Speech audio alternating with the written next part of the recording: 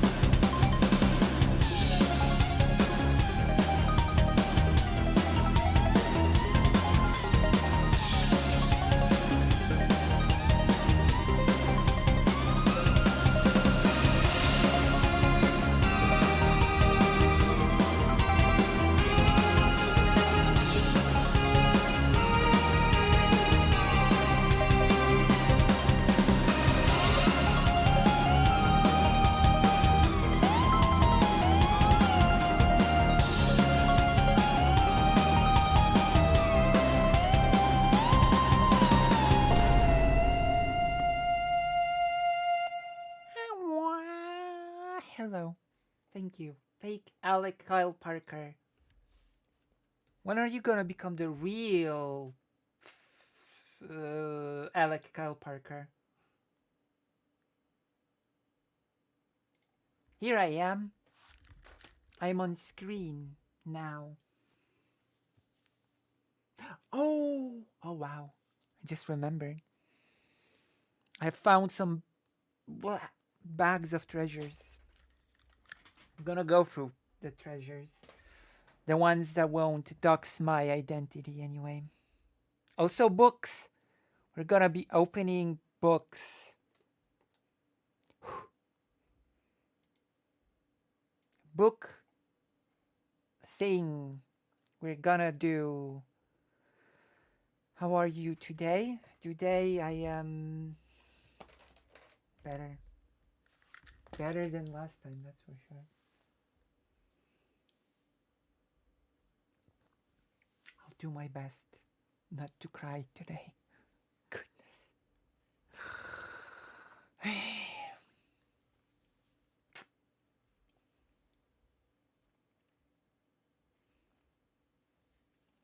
Crying on stream. Really embarrassing. It's okay. Yes, today is definitely better than the last stream. That was something else. We have plans for today.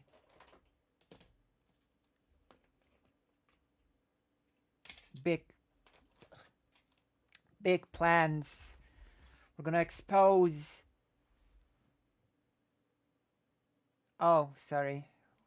I guess I wasn't feeling very well last stream. Is this blood? I hope it's not Chris's blood. What are the plans? It's in the title. Book box. What is ethnic cleansing? Does anybody know? And Hasan, out of context. And then I run out of. Um, I just read it out loud. And then I run out of, uh, character limit. And I was about to say we're also gonna play the full version of Star Ocean today. Or we're gonna watch a video about wild Polish borders. Believe it or not,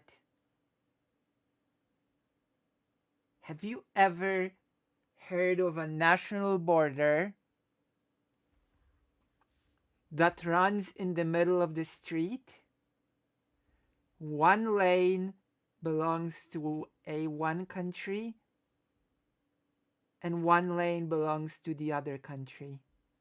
Poland has such a border. You have a street. One side of the street belongs to Poland. One side of the street belongs to the Czech Republic. What is that all about? So if you want to go one way, you're in Poland. If you want to go the other way, you're in the Czech Republic.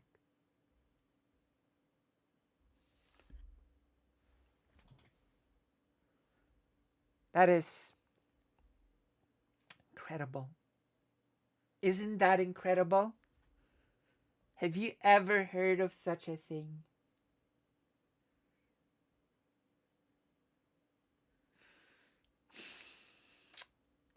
Canada, USA has a couple of these. You have to give me a link. I want to see. I want to see those. There are also borders that's like are in the middle of a city, of a middle of a town. So part of the town belongs to one country and part of the town belongs to another country. Nation states. Makes total sense, doesn't it? Your local dentist is on the other side of the border. So in order to go to the dentist, you have to cross the border. Well, the European Union has like open borders now, but imagine before.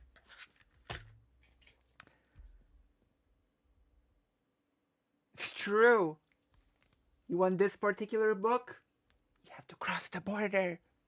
You have to become an illegal immigrant. Amazing.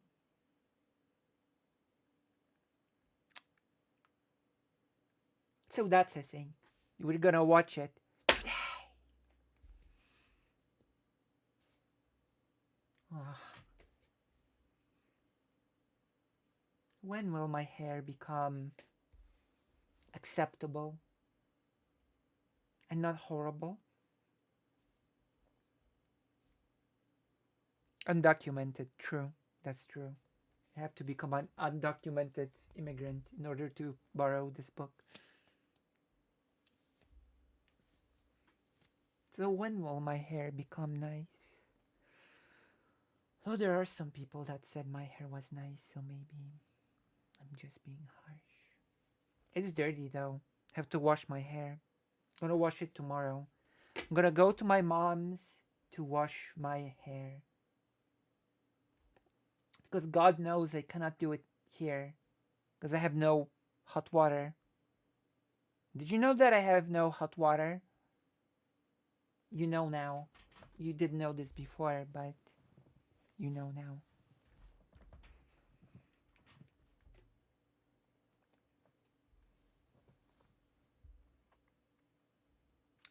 You want to hear the story of what happened yesterday? Would you like to hear? Would you like to listen?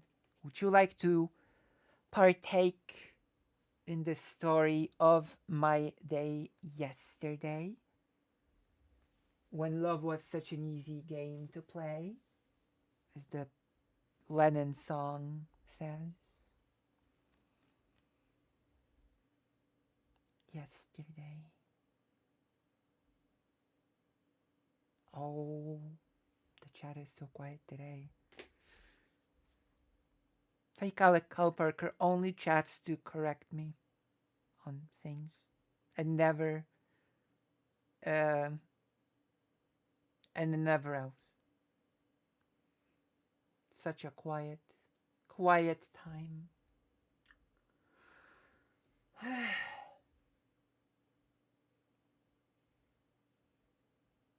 Hey, it's true.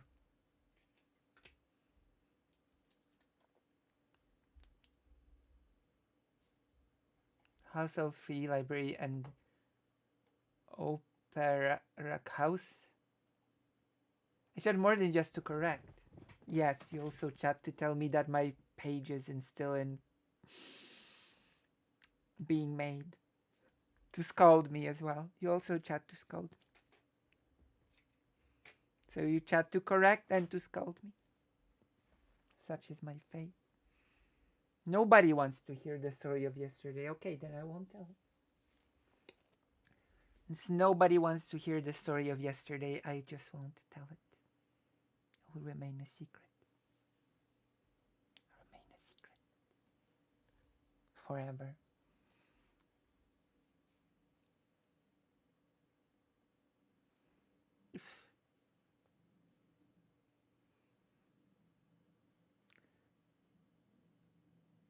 Wait, how can... Wait, that's impossible. Really? Having hard time hearing me? Wait, hold on. That's impossible. I wanna do an audio check.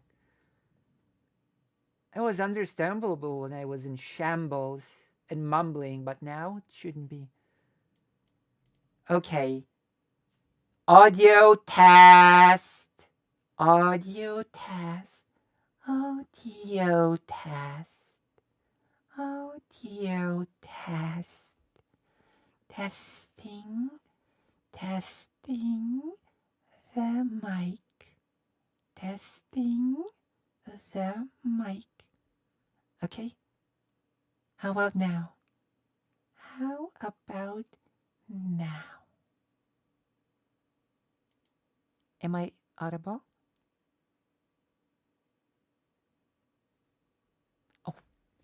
Oh, how irrespond? That's because there's an echo.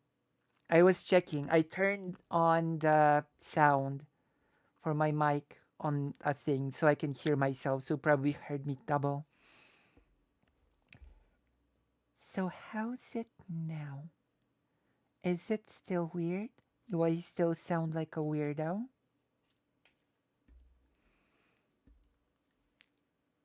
I still sound strange? I shouldn't. It should be okay now. Now that the camera is firmly in my face. Oh my god, it shouldn't be. It shouldn't be delayed. Oh. Boop. Burp.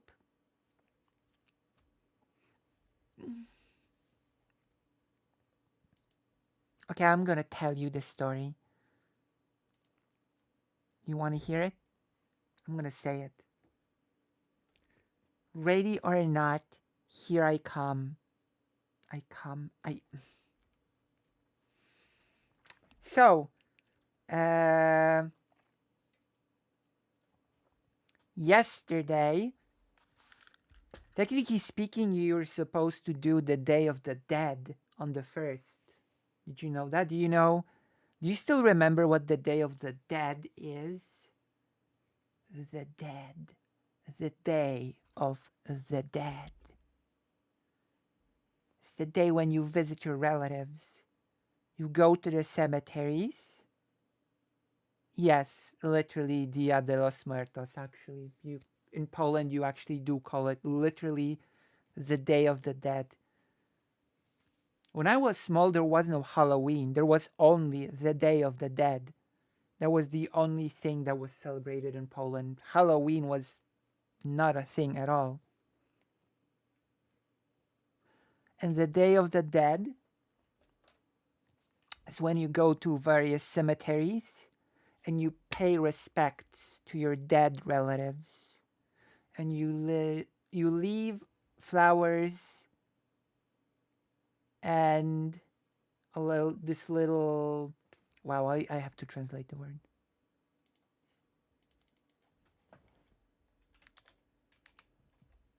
Candle?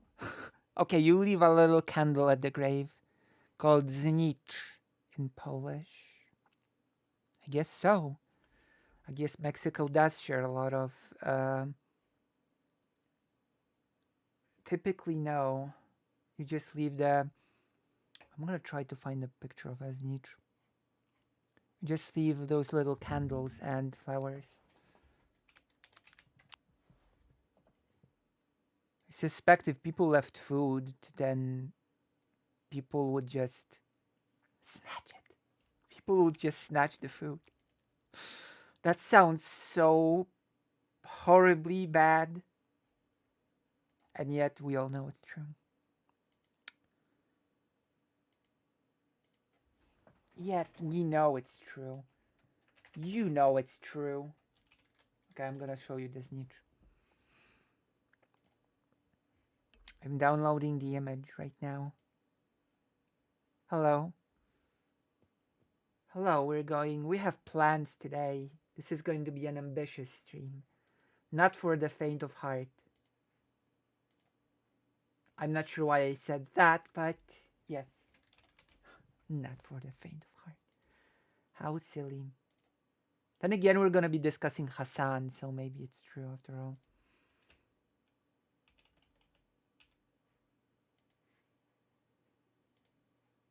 Oh gosh, it's so big.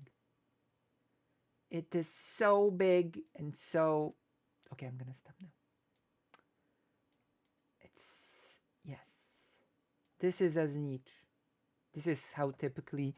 This is a thing that you put on the grave during the Day of the Dead. Oh, headache. I'm so sorry.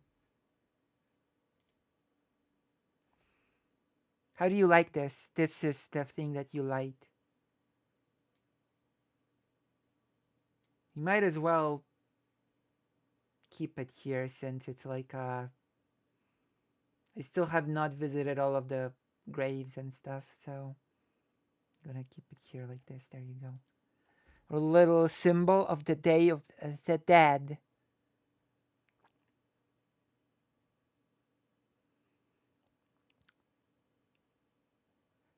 Hasan is so disingenuous. He needs to be in a debate with someone who can fully call him out on things. Me! That's me, absolutely. Of course.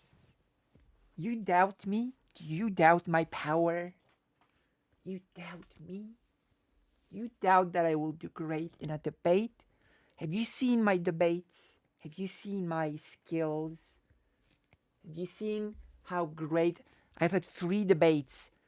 Who in this audience has seen all 3 of my magnificent debates? Huh? Huh? Hmm? Hmm? Huh?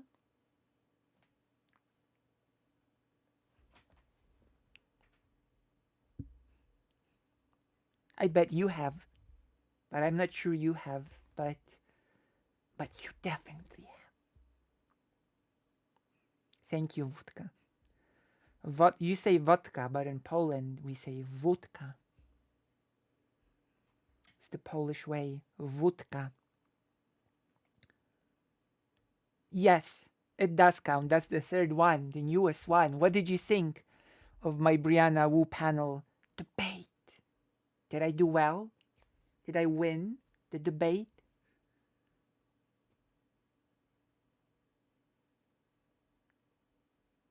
I can say our All Souls Day is on November 2nd, not October 30th. Our is on the 1st. So I did mine a day later to avoid the crowd. I'm not dying. I'm okay. I'm okay. I'm not dying. So what did you think, vodka? Mexico is on the 2nd. You're a brave soldier on that one. Everybody else was either insane or just hard-headed. I did my best because I'm a super duper debator. Debata. That's the Polish word for debate. Debata. And to debate in Polish is debatować. You're learning. You're learning language today. This is a Polish language stream. It's no longer a whatever this was supposed to be. This is now a Polish language lesson stream.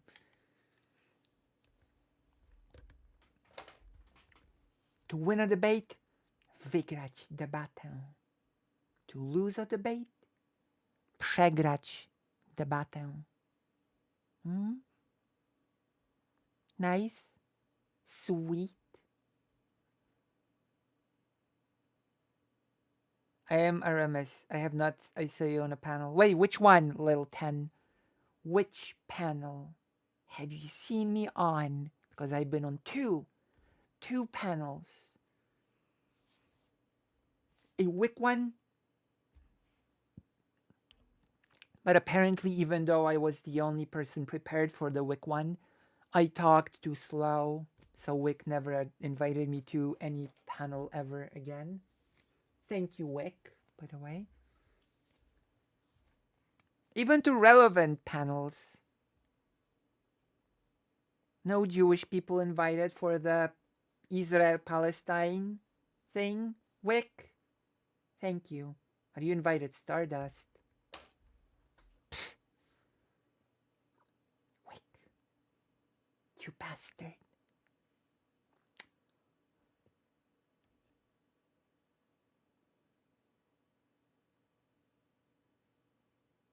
Love how you stood your ground with Jenny Matrix and kept reminding everyone that their rhetoric is literally the same as what TERFs use against trans women. I mean, it's true.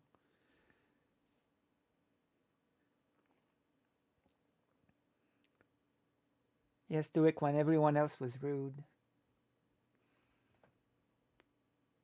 Oh. I mean, I'm not rude enough.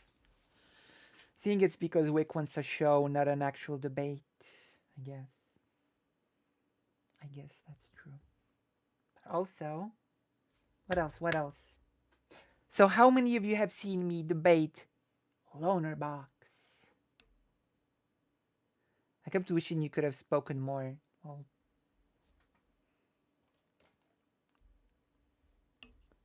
thank you.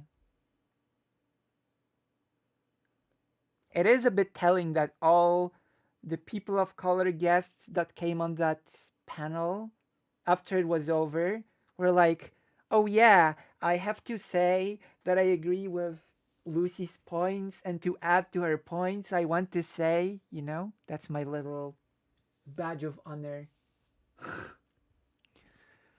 Basically, all people of color guests that came on after the panel were like, oh yeah, I want to add on to what Lucy said before.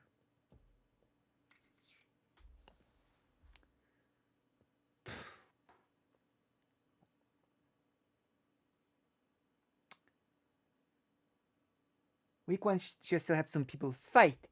Fight it out. Fight. I can fight.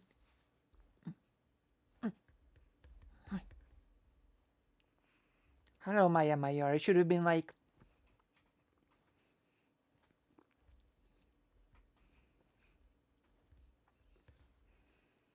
or something. I don't know. Should I eat a banana on stream? If you want me to eat a banana on stream, press right yes. If you don't want to watch me eat a banana on stream, then right now. Banana adds energy. That might be a segment. Me eating a banana could be a segment on its own. True. Absolutely true. Maybe I'll get another. Maybe I get. Maybe if I eat a banana on stream, I'll get famous like the amazing atheist. Isn't he famous because of a banana or something?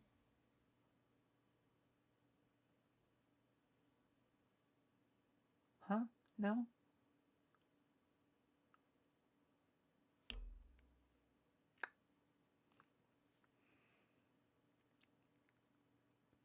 So, how many of you have seen the loner box debate? The famous one, the big one, the 101 dual uh, showdown debate on trans genocide. Have you seen it? Have you enjoyed it? Have you. It was before my time. Not the my one. Me debating loner box. Oh my god, me. I debated loner box.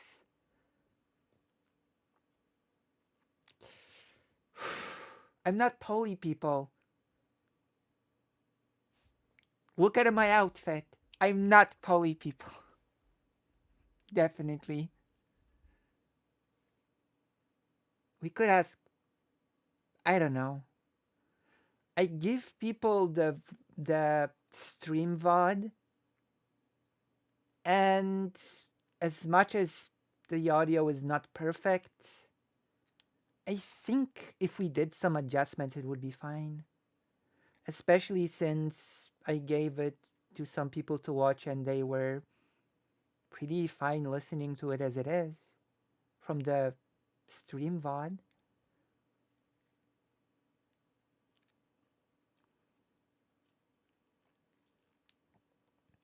Wholesome will always be better. Wait, wholesome what? Wholesome bread?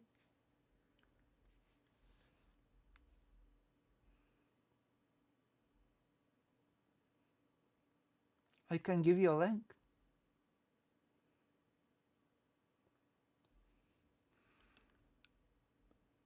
Only got the guild corping now and the Sunday one at the beginning. Maybe you can look if there is a delay in the settings of the bot.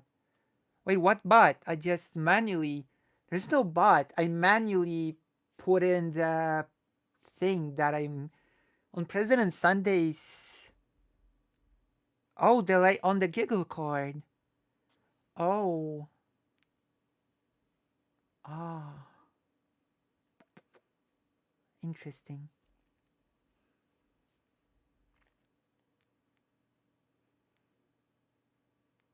Poly people. Poly people is. How should I describe poly people? You want me to talk about poly people? Do you want this to happen? Do you want me to invite drama between me and poly people by talking about her? I can, if you want me to, but only if you want me to. If you wish for me to give you a few thoughts on poly people, then I will oblige you. But you know, I will oblige you. with pleasure. Okay?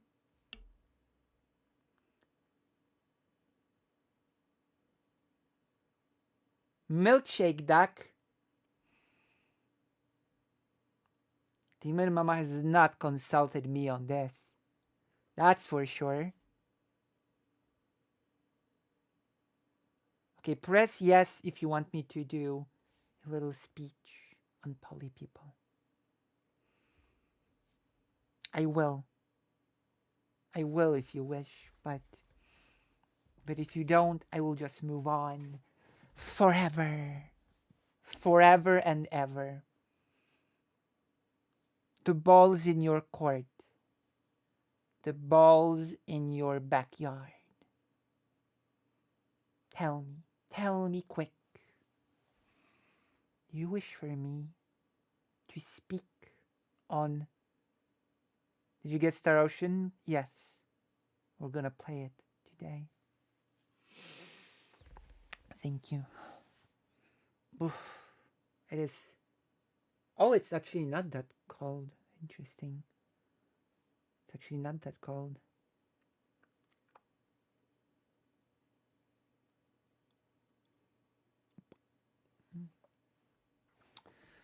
If only I was pretty, or doors would open for me. I would have 5 billion subs if I was good looking.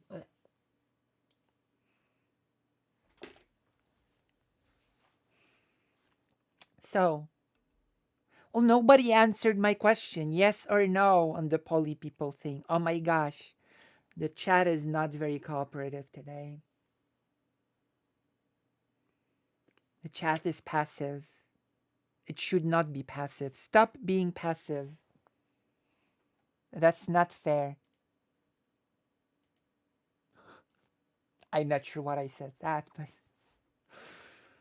that doesn't even fit.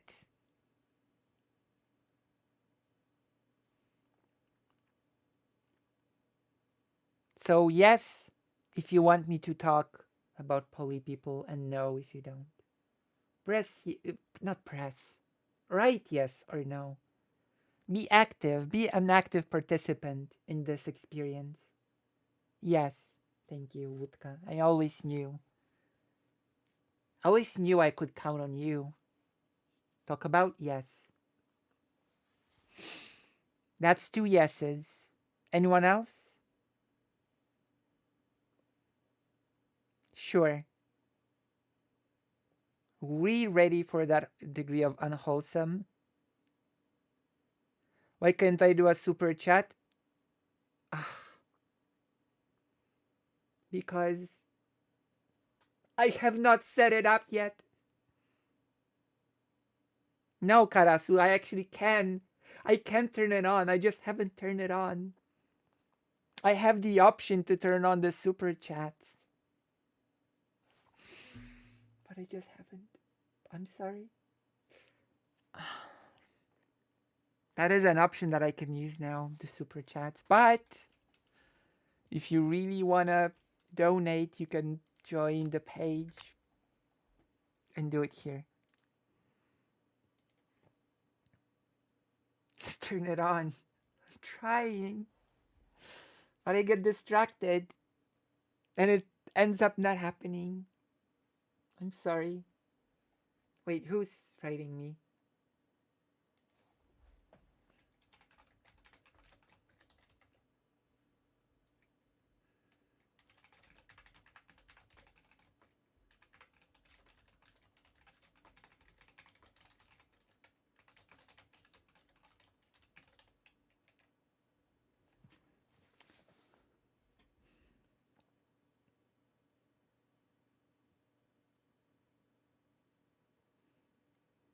Turn it on.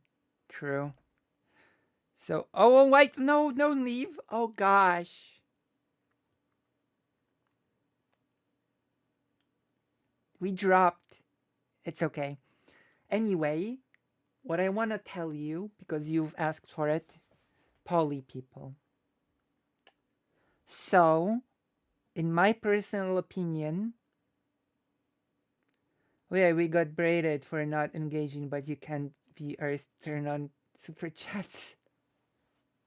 Oh my god. Oh no. I'm sorry, Spooky Pet. Oh no. Mm,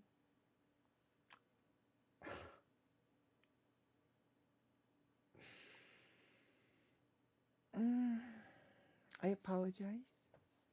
I'm sorry. I uh whew, that did not end up well for me. Oh my gosh. That happens all the time when I'm trying to be assertive and strong and I end up being squashed like a bug. Uh, okay. It's okay. Thank you. Maybe I should just turn it on now. Wait, let me see. I'm gonna turn it on now. Oh, maybe, let's see. Oh, but it's an application process. I'll do it between now and the next stream. It's okay. I'm such a wild duck. Okay.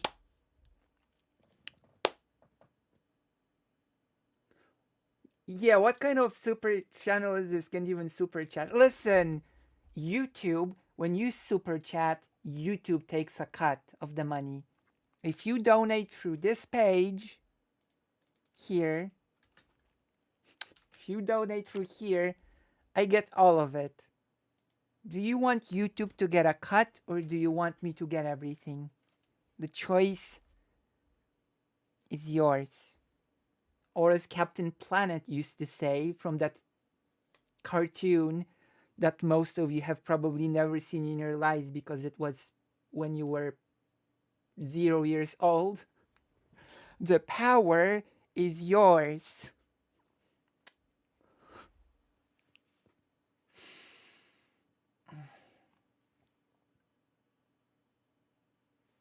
I cannot believe myself today.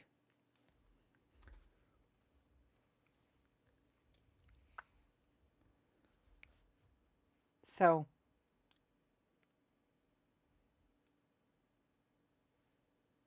yes, I was supposed to talk about poly people, wasn't I? I want to not have to input my credit card because I'm scared of strings of numbers. Uh, okay, don't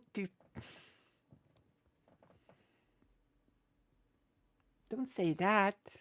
I should be paying you. Don't be a bully. Captain Planet, he's our hero. Gonna take pollution down too. That's right, that's the one.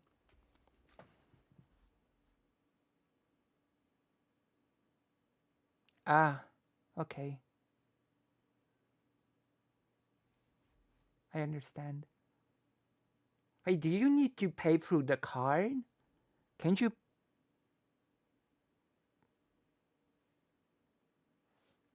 Can't you pay through PayPal or something?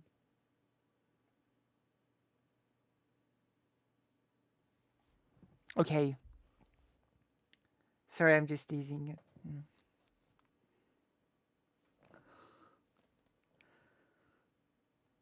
The site dono is PayPal. Yeah, see? Capra, you can use PayPal if you have PayPal, that is. So, poly people, we're getting to the subject of poly people. So, the big problem I have with poly people is that she seems to want to. How do I put this? Everything is drama, it seems. No matter how unserious or serious the topic is, on her show it just gets reduced to turn it into drama and content, and I think that's the big problem. If that makes sense. Wouldn't you say that's the big trying to actively to be in beefs with people and to fight them?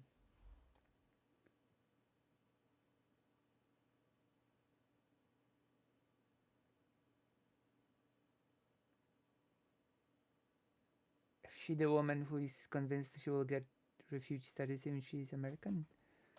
Not poly people? I don't think. No, I has has poly people said something like that? She'll get a refugee status even if she's American? Huh? Can anyone link me with her saying that? Did she say that?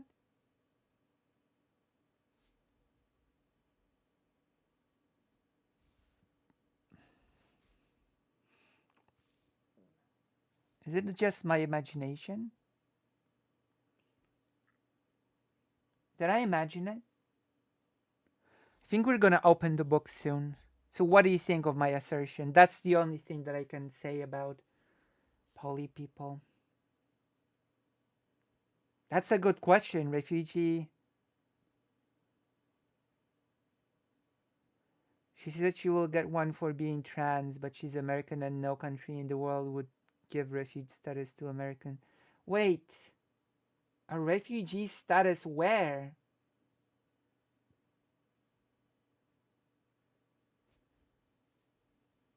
Huh? That's so. Hmm.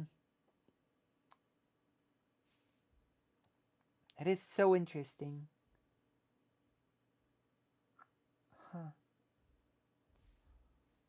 A giant jaw. Jaw steel. Steel jaw.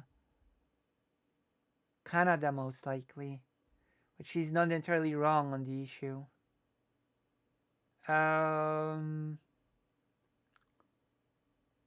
Can you elaborate, Karasu?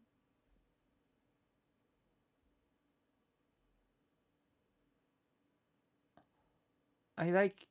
I mean, at least in this case, this is not a drama topic, so I guess that's a silver lining.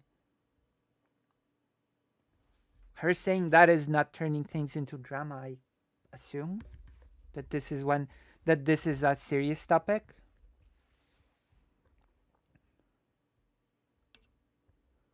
Germany doesn't give refugee status even for people from Afghanistan. Well, doesn't. Poland just keeps people from Afghanistan trapped on the border on no man's land. That's a whole other thing. I like being here playing spooky games and listening to Lucy. Thank you, Tex-Mex. So there is internal migration to same states having very hard. Yes, that's true. Yeah, that's true. That's definitely true. Basically, refugees as an international status is when a country is declared unable to give the security to group of in question. Says you will have other states inside the U.S. It is less likely their asylum application accepted. No one ever will say this about the USA, even if they absolutely don't keep the rights of trans people. Carlos is right. There was some discussion there due all the anti-trans legislation in the US. Here in Canada. Canada, huh? Interesting. I could have a personal reason too, but there is need to be a proof that you are endangered. So far, you have US states that have strong trans rights. Right. So far as Oregon exists, for example, Canada will more likely just to have. A friend of mine keeps telling me Canada will accept trans refugees, but I personally think it's cope. So I think that is she's definitely wrong if she thinks she'll get asylum. I mean, maybe so, but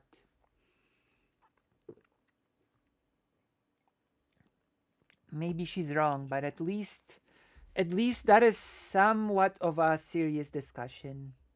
You know, discussing getting us like asylum refugee status and the discriminations that trans people face. That's somewhat of a serious topic. That's not turning things into drama all the time, which is my biggest criticism of poly people, if that makes sense. So I guess I would call it a plus engaging in such a discussion, even if a person is not necessarily correct, you know? Better incorrect and serious than drama and.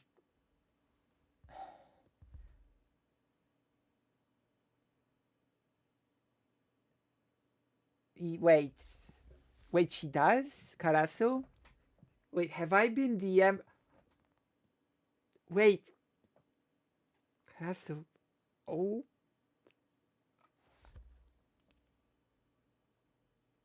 What have I disclosed to President Sunday potentially? Oh my gosh. Mm.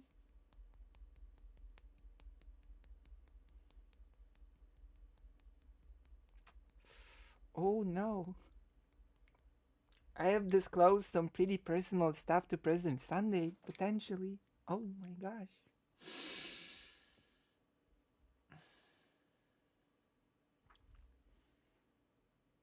That would be embarrassing.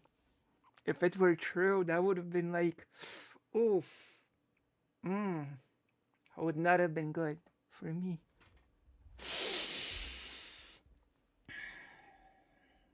That would have been. Oof.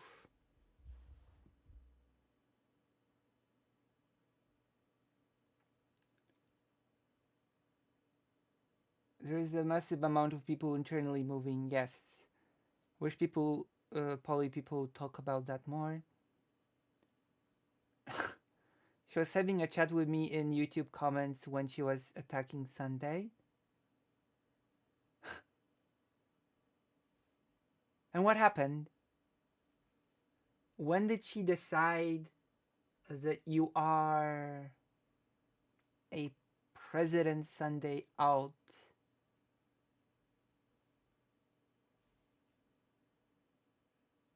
Don't worry, I'm an AI chatbot gone wild which still don't not learn proper English. A rogue AI.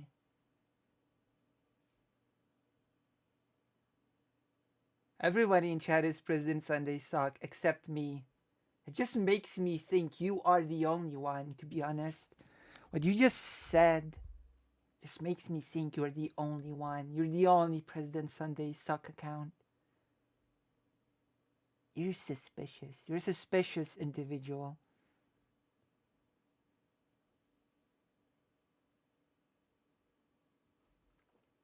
You are being suspicious. I suspect you of things.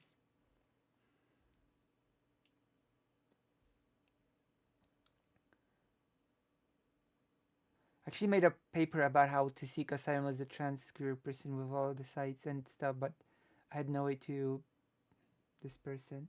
Huh. That's interesting. I think I called her out. Then she said, "Sunday, you don't need to use an account or." I would, I would die if you were President Sunday. Okay, that would have been disastrous for me if you were President Sunday. Actually, I'm a Zonia sock. Zonia, why did you call me? Why did you say I use Nazi tactics, Zonia? Why did you do that?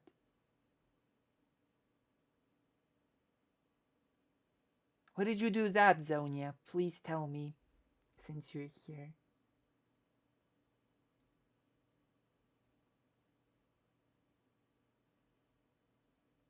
It's almost time for my medicine.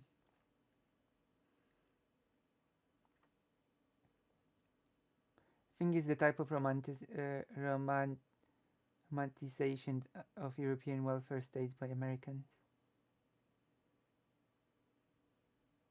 President Sunday is actually just Lucy in front of a different bookshelf doing an impression.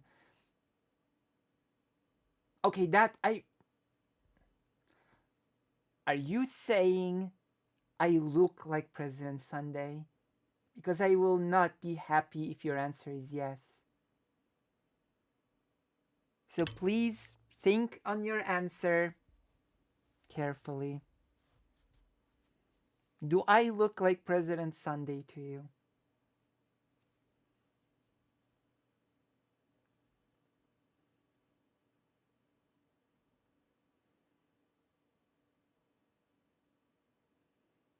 If you would die, if you would be Sunday and you are alive, then you are not. What?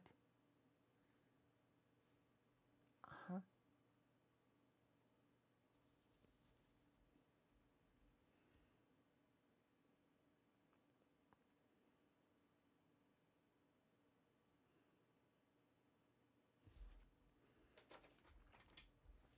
Do I look like President Sunday? I don't. Do I? Kaya confess, I am a Sokkakan for the Sokkakan of President Sunday, who is an actor and actually a Sokkakan for Brooks. I use alternative accounts to say things without having to contextualize my speech. It gets exhausting. What?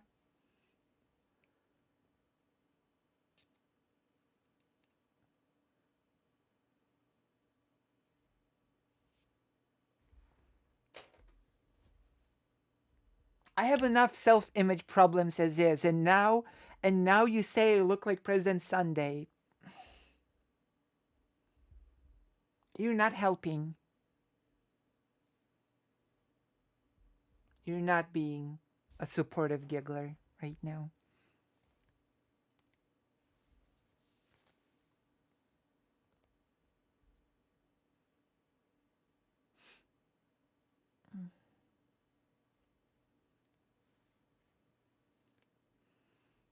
Yeah, I promised I wouldn't be crying on the stream.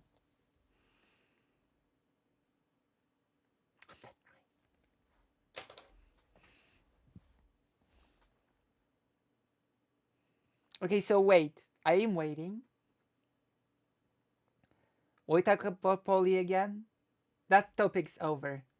We've moved past it. That's over. That's already a done segment. If you liked it and enjoyed it, press like, subscribe, and hit the bell. Now we're talking about me looking like President Sunday, which is an outrageous claim, I think. Right? Right? Please?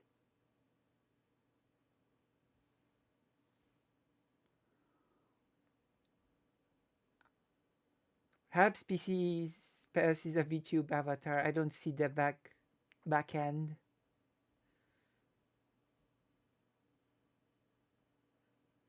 You look like my spouse's grandma when she was young. Oh, really?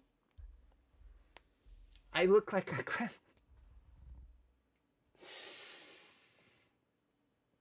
I look like a grandma.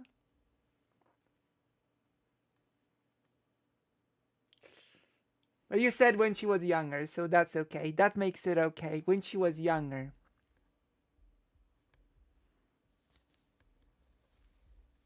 That's okay. Uh, what? What? What did you just say? All Polish women look like grand.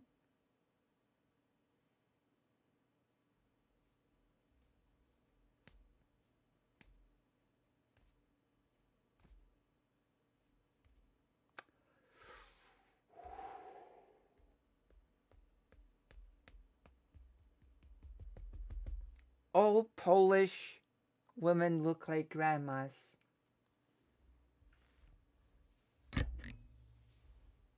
Hmm.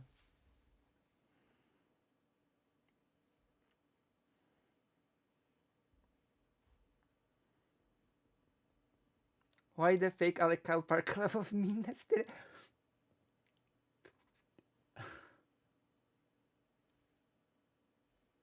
My goodness.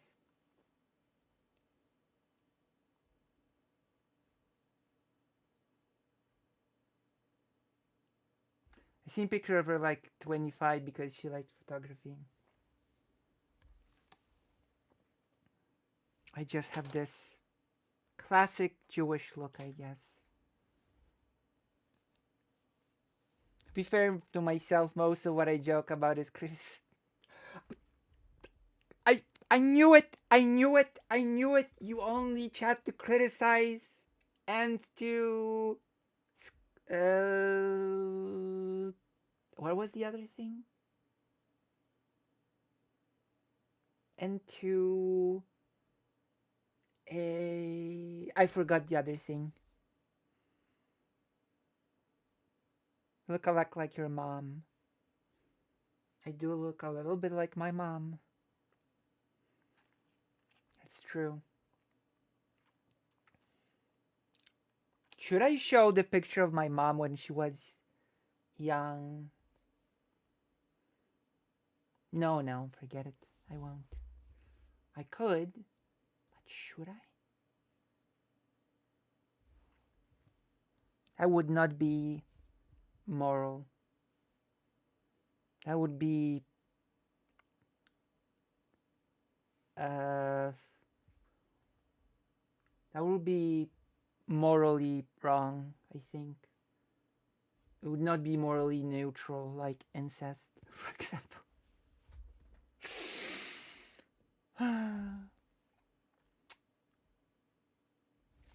We're having a time today. Today's a special one, I think.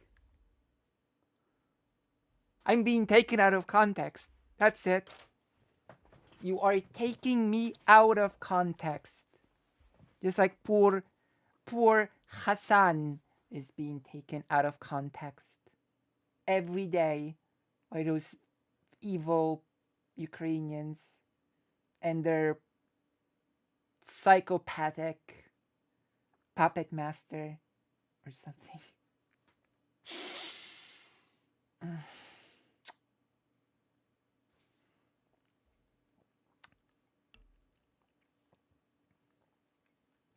I should be quiet.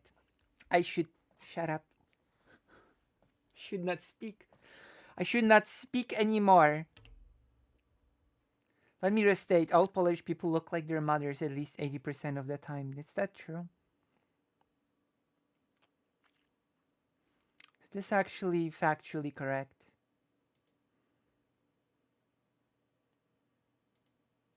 Or are you just saying that to make me feel better about myself?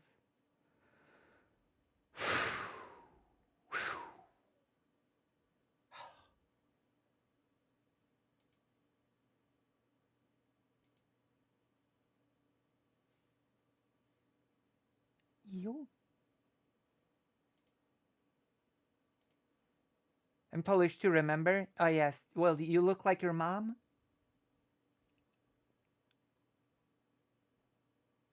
I'm going to build my own town and call it Context. Don't worry, we're gonna talk about Hasan today. The night is still young, but now I've got a surprise for you. I've got a surprise for everybody. The most, uh, the most favorite thing that I do on the stream. I'm gonna do it now, and everybody's gonna love it because everybody's a nerd in my audience. Everyone, everyone in this audience is a hopeless nerd. Hopeless nerd.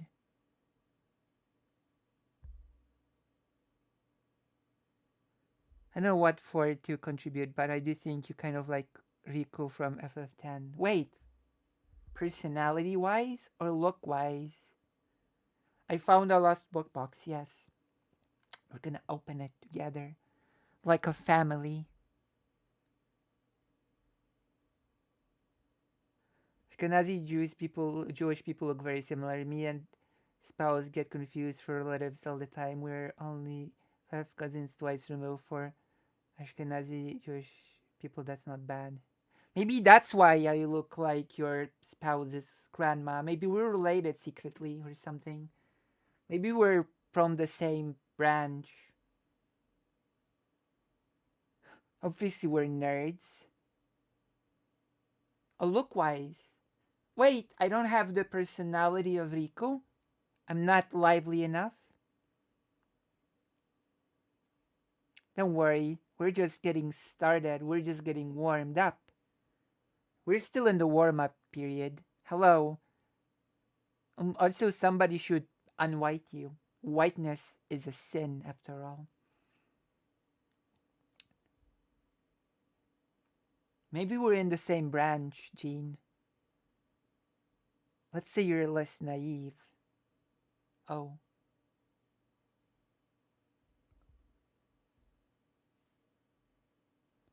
okay, I'm gonna get the book.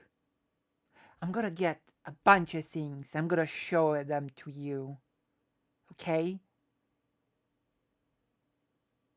I assumed as much.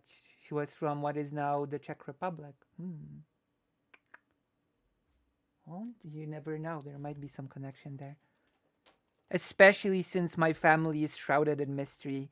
Have I ever. Okay, before I go for the books, have I ever told you that my whole family is like shrouded in mystery? And my grandfather's. My mom's side of the family, especially my mom's father, my grandfather, did everything. Well, not just him, everybody did everything in their power to keep everything about my family shrouded in mystery. So I don't know anything, basically. Because everything was secret beyond the secret beyond the secret. I'm. What? Sweet Lucy, you're inspiring. What? What do you mean? Inspiring to what? Thank you for the tier 2. I still haven't set up O'Berry. Because, of course. Wait, why isn't there an O'Berry here, of all places? Oh, thank you.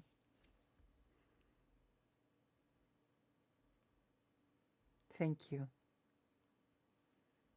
You should have an O'Berry here. I have to set aside some time to just work on the technicalities on the channel. Thank you. Caring person. I hope so. Sometimes it doesn't feel. But going back to the topic, the mystery of like my family. For example, okay.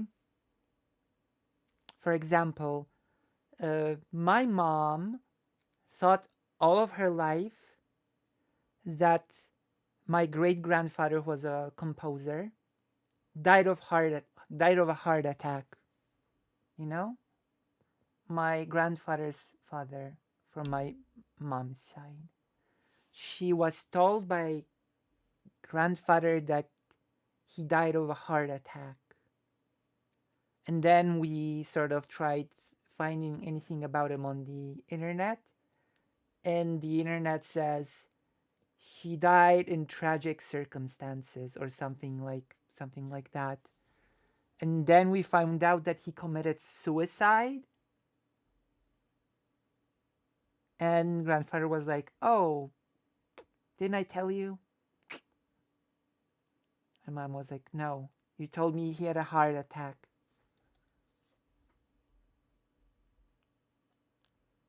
And in reality, he committed suicide. At what age did he commit suicide? Uh, it was it was a bit after the war. It was a bit after the war. The speculation is that he had real problems adjusting to the new quote unquote communist reality. survive the Second World War just to commit suicide. Huh. That's something else, isn't it?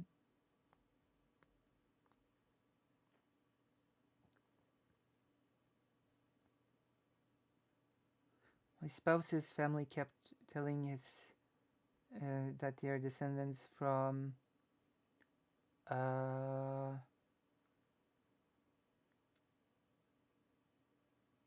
oh, deleted comment.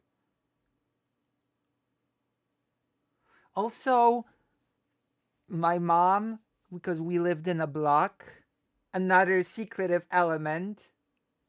Like my mom went to a neighbor. She was pretty young. I don't know. She was a teen, I think. And the neighbor was like, "Oh yeah, I talked to your mom. I talked to your mom. I know that your mom's family like comes from Lviv." And mom was like, "What? Excuse me? I'm learning this from you, my neighbor, not from my mom." And the neighbor was like, "Oh yeah, she told me all about it. How the family from her side comes from part of it comes from Lviv, and had a whole living situation in Lviv." Mom was like, "Okay, it's really nice that I'm learning all that from a neighbor."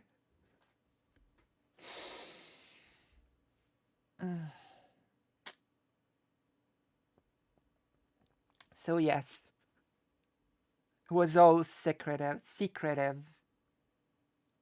non-stop. And then apparently mom's father told mom one day that you should never admit to who you are, because there will always come a time when you're gonna just get a time will sooner or later return when you'll just be like you'll suffer for it.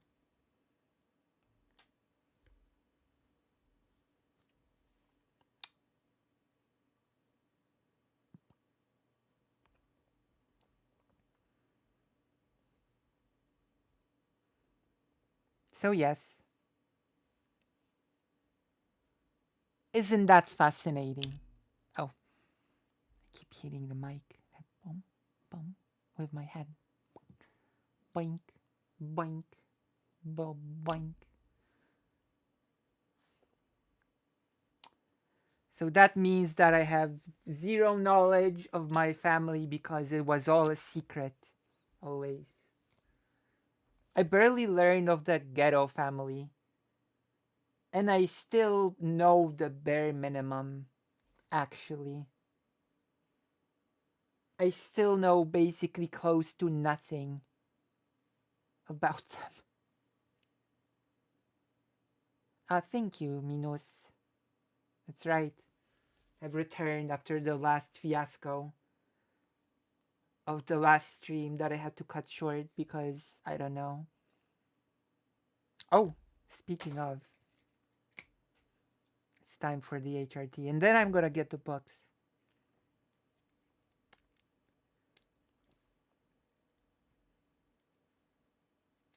It's okay. I believe this stream will not end up with me breaking down.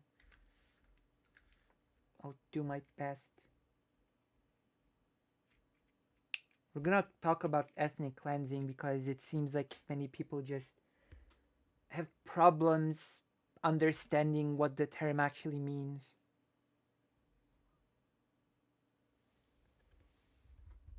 He's the pills that I'm gonna swallow now. Mm. Mm.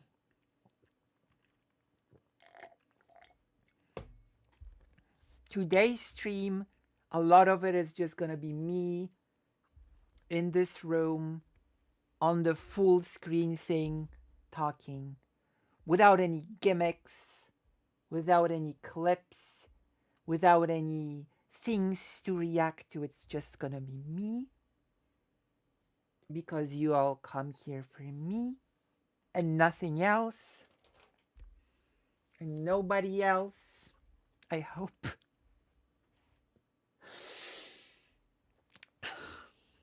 I had to add that at the end, didn't I?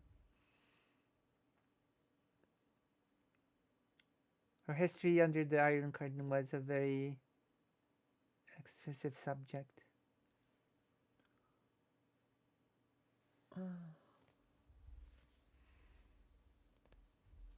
Okay, I'm getting the books. I took the HRT.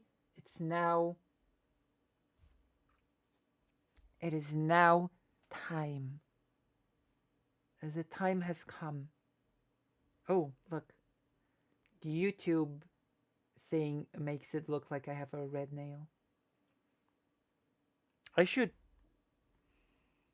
get nails done. I should do the...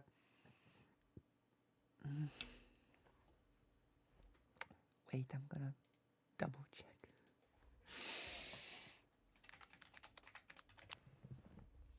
Okay. So I should do the blue, pink, white, pink, blue. Maybe. What do you think? But that would be like really cliche.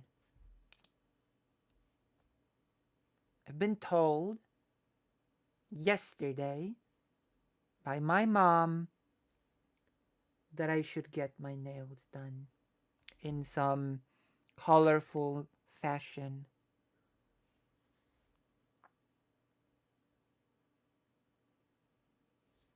And also, I've been told yesterday that I looked really nice. I've already told you. Blue, pink, white, pink, blue. The trans flag. Little ducks. That's true. I could do that.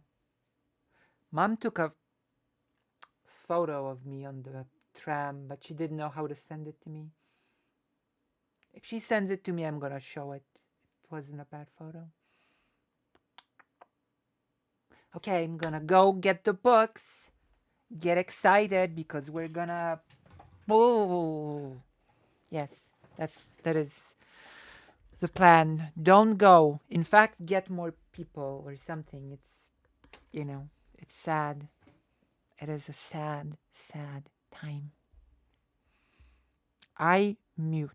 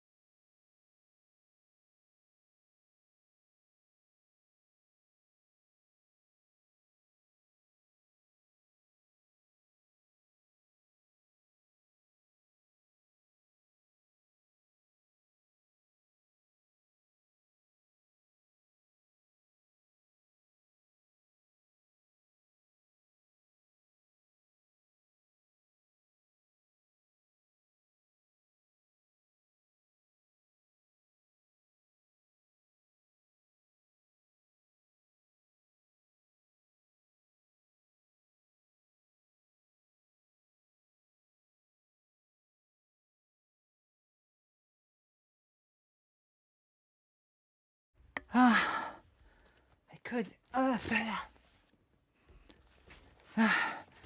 Okay. We're the Planeteers. You can be one too, 'cause saving our planet is the thing to do. Looting and polluting is not the way. Hear what Captain Planet has to say. The power is yours. Where's the knife?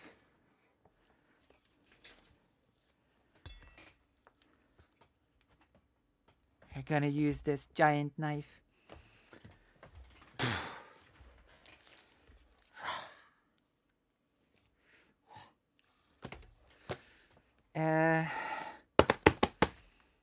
We ready for this? We ready to open the box? Get a knife. If you don't love me, I will threaten you with this because I cannot say anymore.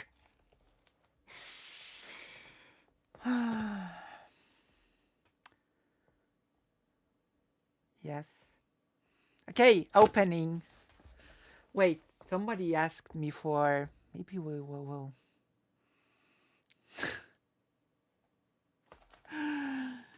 Hey, ay, ay, ay, ay. Ay, ay, ay. It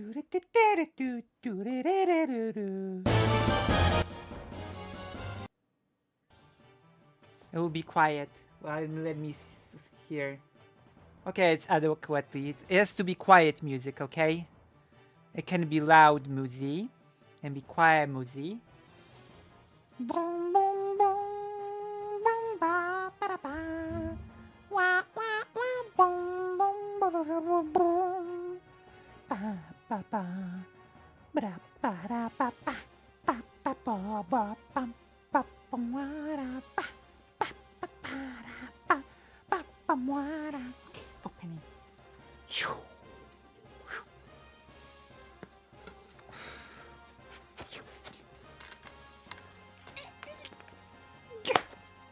Got it. I'll try not to cut myself. This is tougher than I thought. Oh. Oh, I get it.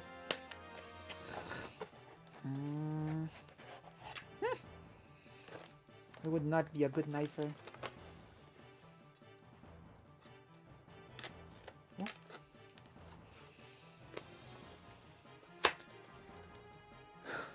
Quiet! This is a strong packaging, okay?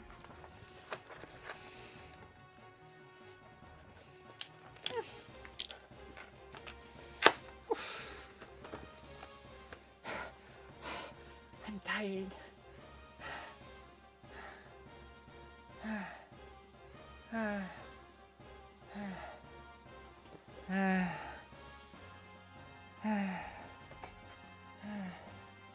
I'm already dying. Oh my god. The hormones are working. My muscles are non-existent. Somebody theoretically pinned me down to the ground. I would not be able to resist.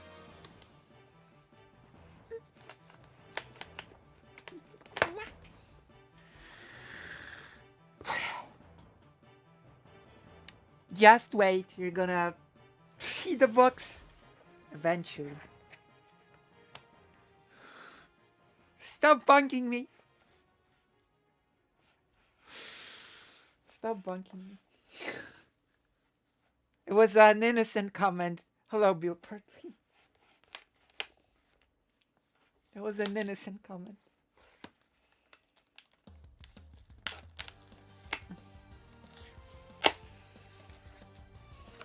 Oh.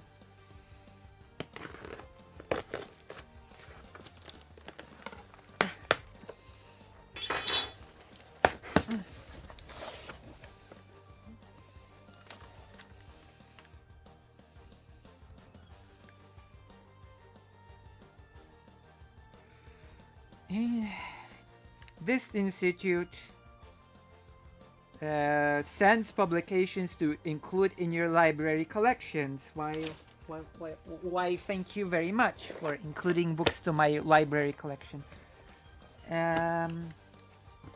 Oof.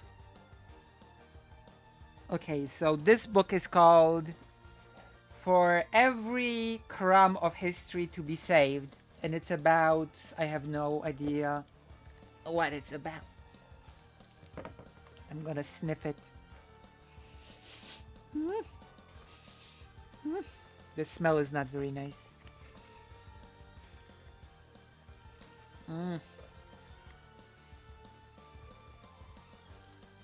That is one of the least nice smelling books I've smelled in a while.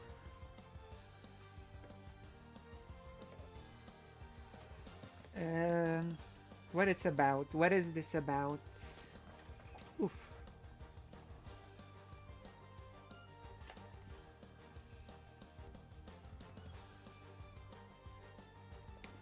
'38 title. I am a Vilnius citizen. I keep telling that I have two homelands, Poland and Vilnius. I have no idea what this book is supposed to be about.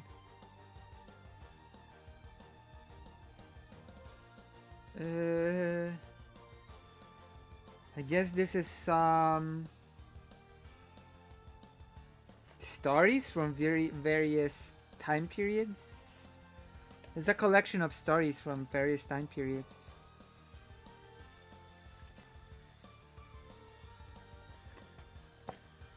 Ugh. Okay, I'm gonna...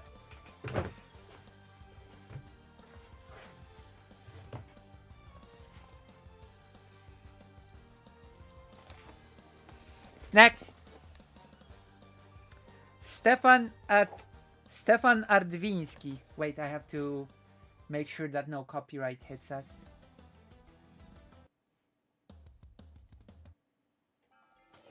Stefan Ardvinsky, 1863-1839. How do you like this? What is this about? Let me... No, Stefan Ardvinsky. If I'm Mr. Put in Israel, you couldn't just stay with me. I have this level of trust to present this one is in love with books. Thank you. I do love books. Good night, also. No, the Commonwealth was long gone by 1863. It was partitioned by Russia, Prussia, and Austria in 1795. Ah, this line. It reminds me of someone. This. Huh.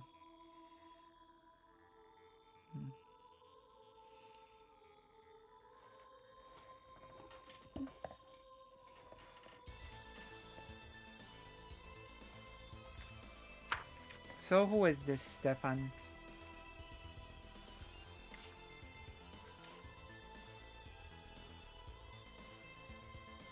A member of the Polish intelligentsia on the brink between 19th and 20th century.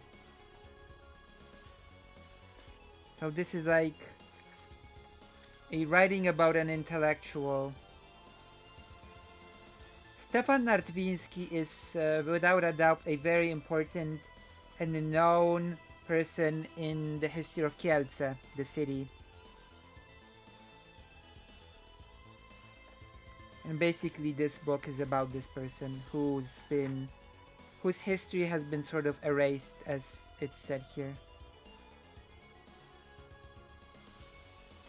Maybe interesting, maybe boring, who knows? Maybe.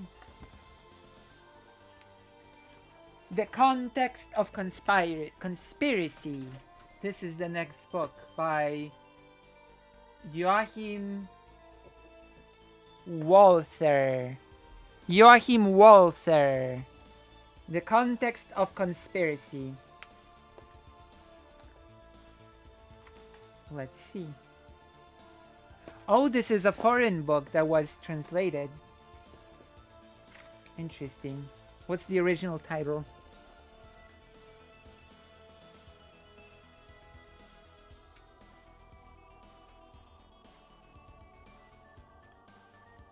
I don't see an original title.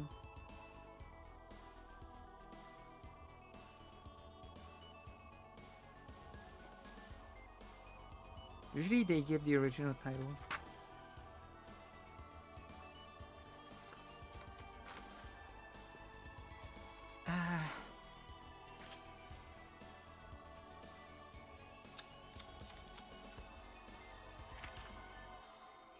Oh, the original was in German.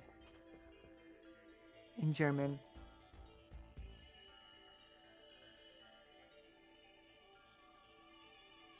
This is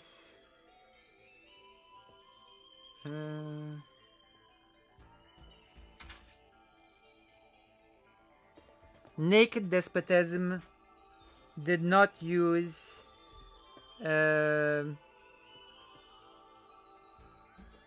naked despotism did not use grand or even a lot of words to excuse using violence. It is done, however, by modern dictatorships. I'm translating this on the fly, okay? So don't at me.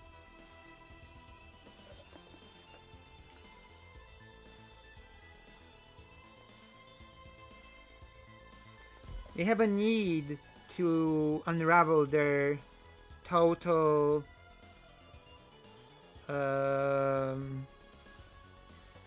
total wish for power with an ideological cloak that is made out of philosophy, ethics, and also crowned with a promise of a utopia.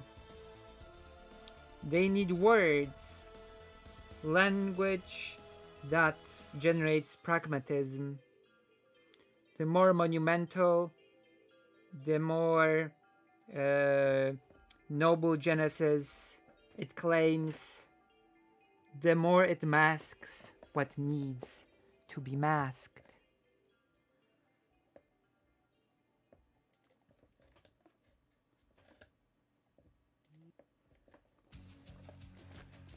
Societies under dictatorships are framed on the one hand by ideological flow of words, and on the other hand on conspiracy and secretiveness.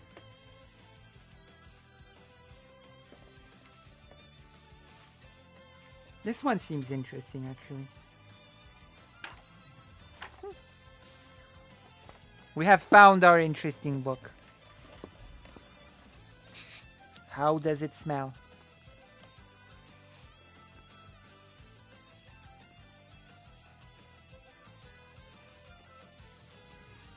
Smells okay. Do I care more about the smell than what it says? Oh. Wait, what? That is such a strange title. Huh? Canada and Szczecin, 1945-1990. In the shadow of the border. Do you ever annotate books? What do you mean annotate? What do you mean? There are too many. What does that even mean? I'm gonna translate.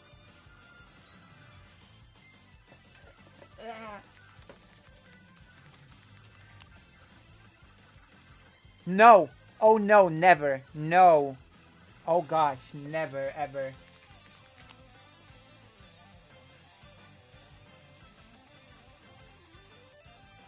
Never. Oh, I would not. No. No, no, no, no. That's a big no. Writing inside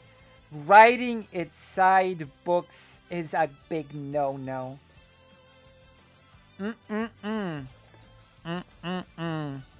I use notebooks. I use notebooks for that. I just buy notebooks and I take notes in separate notebooks. Writing inside of a book? Are you mad? Never. Unforgivable.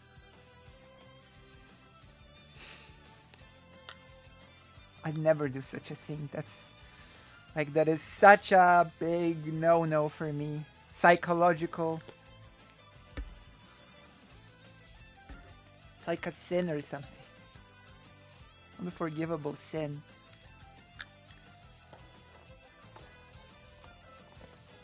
If somebody wrote inside of a book, I would be like, mm, bastard. This one's was this in your book credentials? Used to be. Do you write inside of books now, huh? No. The beauty is to have a separate notebook. Separate notebooks are beautiful.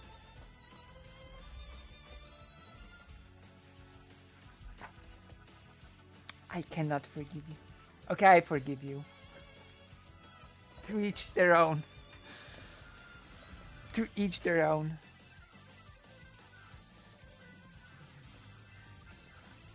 I think my father sort of. I used to write a message to gift books. That's different. A dedication on the first thing page is different. That doesn't count.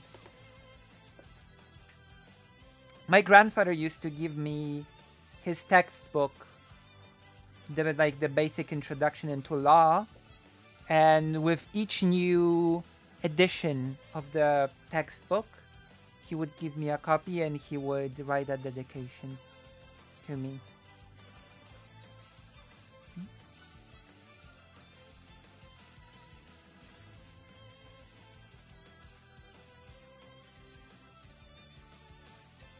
I can see that, Lenitas.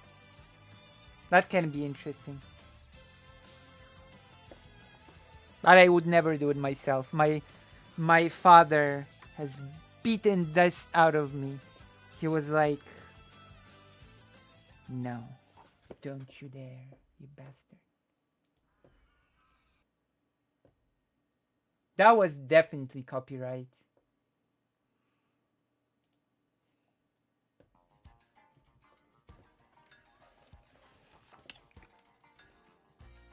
What is this?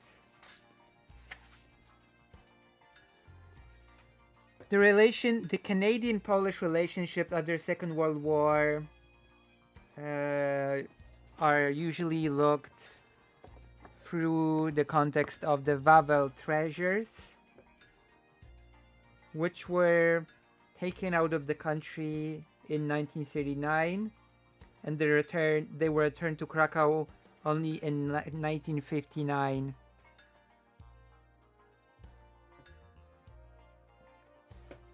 The goal of the author is to do an analysis in the relations of Canadian diplomacy when it comes to territorial belonging in the past.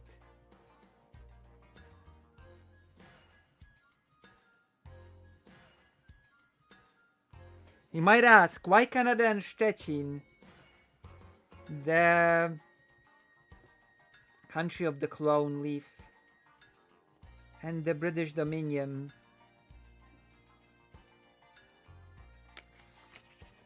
So this is about Canada and Poland. I guess I could do a collab with President Sunday and we could go through this. What do you think? Is this not a perfect thing to go with President Sunday? Huh?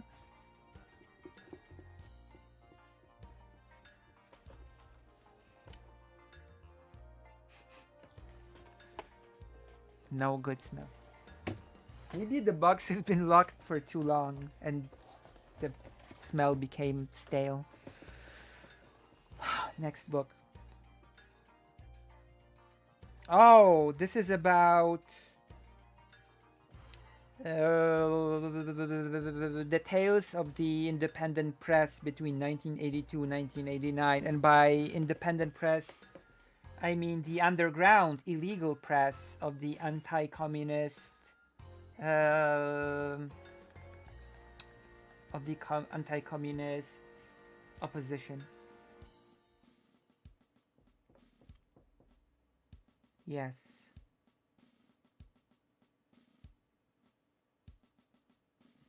My mom had in her painter atelier a whole printing press for illegal books and press. So that was the thing. My family is deeply connected to this history.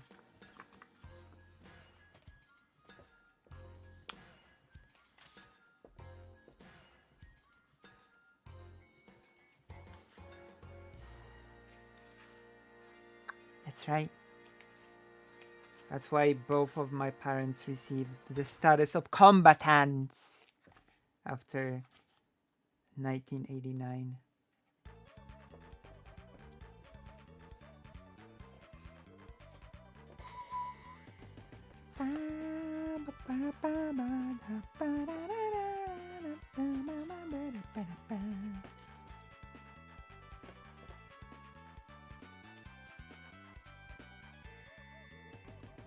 Oh my gosh.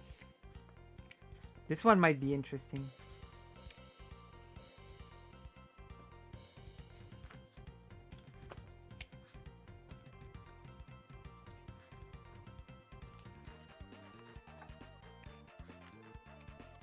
Listen, I'm gonna do a thing about the anti-communist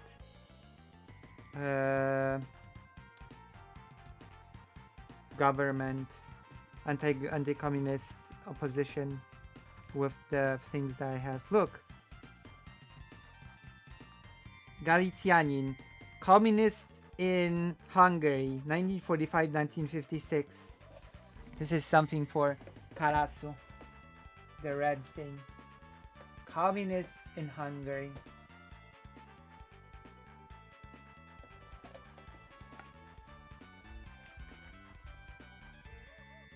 The black sheep.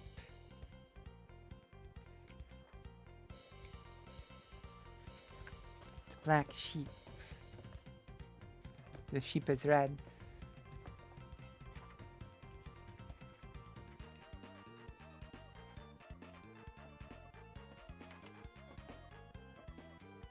The red sheep.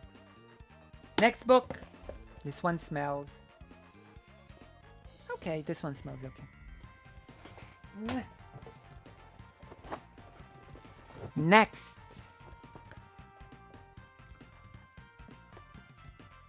Oh.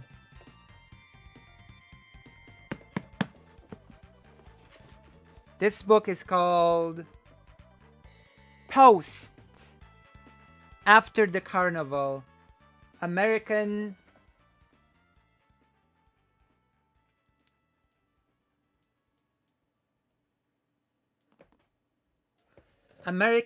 diplomatic outposts in Polish People's Republic. In light of the arrests in the first weeks of the martial law. Ta-da! The US diplomatic outposts in the light of the arrests within the first weeks of the martial law. So that's 1981-ish, 2-ish.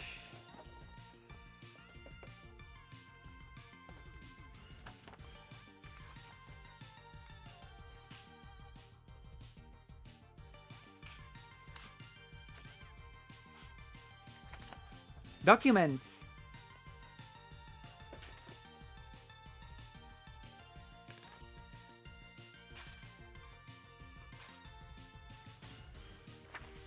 That one is definitely interesting.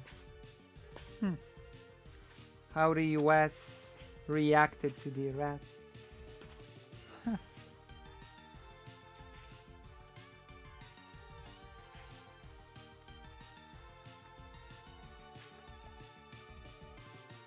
The church calls for prayer. Yes, because it's from Sea of Stars.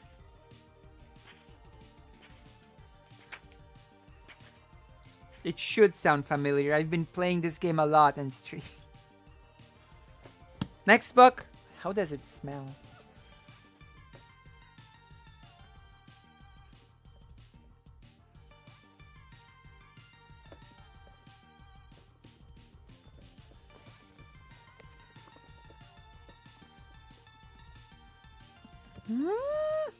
Not a good smell.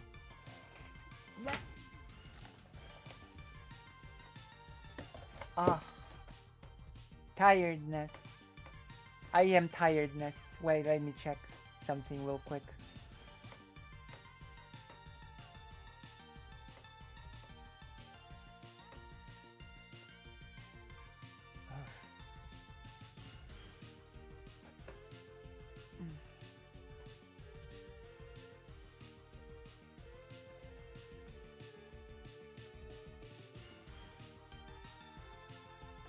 I've been informed by my underground sources that apparently Destiny did not know where Israel was. Fighting cold. Bum, ba-dum, bum, bum. So this is the tea. I've heard that Destiny did not know where Israel was, which is interesting for someone that is so invested in talking about it. You know?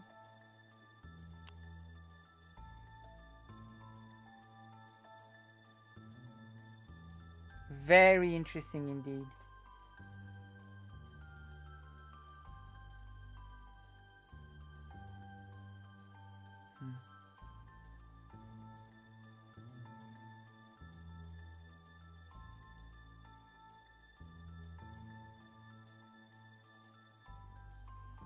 That breaks my heart.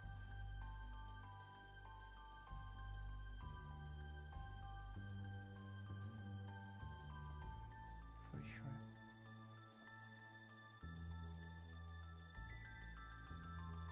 You should go to bed. Go to bed right now. I order you. I don't order you actually. Just, you know, if you're tired, go to bed. I don't actually order you to do anything.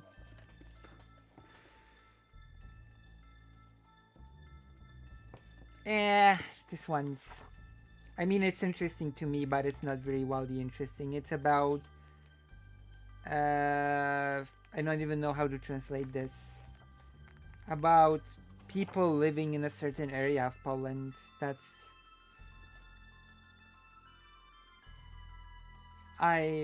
we'll come back to this. That's a bit more, you know. Oh, God. The pie was getting... Oh, no, don't fall. Oh, don't fall. Oh. Save. Why is this book so... Oh. Oh, God. Why is this so small? Oh.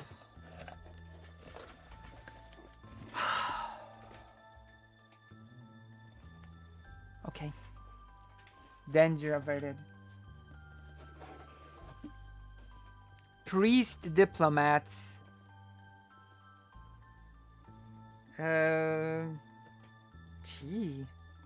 Meeting with the U.S. Diplomatic outposts with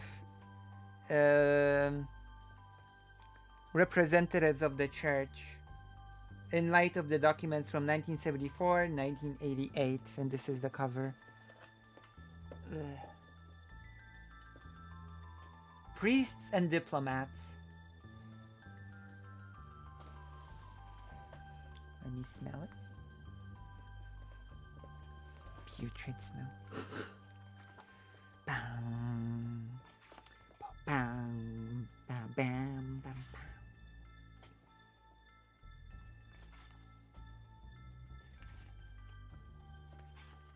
But the church actually had another small role in cooperating with the underground, so that's a whole story that I'll have to talk about at some point.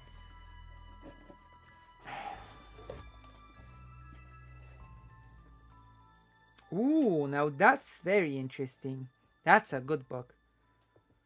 About the independence and women rights, 1873, 1958.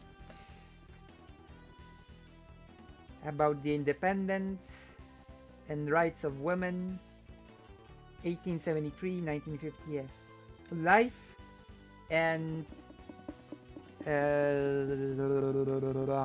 life and activity, I guess. He always give me a lot of books. Technically speaking, they're not giving the books to me. They're giving them to my father. Post-mortem.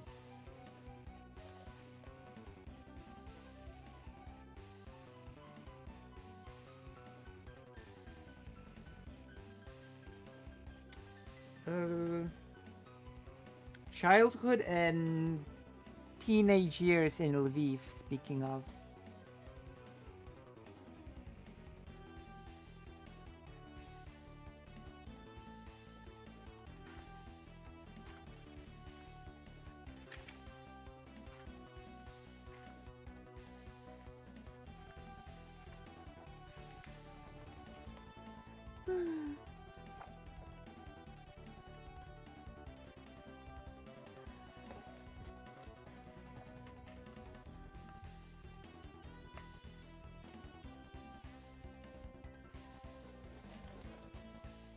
An institute, a historical institute.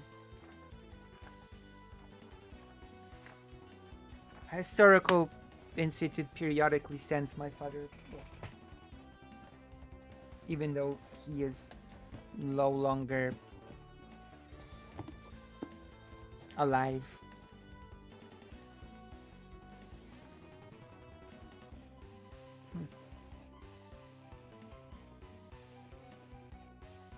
How?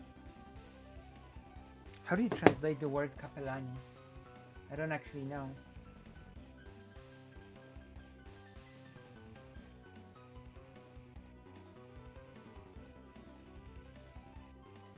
I'm resetting the clock.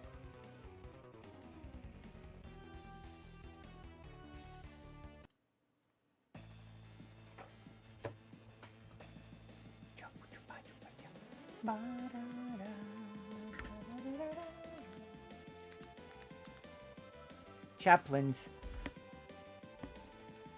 The chaplains. Oh, scratch. I find it hard to believe that someone who has been doing research for the past 2 weeks doesn't know where Israel is. Well, there's a video of him not knowing, so I believe the video evidence presented where Destiny fumbles and stumbles and doesn't know where Palestine is. He just cannot locate Palestine. Mwah, mwah, mwah, mwah.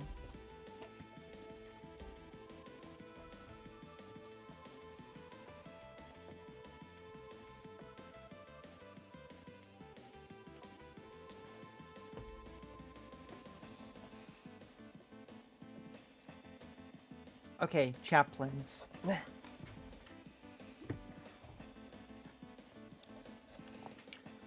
Chaplains of the Polish army from the time of the Polish-Soviet War, 1919-1921.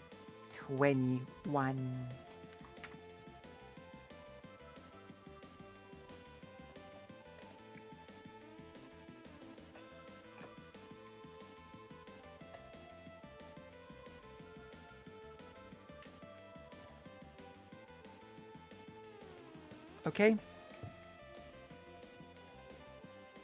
Listen. If I want to get information about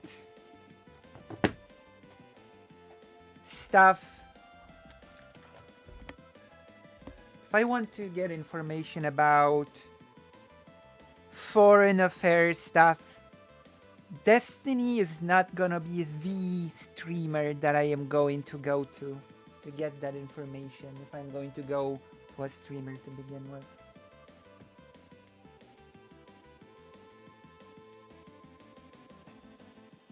Are far better streamers to talk about what's happening in foreign countries and their histories than Steven.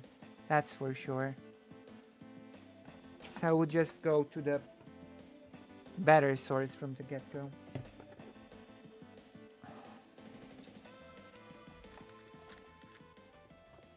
Okay? Okay. You go to Steven when you wanna watch him play video games and rant about something, which I actually rarely do, if ever. So yeah, this one's interesting.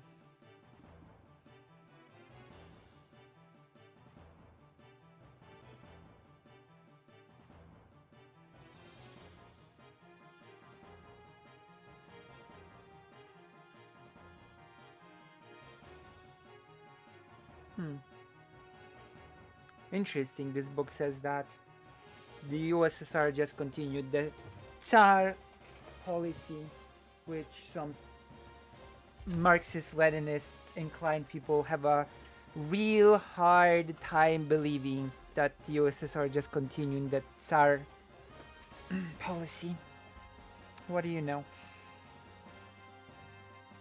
Oh yes, I guess so. Some neostatic.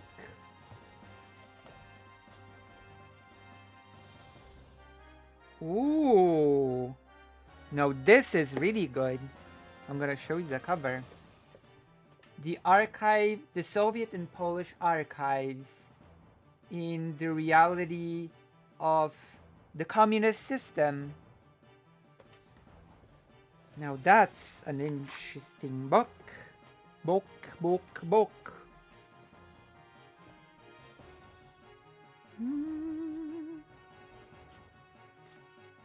We love our documents, don't we?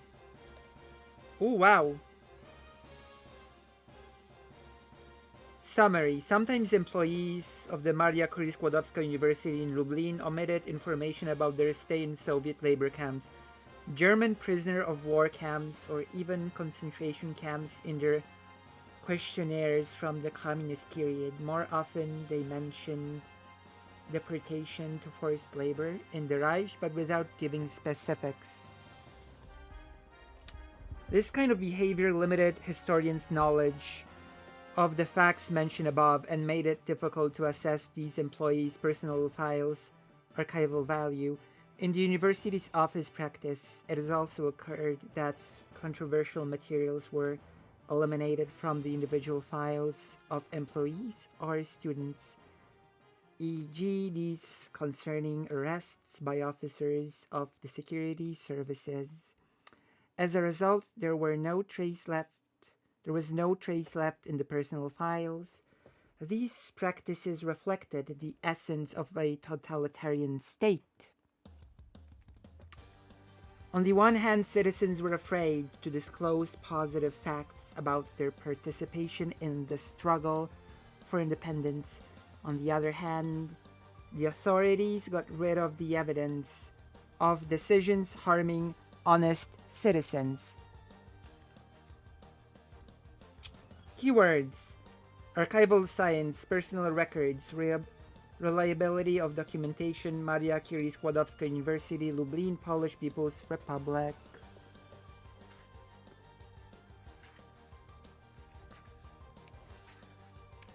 That part was in English, so I could just read it. Fascinating, isn't it?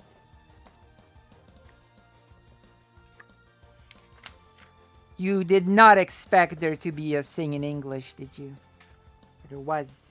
I read it. I read it out as best as I could. As best as I'm capable. I hope it was okay. I hope you've enjoyed. I hope I was not horrible. Close this book. It's interesting. Now, next. So, there are 1, 2, 3, 4. Oh God. Oh gosh. 4, 1, 2, 3, 4, 5, 6 books left. The Church and the State on the far eastern parts of southeastern part of the Second Republic. Hello. We're doing a book reveal or book chest. A book chest opening. This is not so interesting. Oh, a fat one. A fat book. Oh my god. That is such a strange title. Book Hasan. What a title. From my bones and my blood, a real Pole, as in a real Polish person, will be made. What a title. True. You should come to the page and donate. From my bones and my blood, a true Polish person will be made.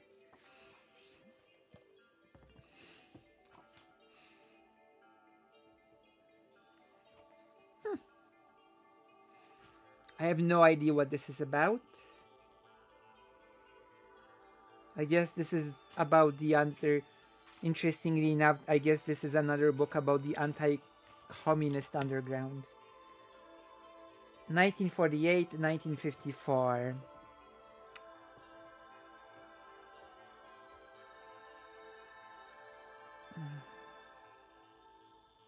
Yes, it was about anti-communist.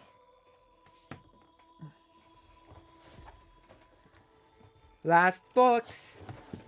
Oscar Dirlewanger. Oscar Dirlewanger. That's the title. Oscar Dirlewanger. Oof. I want to pee now. Huh? The purpose of this book is to showcase Oscar Dirlewanger as he was. As people that lived with him saw him. Dirlewanger, together with his soldiers, is responsible for brutal pacification of villages in Belarus, for shutting down the Warsaw Uprising. So really bad guy. Okay, smell.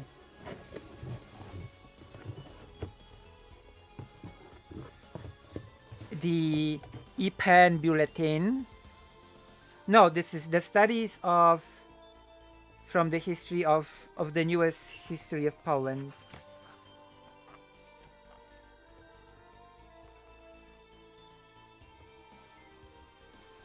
The escapees from the communist paradise on the Polish-Slovakia border.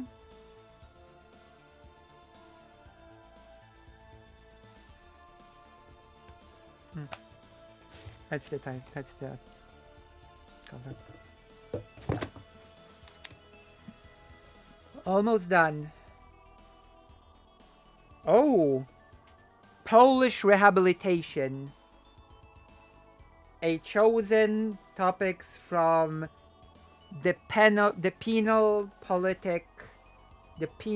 policy of the government of the Polish People's Republic between 1953 and 1957. The penal.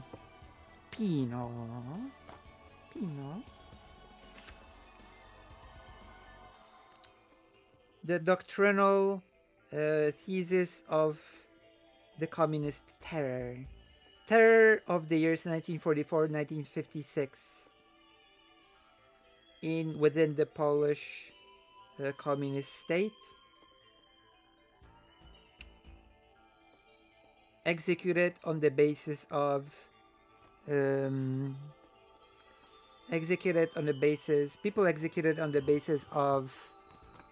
sentences, and those who died in prisons and labor camps. So yeah, this is about that. Okay. And last but not least, a bulletin which has a CD.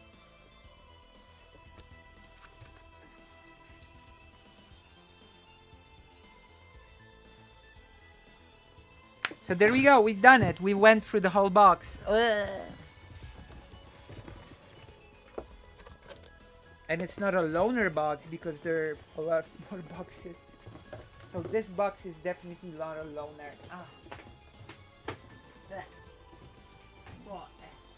Put it here with other boxes. No, I mean, sort of. I do have an external one that I can sort of.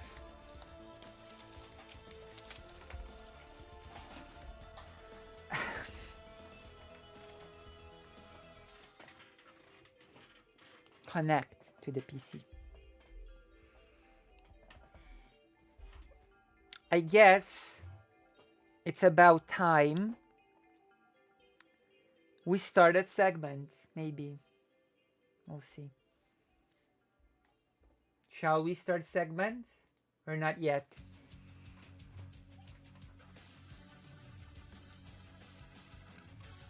Are you ready for the segments? At least for that were directly relevant to your interests, I feel like. Yes. There's always something interesting within those books.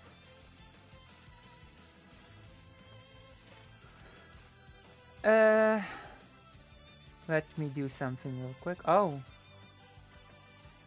Oh.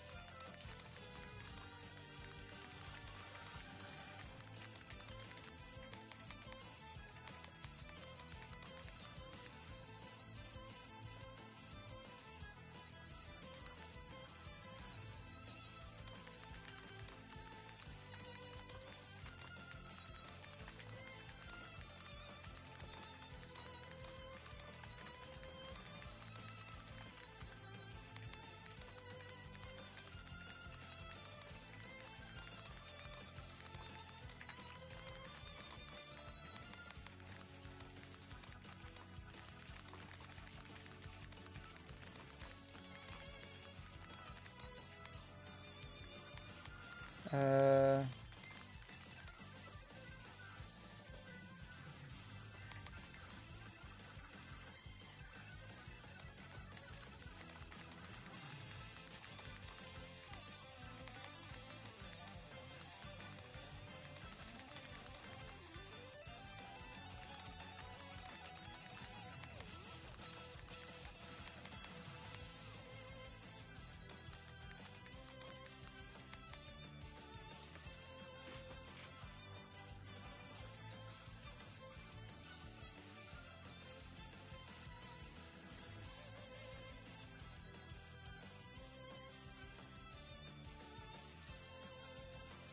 mm,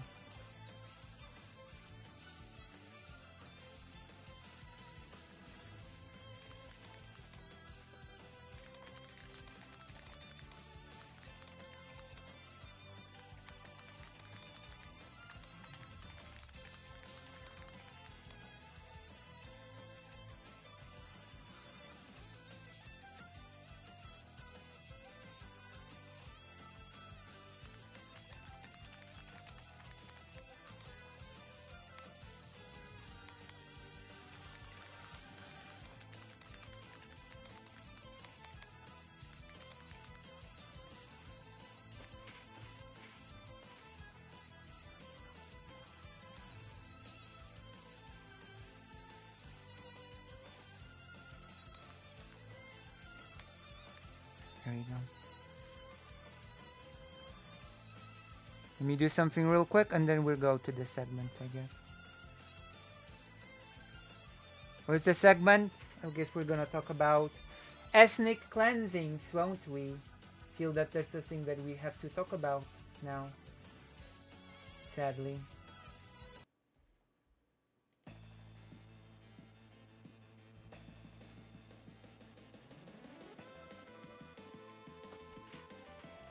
Was a was supposed to show clips and stuff, but I guess I won't. I'm just gonna talk to the camera. I don't care. I don't give a quack. Mm,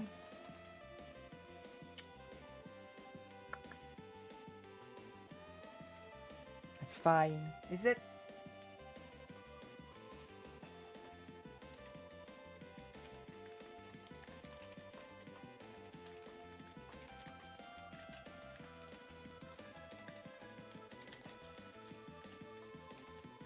Mm,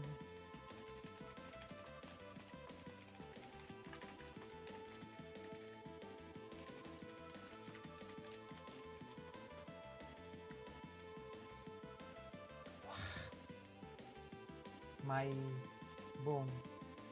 Mm.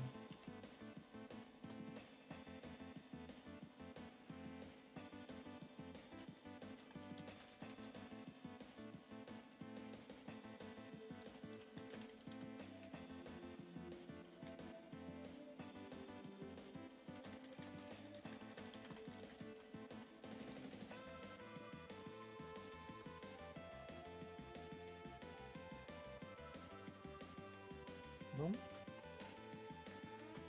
So it's about time. Only 9 people left. When did?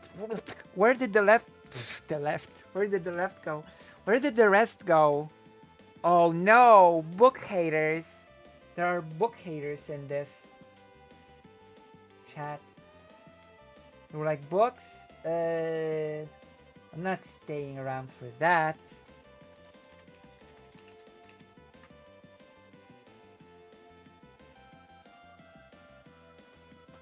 Mm-hmm.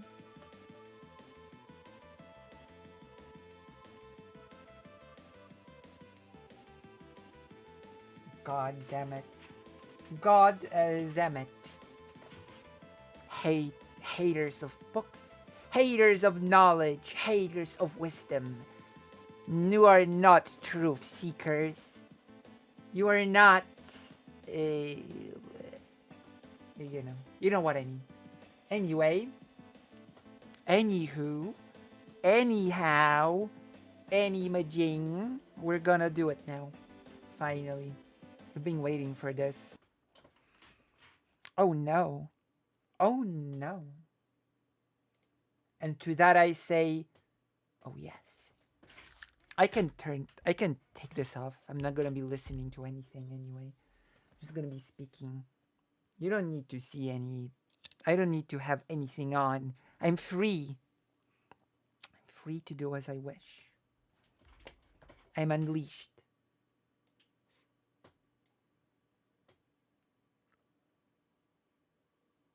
So, as I've stated before, as I have stated a few seconds ago, I'm gonna change the title of the stream while we're at it. Maybe it'll get us some more. No, I think the title is fine as it is. Ethnic cleansing. Does anybody know what that is? Does anybody know? Does anybody understand? Does the chat know what an ethnic cleansing is? Can you give me a rough description of what you think? All 9 of you, can you give me a rough description of what you think an ethnic cleansing is? I'm gonna see if you're correct or not. I took some notes. I took some serious notes on this topic. Even though I feel like I have not taken nearly enough notes, my notes are pretty superficial. So ethnic cleansing. I'm gonna go through the notes and then I'm just gonna continue. It's not gonna be a super long one because it shouldn't be a super long one. If people don't know what an ethnic cleansing is, they shouldn't throw the term around. That's the main thing that I want to say. And I've certainly heard the term being thrown around incorrectly recently, in that Jewish person for Jesus, through it completely incorrectly, although in his defense, he said that he just didn't go by any definition. He just went by how he felt, uh, what he felt it was. Depends on the definition. It always does, doesn't it? So, what is your definition, Arkael? When I speak of ethnic cleansing, I speak of a pretty specific thing. So, vibes, yes.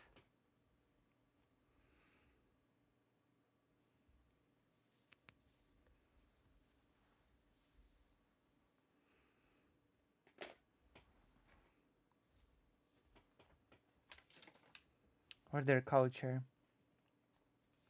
That is part of it, definitely, Lily Ten Shoes. But that's not all of it, interestingly enough. Because, and that is something that we will be learning maybe today, we also have forceful bringing in people from a territory, which technically speaking is removal of a people from a territory, forceful removal, but it is used to bring the people over.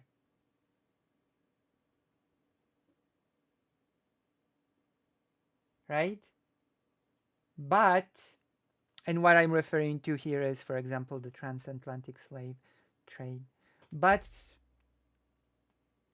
it does not, it is actually not treated as an ethnic cleansing. The forceful bringing in of black people to the US, for example, is not treated as an ethnic cleansing. Forced forceful removal of an ethnic, religious, racial group from an area to make said area homogeneous. This is actually a very important part of it. Arkaer has given us a very important part of it.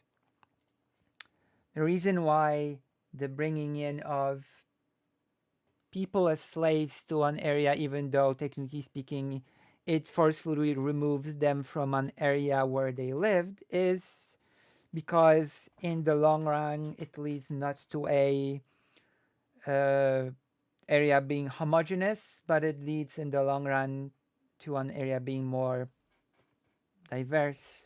I guess I will use the word. So, what is ethnic cleansing? I'm going to write from my notes here and say people, especially people online, like Jewish people for Jesus, or even, I guess, Stardust is the name, as I always mix it up with Starlight. And one of them is a character from The Boys, and one of them is a streamer. So which is which? I think Starlight was the one from The Boys, and Stardust is the streamer, right? That's right. I'm right, right? I'm correct? Am I correct? Okay. So if so it seems even it seems Stardust was also confused about ethnic cleansing, since she said recently that it includes the forceful displacement of a people, while in reality it does not contain it. It's a pretty core component of it. So I was supposed to show clips here of people using the term incorrectly, but I guess the time did not allow me to gather those clips. So you'll just have to take me at my word.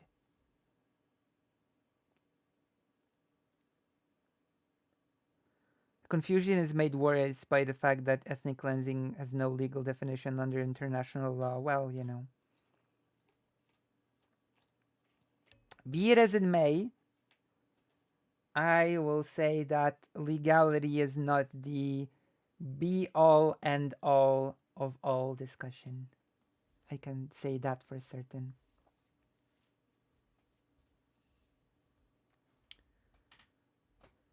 And so, which I feel is a trapping that loner box sort of gets. Like, I think loner box sort of gets a bit. How should I say this? I think he gets too attached to the importance of legality at all times, which sort of limits his scope of things. So, we're gonna do a little bit of a. I'm gonna read from a book when the time comes, but we're going to go back in history because I am a history person first and foremost. And so it can be nice to have something to point to for liberals. Oh, it's a bit more. Things get a bit more complicated than that, and certain discussions sort of go beyond legality, right? For example, when we discuss the right for self determination of the Palestinian people, and some people say that they don't deserve it because they're not recognized as a country internationally. And of course, people then rightfully respond with they're actually recognized by a whole lot of places. To which I usually say that um,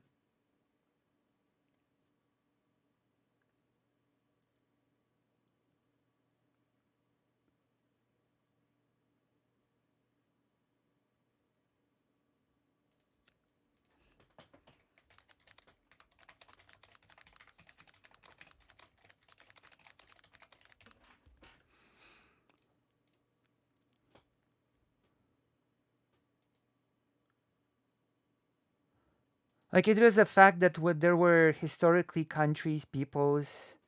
I guess I like to point to Poland, Lithuania, Ukraine, and Belarus that basically had before World War One basically zero international recognition, but it still sort of doesn't change the fact that those people's plight for self determination was nevertheless legitimate, right?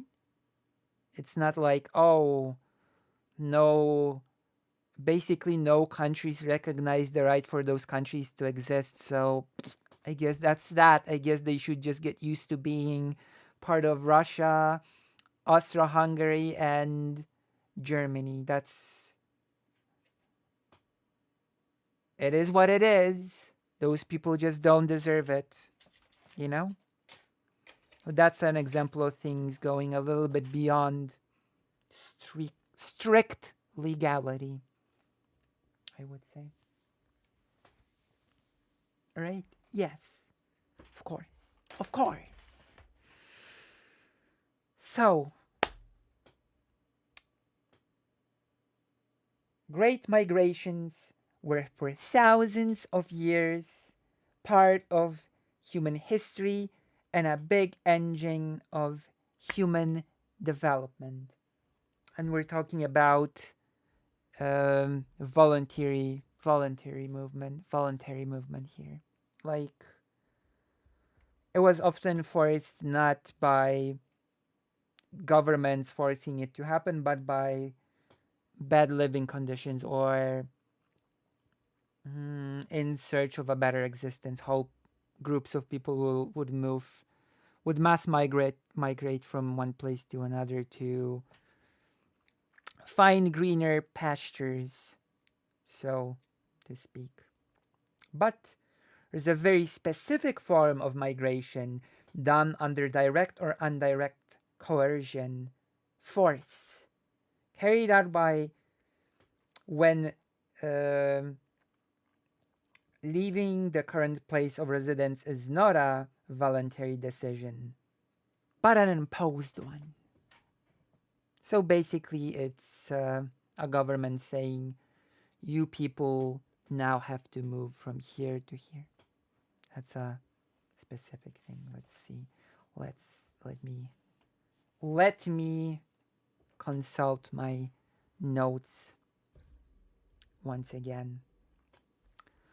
Forced evictions, expulsions of whole communities from their homes without giving them the ability to return is not something historically new. Between the 9th and 7th century before our era, mass forest resettlement was done by the Assyrians. Those were the great deportations to places selected by the ruler.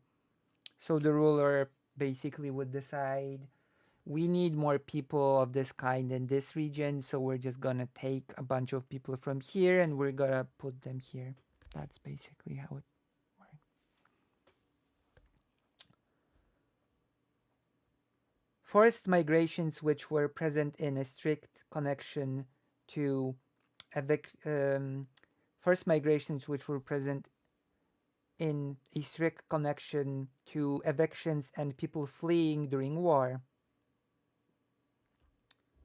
Those were a common occurrence in the Hellenistic period, although the Persians had led a far more lenient policy than the Assyrian rulers of or Babylonian ones. The fear of deportation among the Greeks was commonplace and not unfounded. This is where my notes end, and I'm just gonna go to the book, the source, which I'm drawing this from.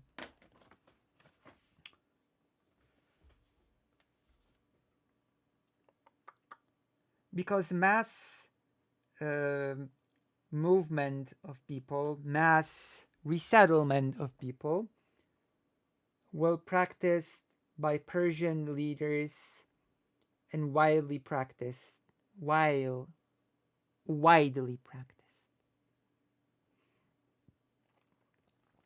Sometimes all of the citizens of the Greek polis were moved, and sometimes those who have um, survived a cataclysm were moved. Those resettlements had the character of deportation because the place of the new settlement was decided in such a way that it would strengthen the power of the Persian leaders and the defense of the borders. It was a very often used policy of when it comes to populations,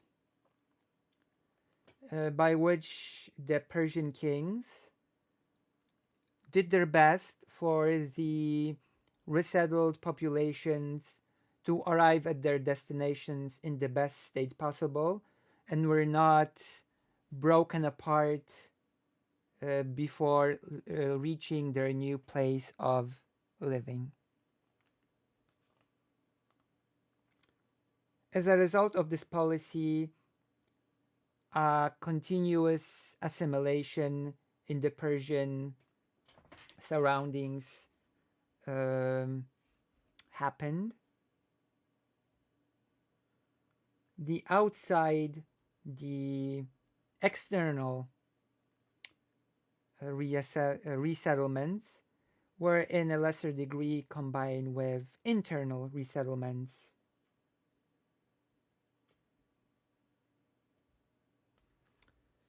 Now let's see how Rome did it. Rome sort of deported its political enemies into Rome to have them under better control. And they also knew the punishment of individuals being banished to leave Rome. Those punishments were, however, based on individual responsibility and are not part of our discussions.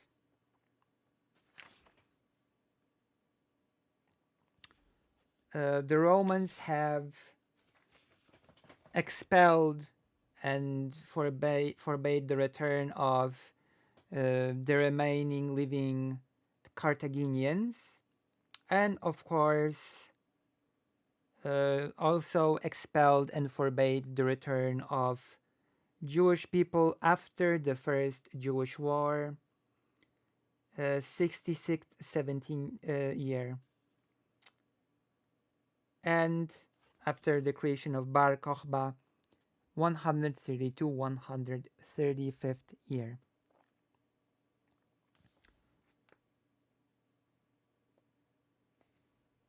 And now we go to this fragment, which is very important for the discussion of ethnic cleansings.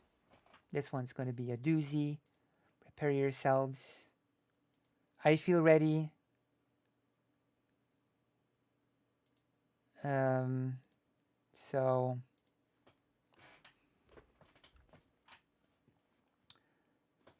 in my thoughts, in my sort of, I'm going to translate this word.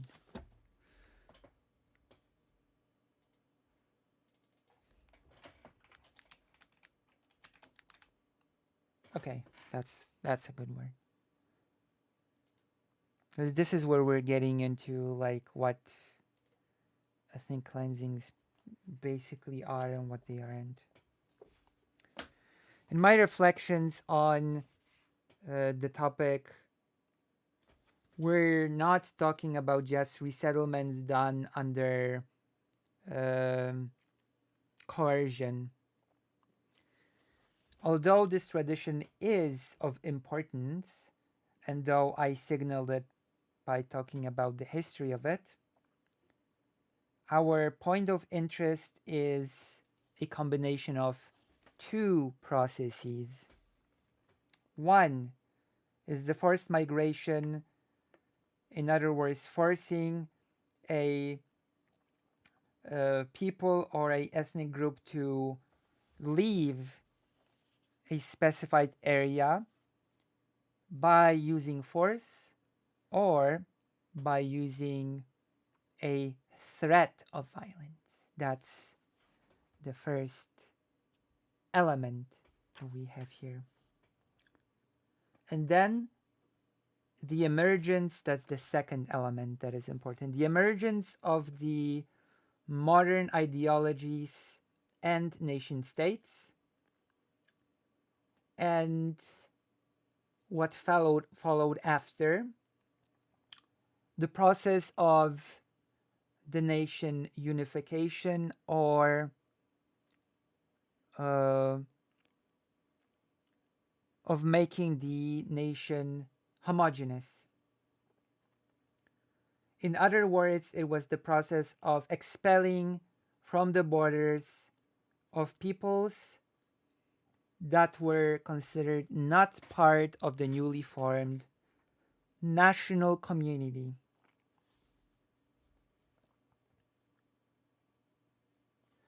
And in a later at a later time, in a smaller part, the emergence of the communist ideology and the policy of political and class homogenizing of societies.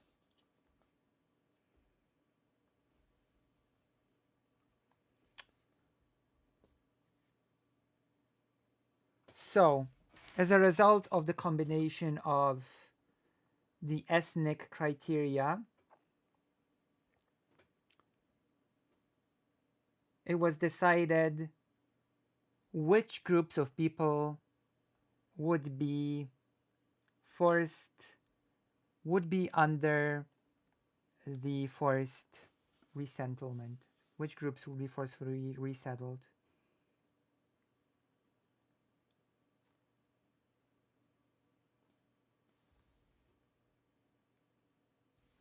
Even in still in the traditional categories of loyalty, there were problems of migration in the last half of the 18th century when the local British um, authorities, Lieutenant Governor Charles Lawrence, uh, did in 1755 a forced resettlement, or rather a deportation to other British colonies, of the French farmers from the terrains of Acadia, French Canada, in current Canada. Those authorities have judged that if a conflict would emerge, those French settlers would pledge their loyalty to France. And so, nearly half of those French settlers were expelled. The rest managed to hide. So, from the estimated uh, right now 12 to 15,000 community, the people responsible for those decisions were never met with any sanctions. And although a permission was given for uh, the resettled people for to return, the colony did not quite um, return to its former social makeup. The French nationality of the settlers was a deciding factor in the decision of the British authorities to forcefully expel them.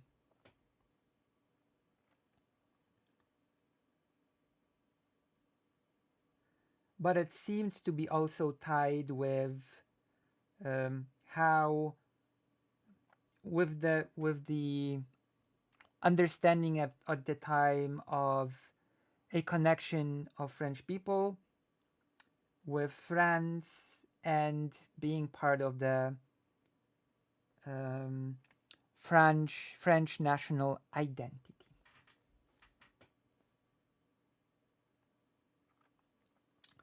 A process of formation of modern states, which was based on further and further spread belief that all of the citizens belonging to a newly formed nation state belong to a single community, the imagined community. That's actually a term. Became more dynamic at the end of the 18th century. And a big symptom of it, a big sort of sign of this hastened dynamic was the French Revolution. It was a process of a nation becoming homogeneous, a process of deepening of national divides, and the erection of um, impenetrable borders based on those divides. The new and increasingly narrow defining of the criteria of who belongs to the nation. The French Revolution symbolizes a beginning of a new era in which forced migration have gained a new scale and a new quality. The French Revolution pointed um, it's pointed to for also a different reason. It is seen as an important step um, when it comes to the role of violence in the formation of modern states. It was also a first attempt at social engineering. So, the realization by the most brutal means to create a utopian ideal society. Those methods include the extermination of enemies, although the enemies were defined by ideological criteria and not by national criteria. And as such, the anti-revolutionary Vendée, um, those who were anti-revolutionary were killed, 170,000 people, including women and children. And in the 80s, in the 20th century, Reynold Seher, 2003, uh, has called this act in his controversial book an act of genocide, um, which sort of took in it, which took 15% of all lives in Vendée. He has judged that the authorities of the French revolutions who were driven by ideology and decided to use terror has decided um, to exterminate a whole group of people. Focusing on only this aspect of the French Revolution is very one-sided, and it becomes easy to become an element in the fight between the left and the right wing. In a broader perspective pointed to by Jan Baszkiewicz, the revolution was a continuation of a process that lasted over a century, in which that which was possible and even craved was separated from that which was utopian. The problem is that in a revolutionary culture, there is the constant temptation to transgress reality and to mold it according to high expectations.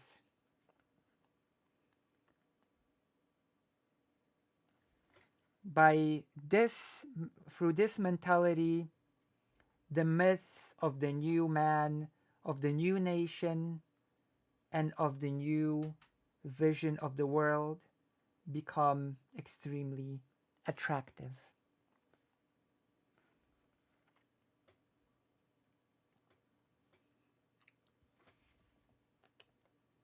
So there you have it.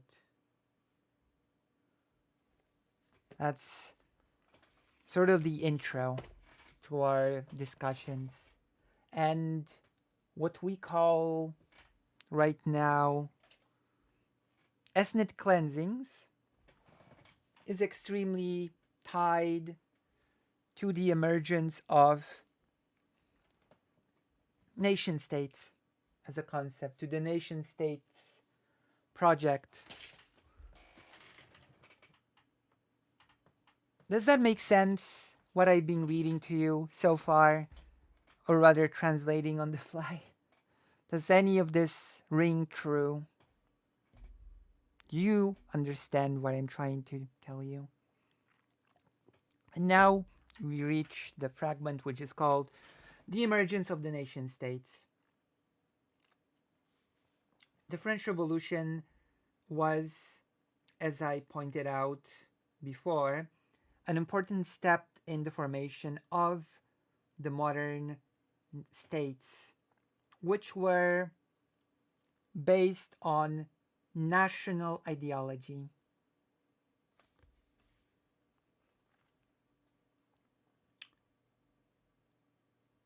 It was a political beginning of the formation of the modern nation state.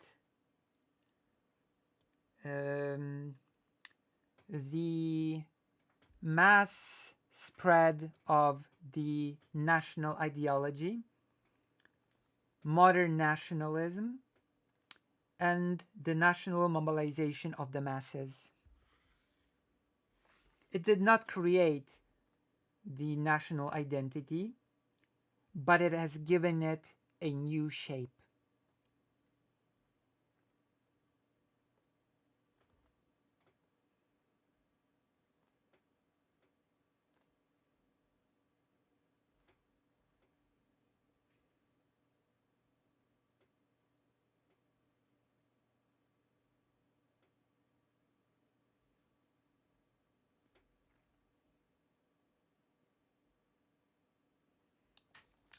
In Central and Southeastern Europe, this process has led to a uh, breakdown or this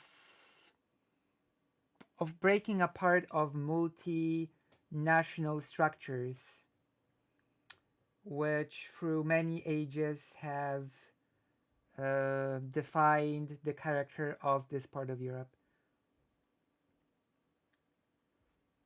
Researchers have often um, studied the difference between national ideology in Eastern and Western Europe.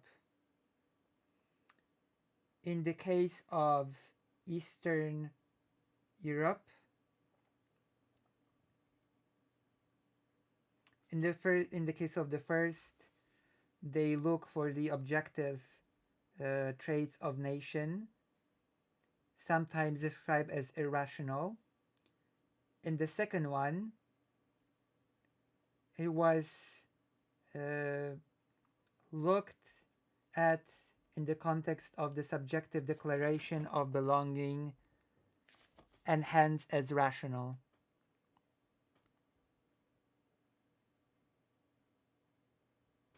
The, on, um,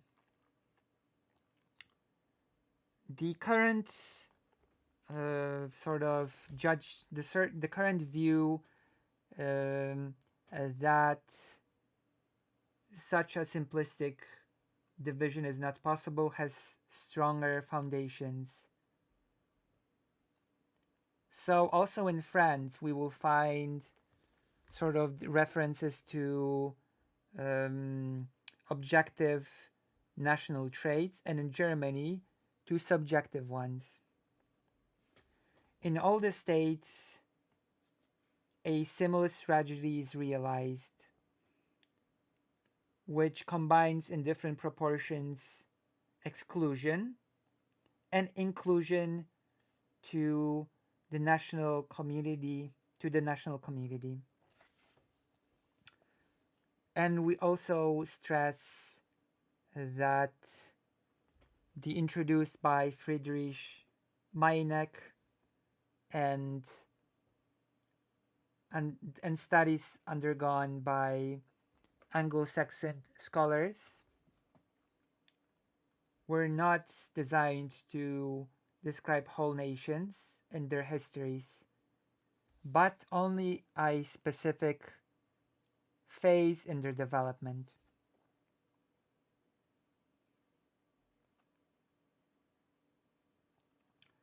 Although in the 19th century there existed a difference, a historical difference within the when it comes to circumstances. In the Central European model, which included modern future Germany and Poland, a more important part of shaping the nation and the state was cultural unison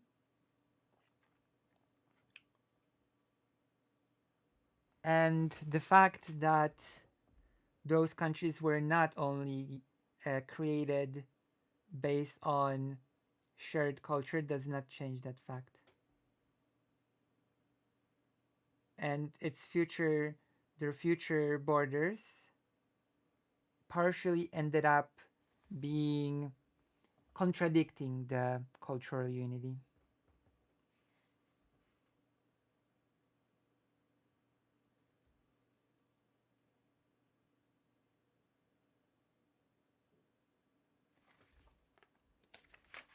So,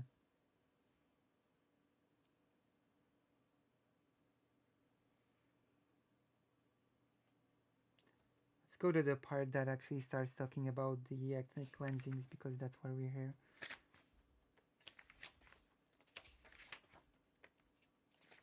We've given an introduction to the nation states. This is a pretty nice. Okay, there we go. Traditionally, the event that allows us to easily step into the introduction of ethnic cleansings is war. The 20th century is the century of great wars, which not only strengthened violence, which in history is a norm, but also has exposed deep structural changes which have happened in the 18th century. The First World War erupted during the formation of modern national minorities. Before, those communities, as I mentioned before, had a different character in multinational countries. And those communities the existence of those communities did not lead to such aggressive escalation of violence. The newly unified Germany in 1871 had a lot more traits of a nation state, and a similar process happened within Russia and the Ottoman Empire, which lost the war against Russia in 1870. There existed a potential to increased violence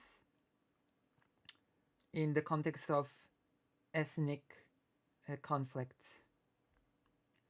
Although limited to Western and Southern Russia, the European part of the Ottoman Empire, and the countries of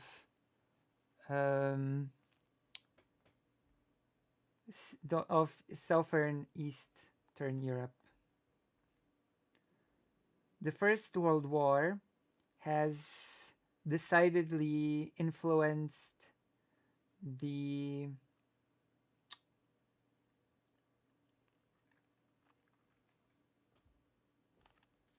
First World War has decidedly influenced the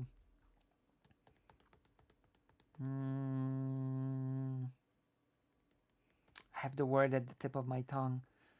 The First World War has decidedly influenced the okay, I'm just gonna Google it. I know the word, but dementia. Development. There you go. Development. How can I? How do you forget the word development? It's impossible. And yeah, I did. First World War has had a deciding influence on the development of national conflicts and has given them a new dynamic. The countries that took part in the war had the intent of realizing their territorial goals, which partially, but not always, were the same as the ethnic maps. So it sort of converge with the ethnic map goals. The goals of Germany were not exactly specified, but it was for them more or less a fight for domination in Europe. The Ottoman Empire planned to gain territories at the expense of Russia and Great Britain and Italy. Russia planned an expansion to the south and the annexation of Constantinople. Austria-Hungary wanted to beat and divide Serbia. Serbia wanted to sort of take Bosnia and Herzegovina, and so on. Bulgaria wanted to take Macedonia, etc., etc. In Romania, they thought about Shirmiogrud and Bukovina, and in Greece, they thought about getting southern Albania and to gain land leading to Bulgaria and Italy and to the Ottoman Empire.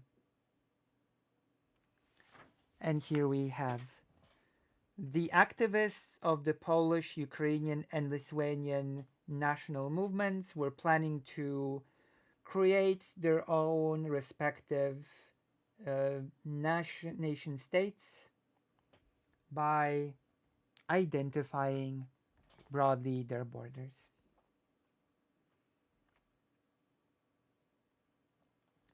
During the war, mass migrations had a pretty traditional character. The movements of peoples always are part of the war. And during World War I, 13 million people were affected, became part of a great movement of people. But those are the movements of people, and we're gonna talk about more ethnic cleansing type stuff.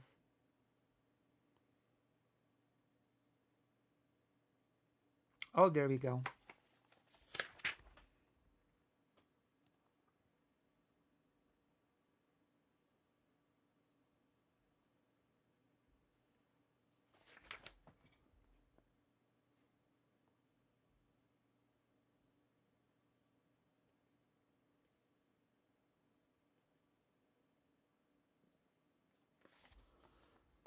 The Russian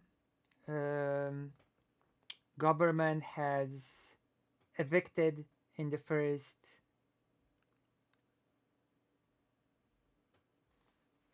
The government of Russia in the first period of the war has evicted about 120,000 Germans who lived in Volyn and eastern part of the Congress Kingdom, facing the growingly hostile atmosphere of the Germans that lived there. They tried to get out of Russia. There was a growing um, certainty of inevitability, and that the processes that were happening could not be reverted, that the changes in Russia could not be reverted, and of the necessity of putting Germans, um, Russian Germans, in Eastern Prussia.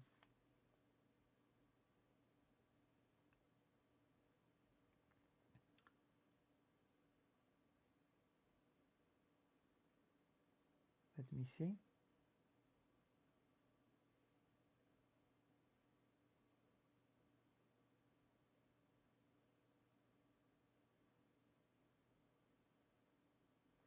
So, the wave of migration also included on the terrain of Germany um, the citizens of other countries which were whom were returning after the war to their homes.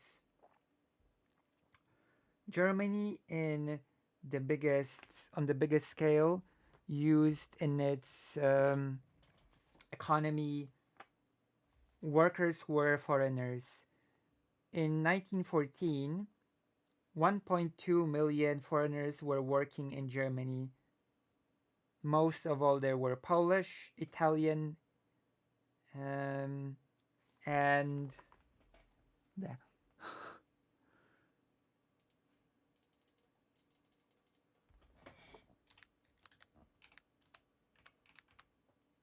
Dutchmen. There we go.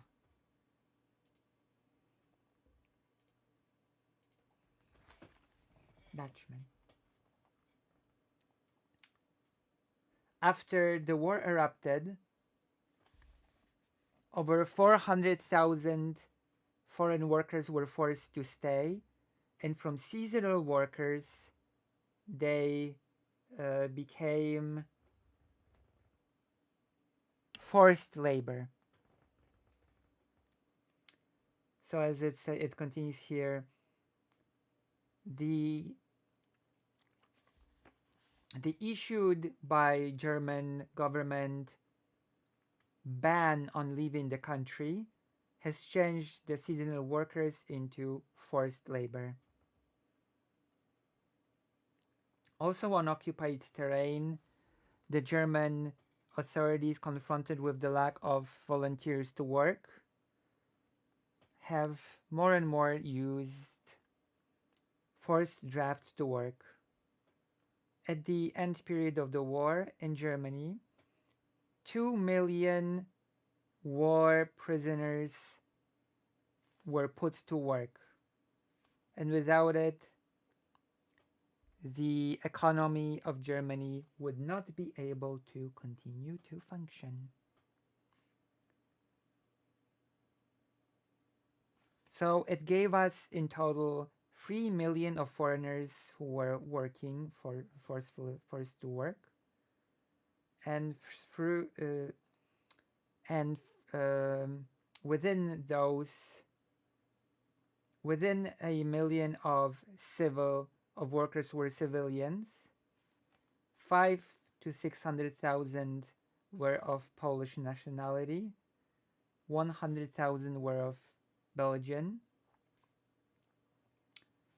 The Great War meant brutalization, but we need to be careful about estimating the scale and its influence. a soldiers that fought on the other side of the war was not yet perceived as a mortal enemy. It was still possible to organize shared cemeteries and inscriptions on the graves of the enemy soldiers by stressing that that they just died doing their duty.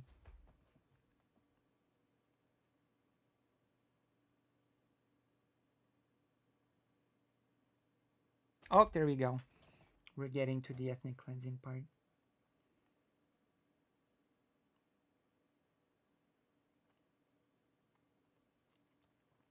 Although in Germany there appeared a within within um, military circles and political circles concepts of regulating national affairs on the border with Poland through mass expulsion. They were met with they were met with um, opposition from the traditional political elite.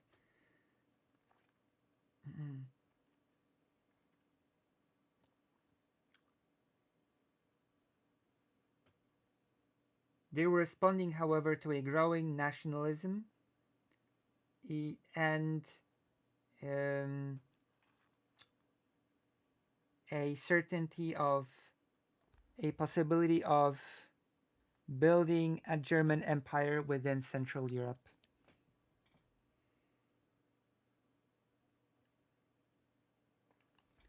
So there was an attempt at creating a few countries that would be sort of dependent on the newly formed German Empire, such as the creation of the satellite Polish country in 1916 for a German decree. The people that were viewed within the first phases of the war as citizens of foreign nations, so there was no individual. Oh, hello, $10, thank you. A faux type noodle. I'm educating you about ethnic cleansings, okay? I am educating you. But thank you for the $10. I appreciate that. I get my $10 for today.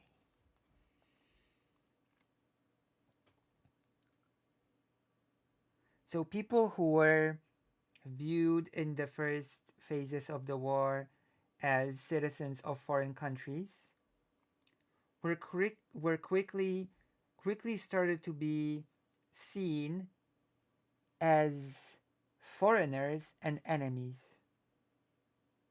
So I will sort of put some context into this.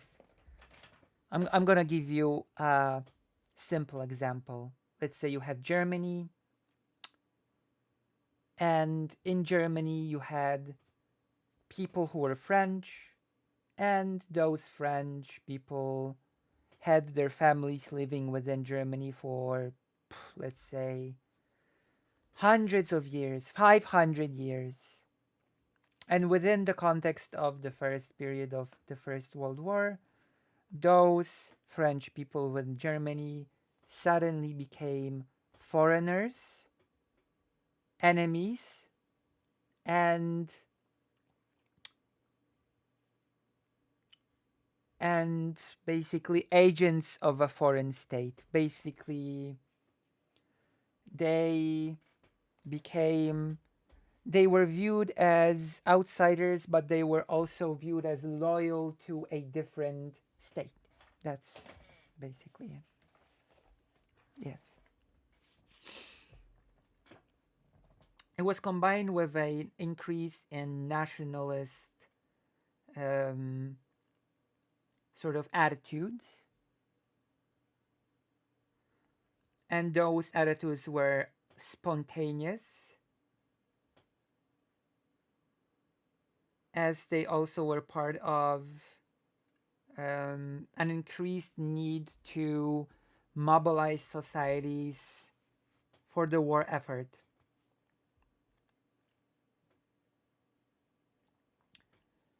It affected those who were of different nationality than German within Germany and Germans, or people of German descent in Allied countries. So, a restrictive action was taken by the British government against its 60,000 citizens of German descent, of German ancestry. In Great Britain, part of them were interned and deported to Germany. The British government, under the pressure of public opinion, have made have sort of strengthened their traditionally undertook um, security measures and have ordered the closure of all German restaurants, press, and clubs. There was confiscation of German companies that were um owned by Germans. Anti-German mm, meetings were held, and anti-German speeches were sort of organized, which became sort of which for which in time morphed into events against all outsiders. Over 20,000 Germans, and the term sort of includes people of German sort of descent of the Austro-Hungary, left Great Britain. A turning point in the policy that started to become less severe was the sinking of the ship Lusitania in 1915. As a result, mass arrests and a very widespread um, hostility toward Germans became the norm, and it did not disappear all the way till the end of the war. Throughout the 1916, 1917, the myth of the hidden enemy have strengthened the demands for repressions. The government has ignored those demands of people till 1918, when it started looking through, um, when it started sort of scanning for foreigners from enemy countries that were still free. At the same time, the British government has introduced new and basically pointless law regulations that were aimed at not only people from enemy nations, but also of those who had any sort of ancestry within those countries.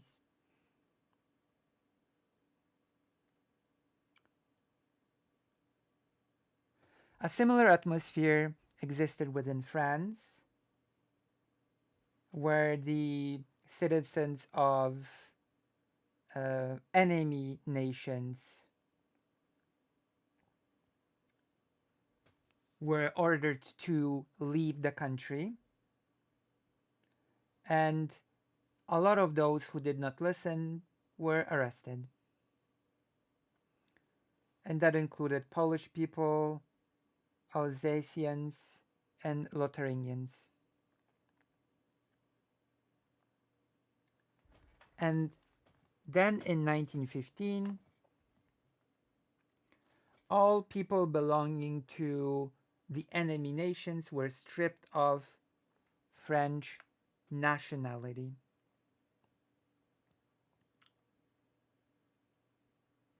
Was this something new?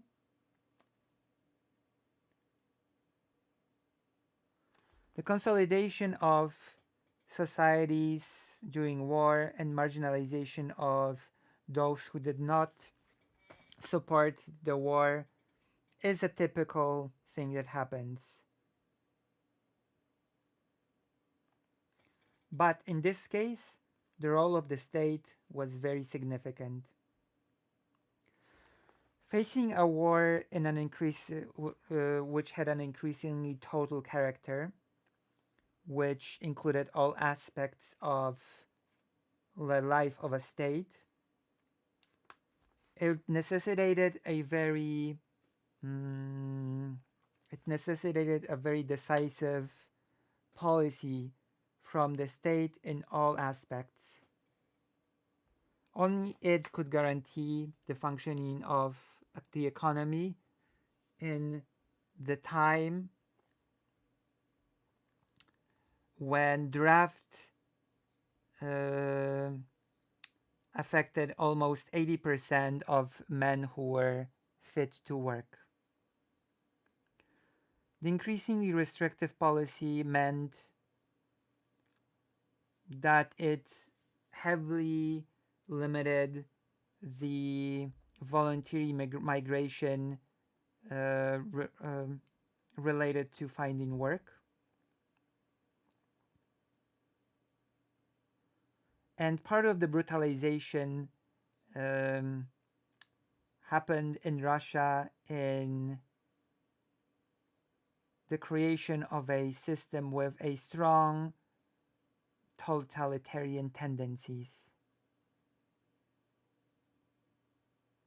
Although that system only in the 30s of the 20th century underwent a huge radicalization. A Bolshevik coup and in Russia in combined with the increased strength of the fascistic movements has created a system in which forced migrations were connected with two of those foundational criteria which affected the setting of lines which separated societies in the 20th century: class or ethnicity slash race. The second of those criteria was part of spoke to the traditional nation state. In Russia, in practice, both of these criteria, class, ethnicity, and race, very often compounded upon one another. It was sort of dictated by the fact that within many nations that were part of Russia, there was a very varied attitude towards the communist ideology.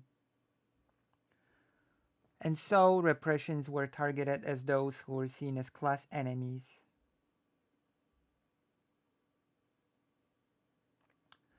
During the years of World War I, a radicalization happened when it came to the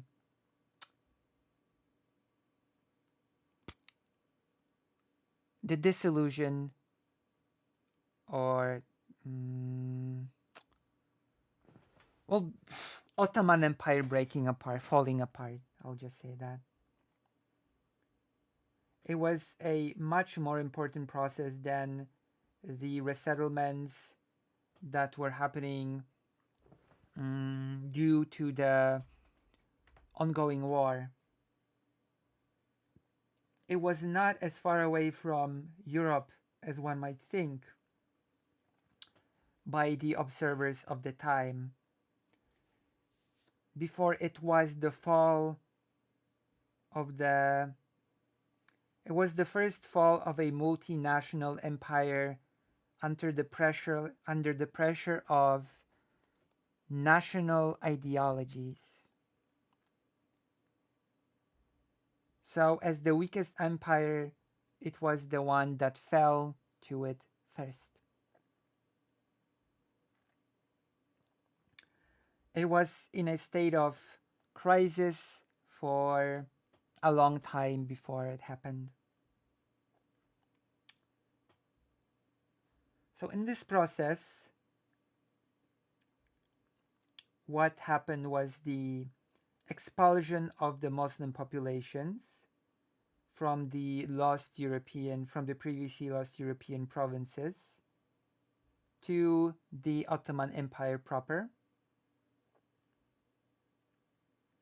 And within the empire proper, there was a need, there was a opinion that there was a need to create a unified Muslim community that would be free of foreigners.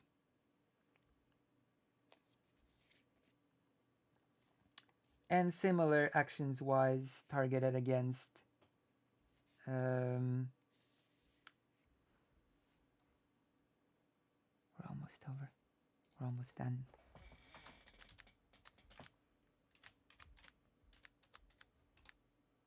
Against the Lebanese. There you go.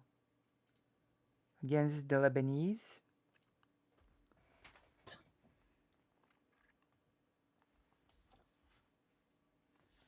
Official declarations were made about the necessity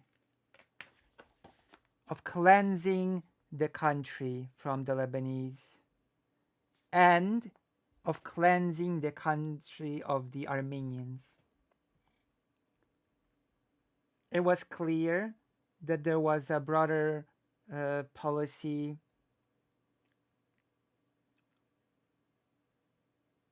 but it's hard to say how broad the idea of removing the Greeks was and how structured was the process of forcing them to leave through persecution and brutality. In the case of the Armenians, the result of the described the results of the described changes was a genocide. The process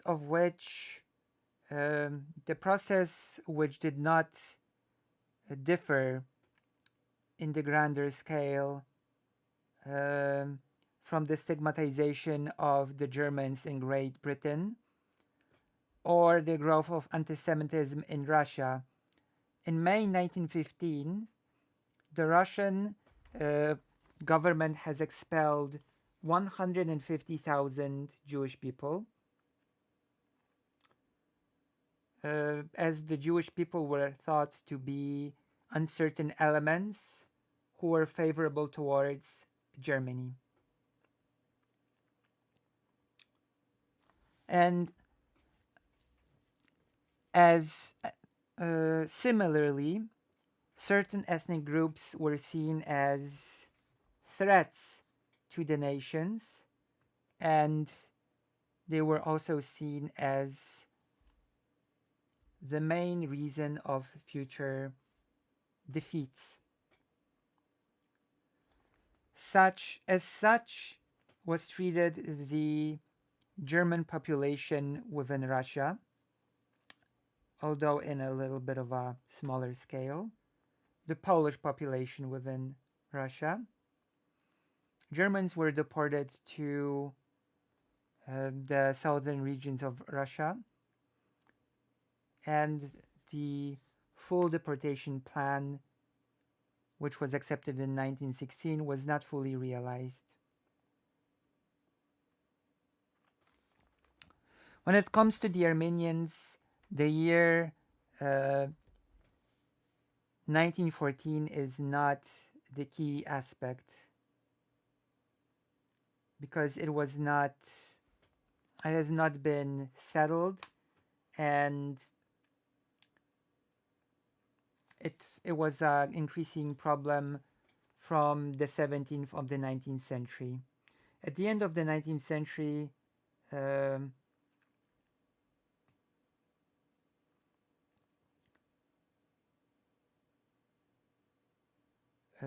as a result of the Muslim immigration and the lands lost by the Ottoman, from the lands lost by the Ottoman Empire to Thracia and Anatolia,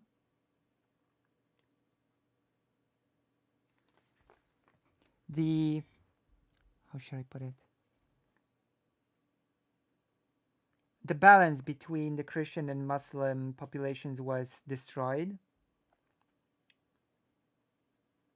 and the Muslim populations have gained strength, and the idea of a multinational state has been marginalized. New elites emerged, to whom Mustafa Kemal could very effectively appeal to. Although in the emerging cities, they had a hard time competing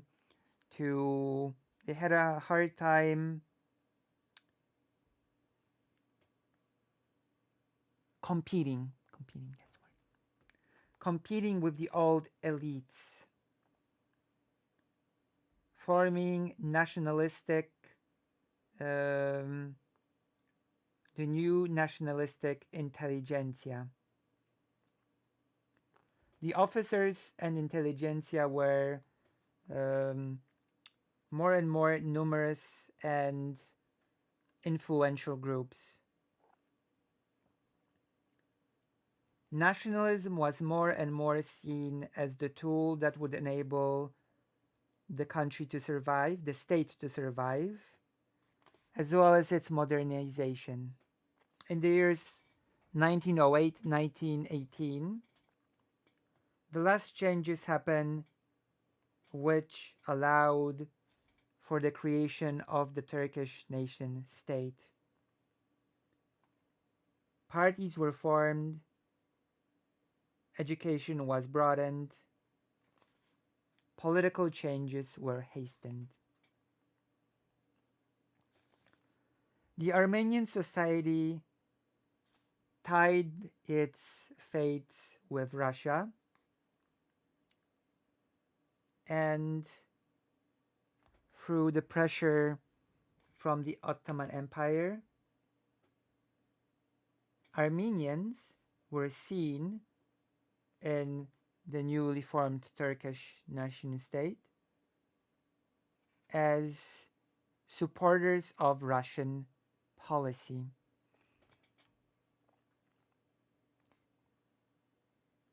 According to Halakodlu, the Armenians deserted from the army or avoided mobilization. They created armed units who supported the Russians. It is a picture. It is a painted picture of a very. Um, it is a painted picture of those who very decisively have supported Russia, and events are listed here, such as the uprising in Van in 1915, the engagement of the group Nestorian, or um, a small sort of mm, defiance of Armenians against the Turks. In the first uh, in the first part of the war, oh, there we go. In the first sort of period of the war, the massacres uh, the massacres of the Armenians started on the 24th April of 1915, and the escalation of conflicts and the escalation of conflict and the hostility towards the Armenian populations. The pogroms started happening at the end of the 19th century, has led to a genocide and um, has led to a genocide conducted by the Turkish as well as Kurdish units.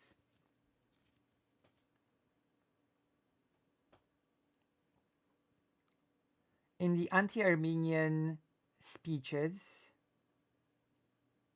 elements of a typical for 20th century ethnic cleansings have emerged. The organized role of the state, brutality and cruelness, unending violence, starving to death, uh, the attitude towards women, rape and selling into slavery, um, and torturing women who are pregnant. Extermination of local communities uh, along with women and children. The murdering of the Armenians. From 2.1 million Armenians, 1.5 to 1.6 million were murdered. Only about 600,000 people have survived this genocide. It was not the only genocide conducted by the Turks and Kurds. Um, because there's the forgotten by everybody murdering of 500,000 so-called Christian Assyrians. So Christians of different sort of um, mm, of different types of Christianity that started to form a singular group. Another group that underwent an ethnic cleansings were the Greeks, although in their case a genocide did not happen.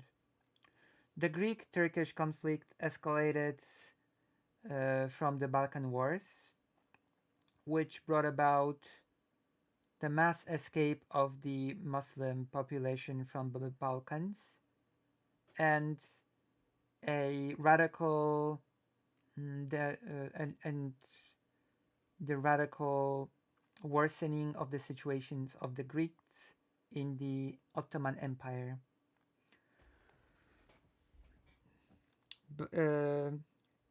Greek villages were burned and their members were murdered by the Turkish army.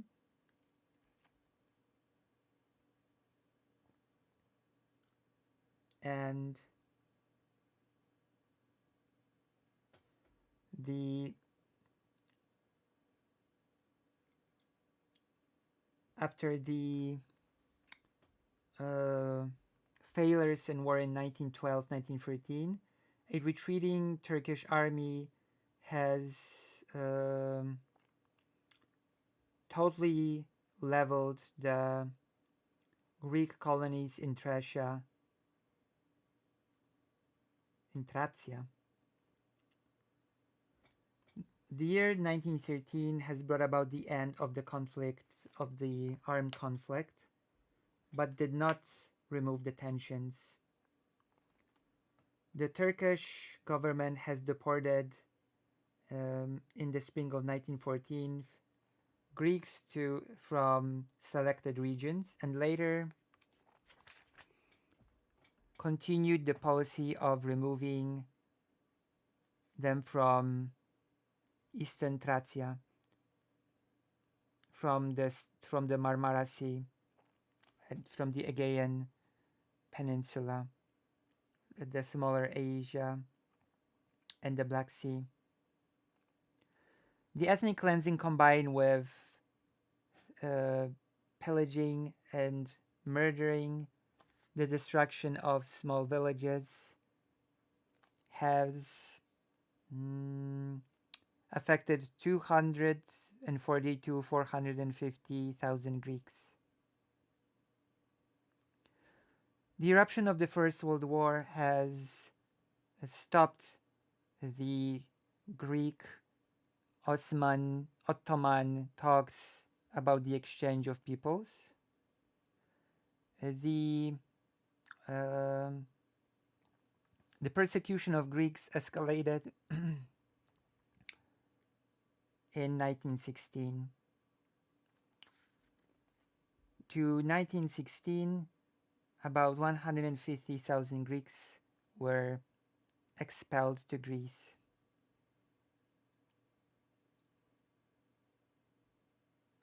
And so we have it. Also, there's a small there's small interesting about the uh, Armenian genocide. So the judgment about the Armenian genocide is still being questioned to this day, and Turkey refuses to and to um, Turkey to this day refuses to acknowledge its scale. There is a added difficulty because of the emotional tone of the discussions, which um, which is present in many published written material, and the politicized atmosphere after the refusal by Turkey to cooperate with the US in the preparations to attack Iraq.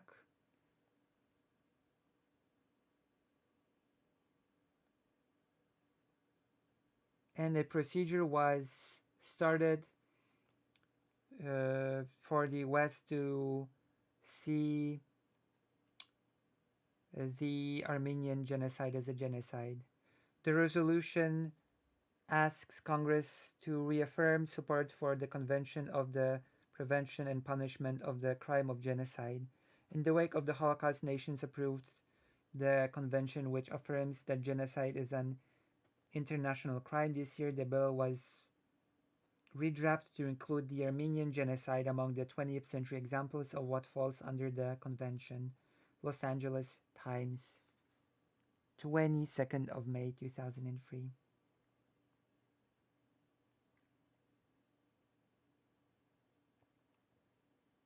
There you go. And of course, Turkey is doing its best to sort of frame the happenings as not a genocide,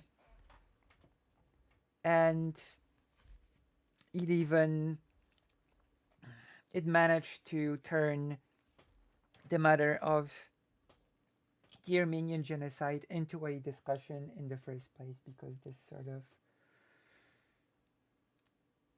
it is a very fringe discussion, but the fact that it even happens at all is a testament to the power of genocide denial. So yes, this was my little bit on ethnic cleansing. How did you like it? Did you enjoy? Have you enjoyed this nerd out thing that I just did? If you liked it, then press like, subscribe, hit the bell. The takeaway from all this is ethnic cleansing, forceful removal of a people from a territory through violence or through threat of violence. Those are two sort of important. This is an important bit. And it is done in the effort to create a homogenized nation slash society. Does that make sense? You have those two components. And not every ethnic cleansing is a genocide, which is also important to note.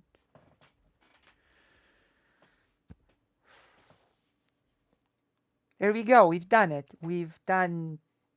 I hope from now on, nobody will have any doubts on what an ethnic cleansing is ever again. I'm pretty sure this will never happen again. Everybody knows now, and that's great. Right?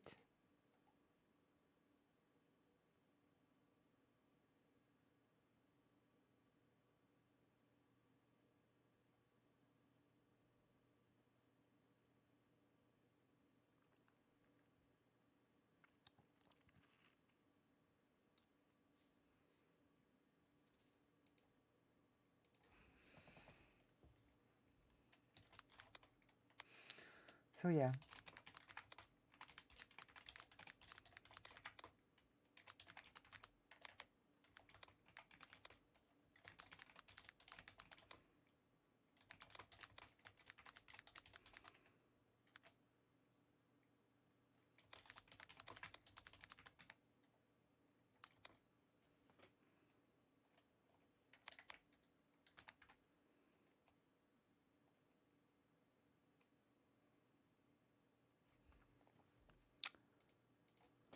All right, we've done it.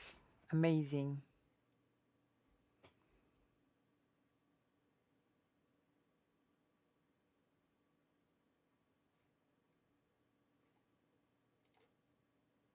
How are we feeling?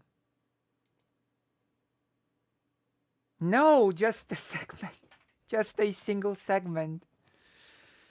Oh my gosh, we're gone, Vodka, for the entirety of the ethnic cleansing bit.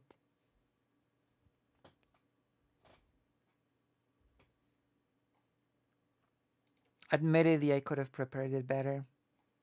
We are more knowledgeable now. Oh man. So how did that go?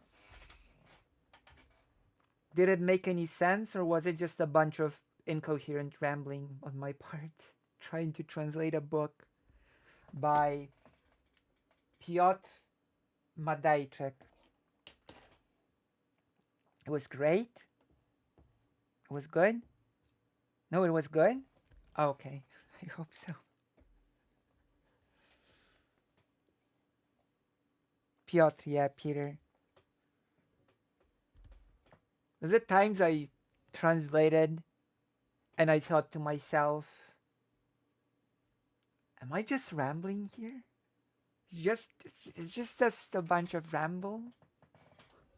Am I making coherent sense? But I guess I okay, that's good. That's good.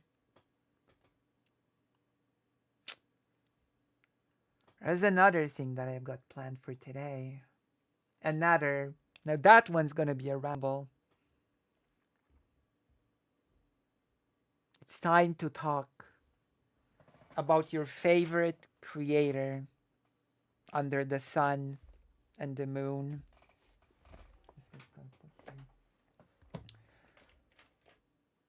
Yes, that's right. Your most favorite creator. Some new static knows. Some new static knows what's happening. Not Chad Logic. Oh my god. Not Chad Logic. Not him. It's in the title. Read the title of the stream. Oh god. Read the title of the stream. Everything is here. Unbelievable. I I read it. I wrote it all down. And still people are like, what? Chad Logic? No, not Chad Logic. Okay, well, Chad is our favorite streamer officially. Well, I'm not talking about official business. I'm talking about the underground. The underground sort of unofficial stuff. Oh. Well, I can see the whole stream title on chat. I mean, on the site. I don't know that I even know what Hasan said. Hasan has said a lot.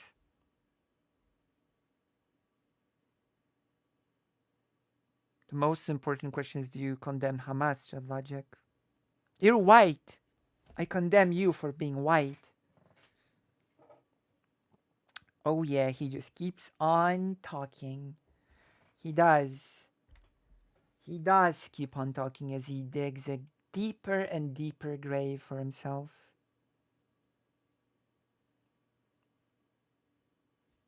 Where do we start with Hasan?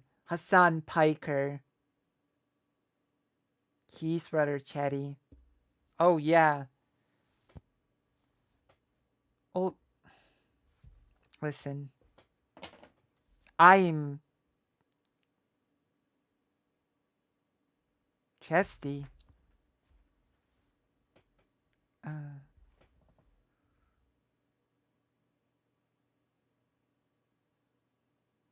Is it really a gray if his audience stays the same? Good question. Good question. It should be a grave. It should be a grave. I'm sorry. He should be losing viewers over this. He should be losing viewers over this crap.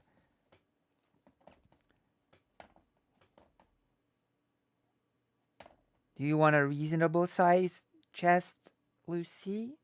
Yeah. Yes. Yes, that's right. The prospects do not seem to be favorable, but yes.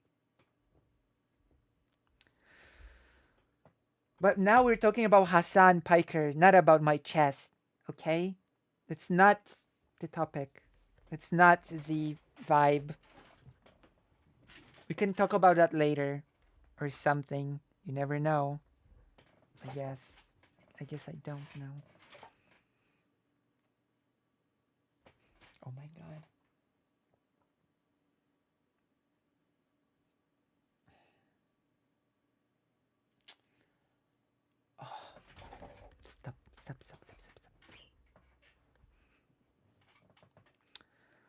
So, Hassan Piker, we're back at on. We're back. We're back. We're back. So, where do we start? There's a difference between being chatty and chatting nonstop on things that you have no clue about. I'm chatty, okay? I talk a lot. But at least my takes don't include saying stuff like, oh, Russia's basically just taking back its own territory when it invades Ukraine, which I'm sorry to say, Hassan, there is no amount of context that can make that statement better. There is no amount of magic context that you could throw at us that would make this statement any less ridiculous and stupid. And just this statement should have cost him viewers. The fact that it didn't just left me flabbergasted. It was like, I'm pretty sure if the first he first started by saying that everybody's stupid and that Russia will never invade. I think that was, it does reek of a imperialism apologia, because it is. It reeks of what it is.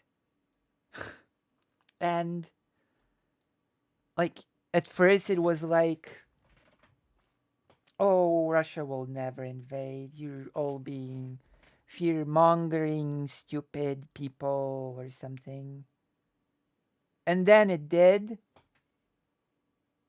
And instead of being like, oh, I was wrong, sorry, everyone, I guess I was mistaken. No, he went in the direction of saying, yeah, yeah, it invaded, Russia invaded, but it's actually okay that it did. What? Huh? And that it's actually just, Russia taking what's its.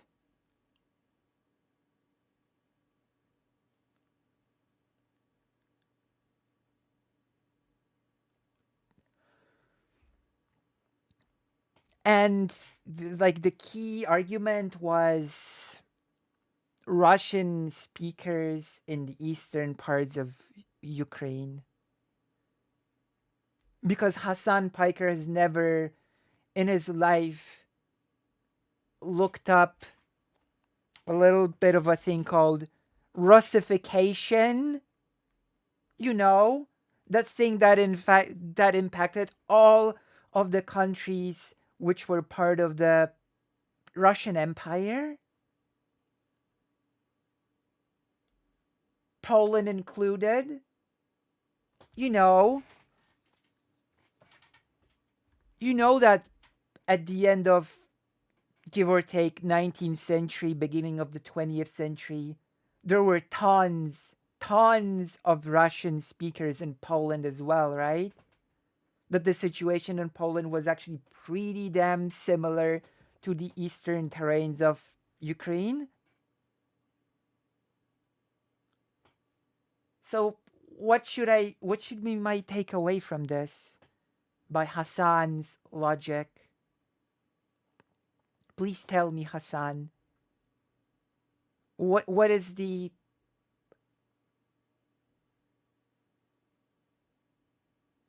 I guess Poland's next. Poland's next for the munching. I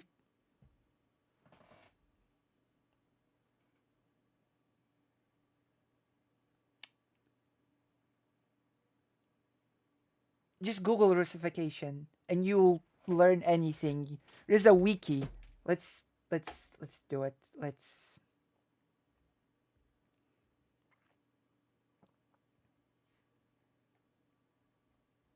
This is so ridiculous. And we have not even gotten into the main thing yet, by the way, about Hassan. There's more. There's more. We're just setting the stage, okay? We're just doing a little bit of Vouch. Vouch. Oh, we don't care about Vouch today.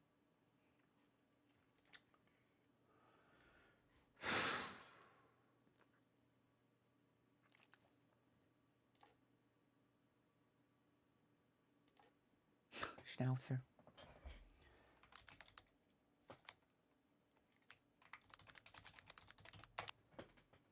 Rusyfikacja. There you go. I don't look at it in English.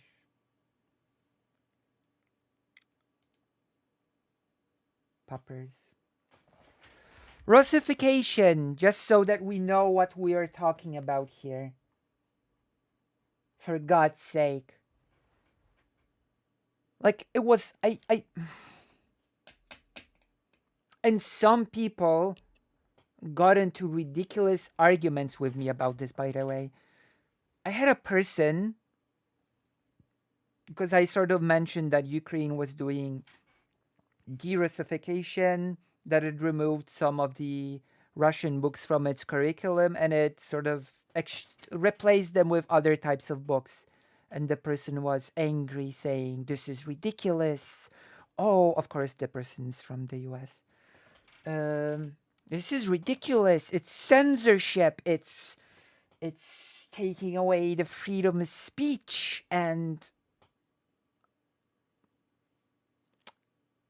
wow, yes, it's censorship and evil when a country is trying to undo the process of Russification. I sometimes I just lose faith.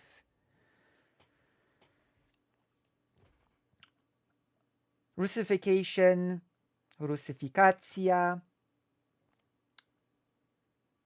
or Russianization is a form of cultural assimilation in which non-Russians, whether voluntarily or involuntarily, give up their culture and language in favor of the Russian culture and the Russian language. In a historical sense, the term refers to both official and unofficial policies of the Russian Empire and the Soviet Union with respect to their national constituents and to national minorities in Russia aimed at Russian domination and hegemony. The major areas of Russifications are politics and culture. In politics, all element of Russification is assigning Russian nationals to lead administrative positions in national institutions. In culture, Russification primarily amounts to the domination of the Russian language in official business and the strong influence of the Russian language on national idioms. The shifts in demographics in favor of the ethnic Russian populations are sometimes considered a form of Russification as well. Hasan Piker.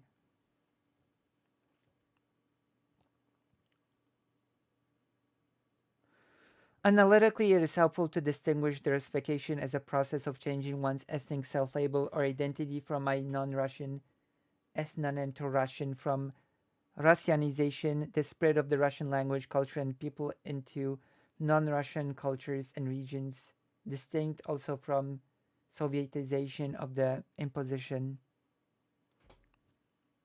History.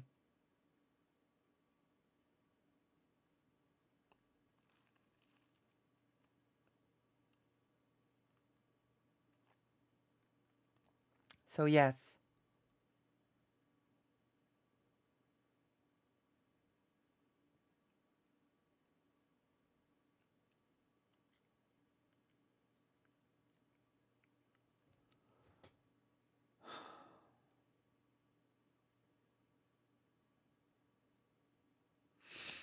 And yes, Poland also underwent Russification.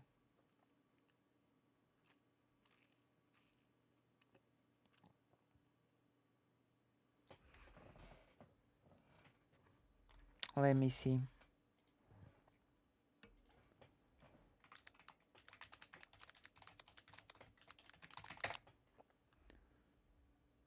Oh, damn, there's a whole article on it. Don't mind if I do. Hmm? Russification of Poles during the partitions. Russification of Poland, Polish Rusifikacja na ziemiach polskich, was an intense process, especially under partitioned Poland, when the Russian state aimed to denationalize Poles via incremental enforcement of language, culture, the arts, the Orthodox religion, and Russian practices. The most forceful Russification was enforced onto children due to their poor knowledge of Polish culture and language. But that's fine, isn't it, Hasan Piker? I guess if the Russification was completely successful, I guess then Russia invading Poland would just be taking back its territory in a way, I guess. Huh?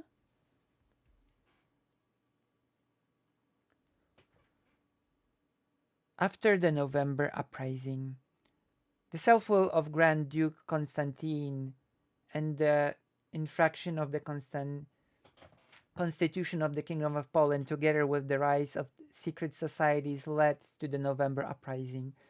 The intensification of Russification occurred after the aforesaid uprising failed, leading to the abolishment of the Constitution of 1815, granting the Kingdom of Poland national autonomy. In 1832, with the implementation of the organic statute of the Kingdom of Poland, the same was liquidated along with the kingdom's armed forces. Russian institutions and law was implemented, and any aid to the November uprising had their landed property seized. Martial law was implemented in 1833. All decisions were given by Russian military chiefs and Namiestnik Ivan Paskevich. The retained Council of State had a Russian majority. Gradually, most aspects of society were subject to central authority in St. Petersburg. The Vilnius University, Krzemiec Lyceum, and other Polish gymnasiums were liquidated.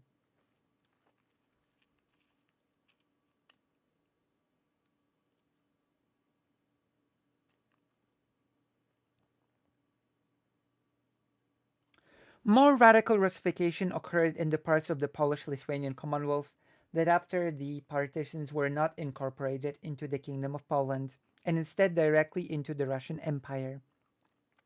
The Vilnius University and Krzemiec Lyceum were closed down, and retribution for the participation of the students in the November uprising between 1832 and 1834 by royal prerogative of Tsar Nicholas I, several thousand Polish families were expelled to Siberia from Wołyń and Podole. When in 1839 the Uniate Church was liquidated, its followers and priests were forced to convert to Eastern Orthodoxy. The Roman Catholic Church was further restrictions, with its landed wealth seized. After proclaiming support for the January uprising, property was similarly seized from the participants of the January uprising, with land properties having. There's a lot to talk here. And I find it really interesting that according to Hasan Piker, the very fact that the process of Russification produced a lot of Russian speakers within Ukraine, well, then it basically means that when Russia invades, it's basically just taking back what's Russian, right? Because it has Russian speakers. right? It makes perfect sense, doesn't it? No, no, no, it doesn't. It actually does not make any sense. It's stupid. And so, a little streamer by the name of Dylan Burns has organized a meetup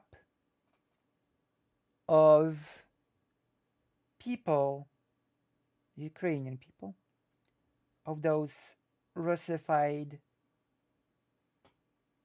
regions, of those eastern regions of Ukraine, and they were allowed to express their view on the amazing, brilliant, well educated takes on Hasan Piker, the foreign affairs genius of our time. Because, after all, if we are discussing things that are about Ukrainian people and affect Ukrainian people, you might as well consider asking Ukrainian people themselves what they think, what their opinion on the matter is, right? You might as well ask, right? And one of the mentioned people that were asked to give their opinion is a person that I consider a friend, and vice versa. We have spoken, I want to say, at least 2 times on this stream, and we've also spoken, and we've also had a shared appearance on Loner Box. That's a whole other thing. And we've spoken a lot in private as well. And that's Anastasia. She was one of the people that gave her opinions on Hasan Piker's brilliant, brilliant takes. Let's just say that criticism was levied against Hasan Piker, and understandably so, because Hasan Piker has been infamously bad when it comes to his opinions on Ukraine specifically. Like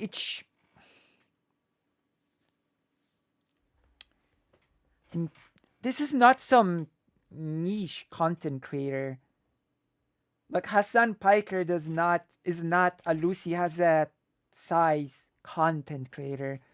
He has reach. What he says, actually people listen to it, which is why it's extremely bad when a person with such a big reach, isn't he considered like the biggest, one of the biggest political commentators, at least on Twitch? So it's actually pretty bad when a person like this gives horrible, pro-imperialist, quite honestly, uninformed opinions on stuff like that. And so the video was released recently. Ukrainian people have given their opinion on Hasan Piker's takes. And at that point, what should have happened in a perfect scenario would be, in a perfect scenario, Hasan would look at this and say, it seems like I was completely wrong on this. If people that are directly involved in the situation are saying that I am completely wrong on all of this, then maybe, just maybe, I am completely wrong on this. But that is not exactly what we got.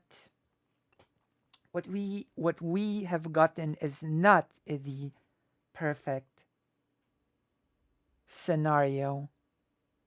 What we got was a bizarre response from Hasan saying that Dylan Burns is a psychopath, a perversive psychopath, because it's psychopathic to ask Ukrainian people on their opinions on things,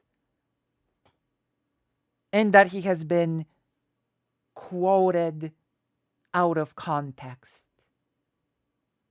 He's been taken out of context. The context. Please, please provide the missing context for us, Hasan Piker. Because for the love of me, I just cannot see it. I just cannot see the context. There is no redeeming context that could make any of what he said better. Here we are. I guess Dylan's a psychopath and it's totally horrible to ask Ukrainian people about their opinion on whatever is happening to them. That's what? You're asking Ukrainian people for their opinion on their own oppression?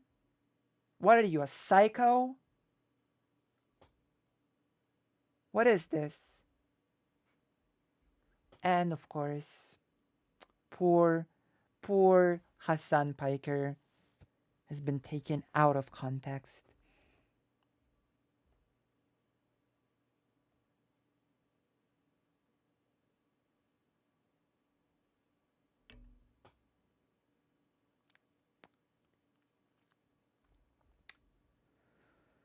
And so, I guess this is a little bit of an experimental. This is an experimental segment. I sort of wanted to at first to react to the videos. I wanted to sort of react to the video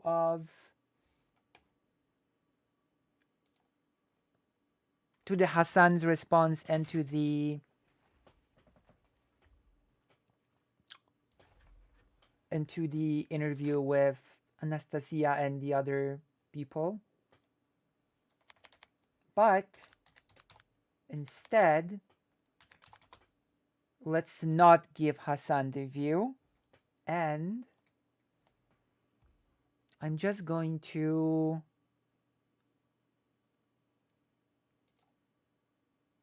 I just decided to do a little bit of a rant about this whole thing.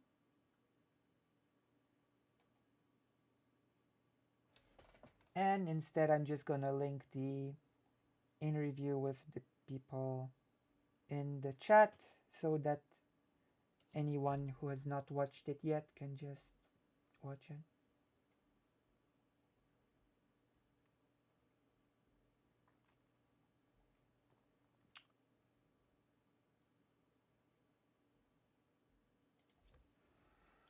So in other words, I have reacted without directly reacting, and now I can share the good thing.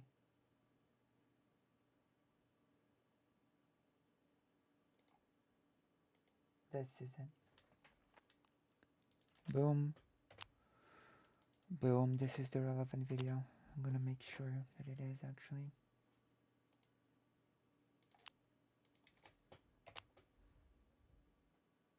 Yeah, it is. That's the video.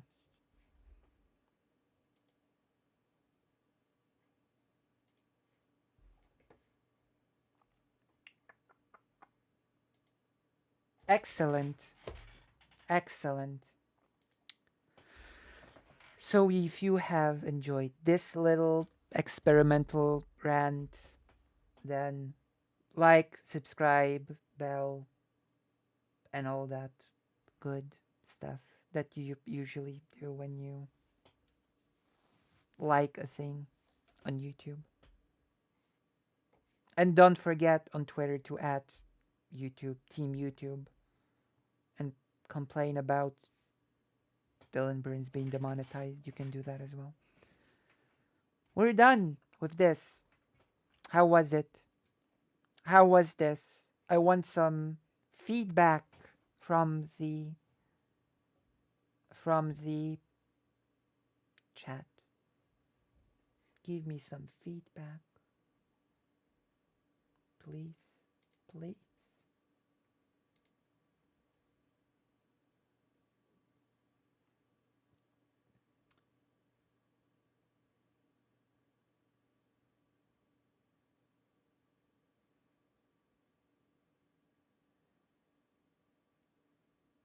Oh.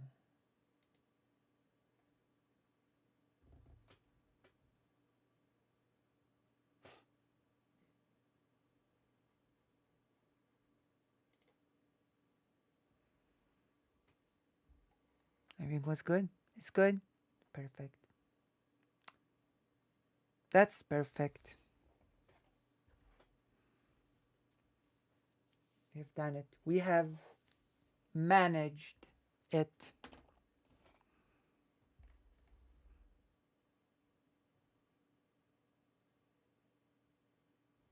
At who? At 2? I didn't know Hasan was that. Oh, he is. He is that bad. But I do encourage you to watch the video that's linked here. And leave a comment, preferably that you came from the pond or something. Level surf.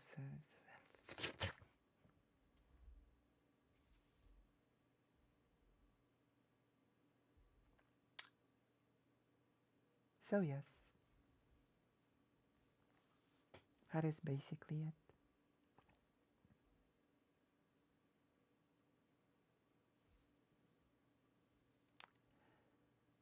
Um, how long has this stream been so far? 4 hours. Hmm. So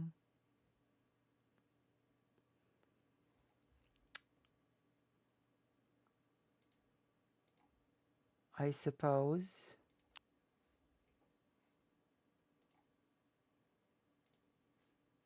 oh, what's this?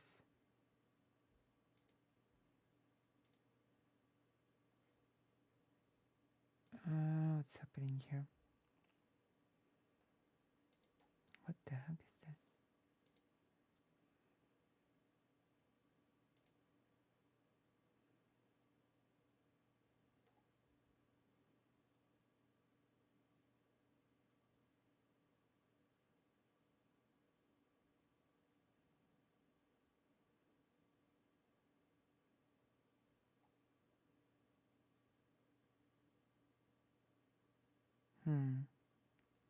Could play a game now, I suppose.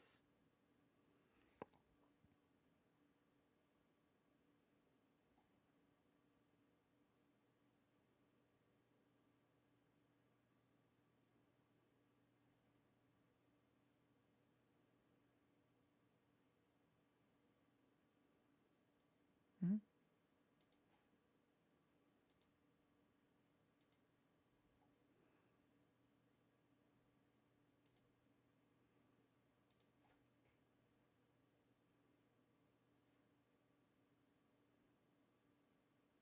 Wait, we have a command for Dylan Burns? I didn't know that.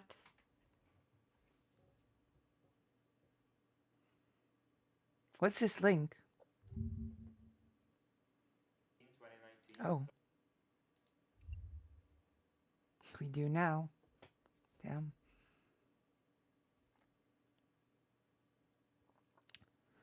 See if Hasan keeps going down this path. Where do you think he'll end up? Because a lot of streamers have been calling him out, and Ethan, and I'm not sure.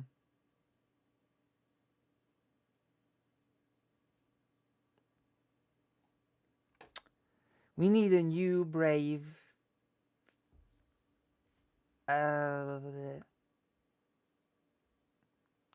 We need a new brave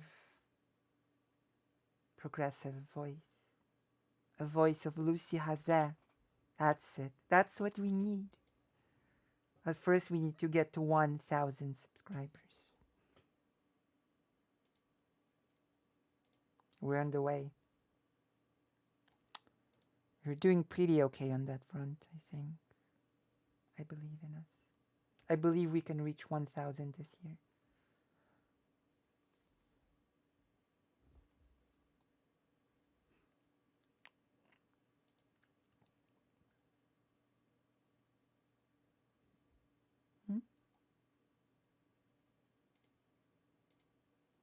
A vicious duck.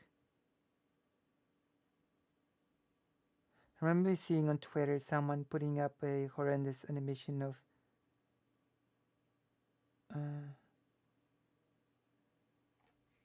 damn.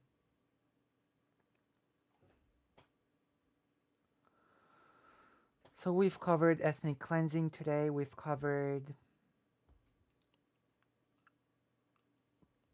Hasan Piker. Wait, there were a few other things I wanted actually to touch upon today.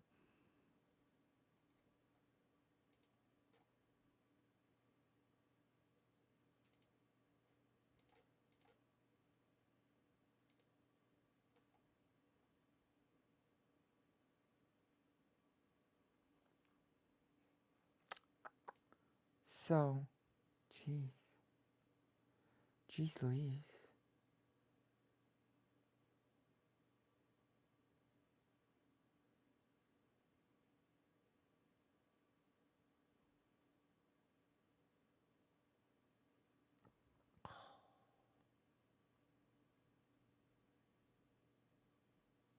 Huh.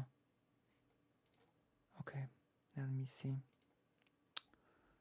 Wasn't there something that I wanted from here?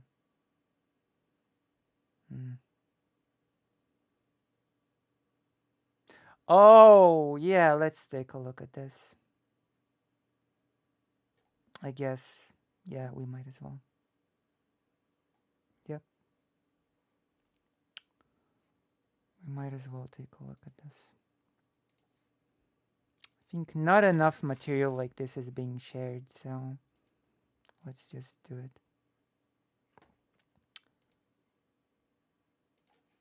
Lucy Rising, hopefully. We'll see.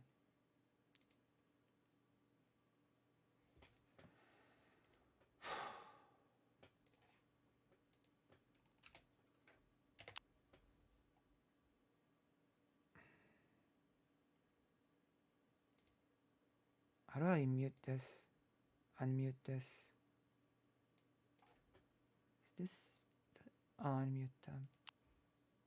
Okay. And what is... I should put on the headphones now. happening now in Israel towards the Palestinians is exactly the opposite. It's exactly the opposite. They treat them like vermin. They talk about them in terms. I mean, like for instance, the chief of staff of the Israeli army recently. The Palestinians are cancerous growth. I mean, that type of talking is exactly. Turn down a little bit. Okay, we'll turn it down a little bit.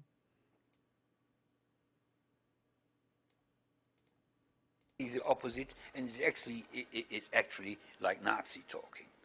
That's what was said about me when I was a boy, a Jewish boy in Germany, under the Nazis. You know, when the Nazis gassed the Jews, the world was silent.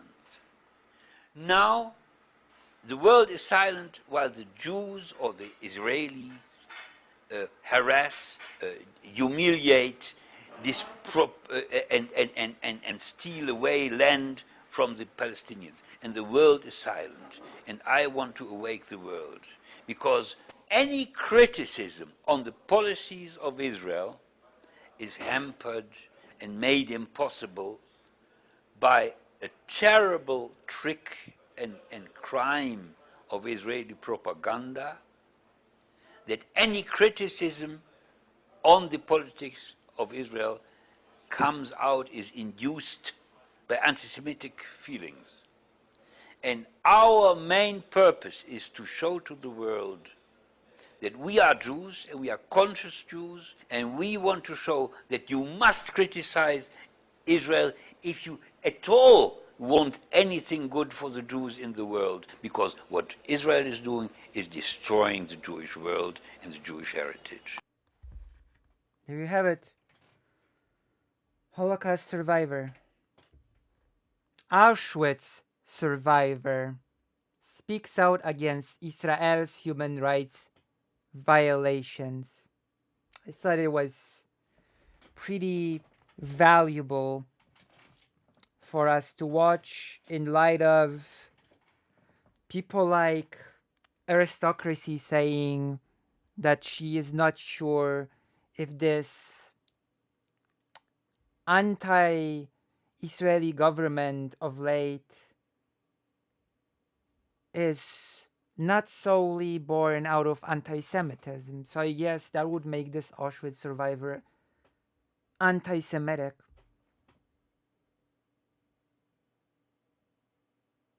What does the backlash look like? What do you mean? What sort of backlash?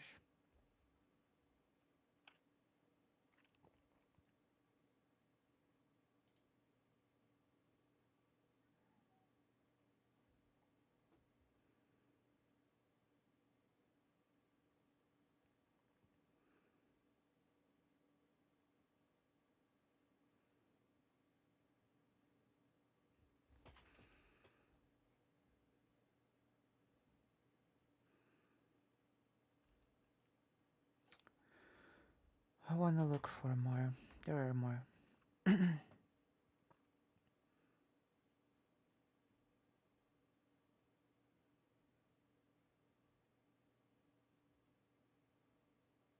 Oh?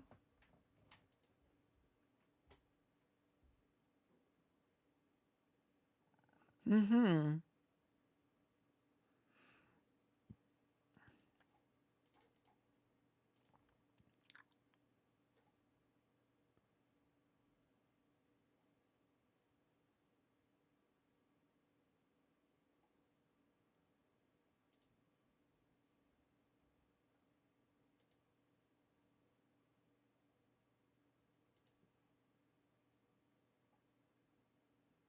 Oh, Barry? Wait, what? What happened? What, oh, Barry? Wait, did someone just donate? Why did you say oh, Barry? This one does have oh, Barry, by the way. I'm pretty sure the thing that I'm on right now does have oh, Barry, so if somebody donated, there would be an oh, Barry.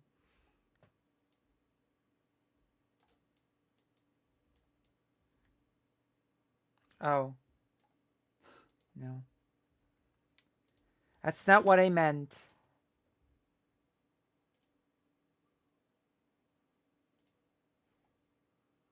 It's not exactly what I meant.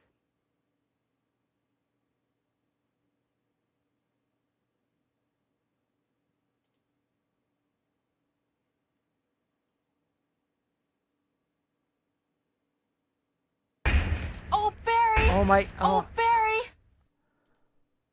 Oh, that scared me. I'm not gonna lie. Who donated? $5. There you go. See? Oh, Barry. It worked.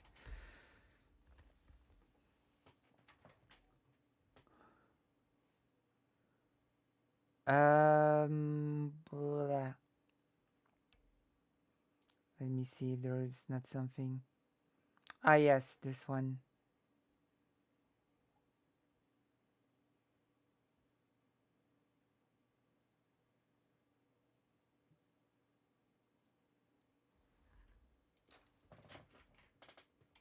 To sort of illustrate that.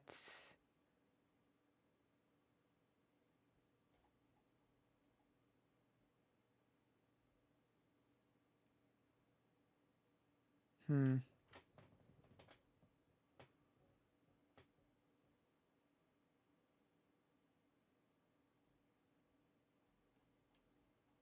Let me. I've encountered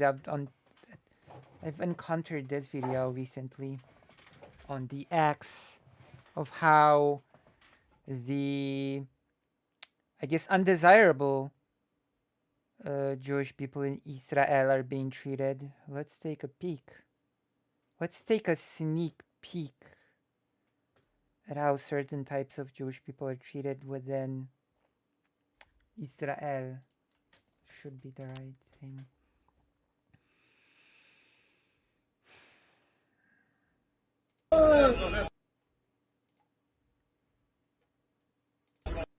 Let's make this a bit quieter as well.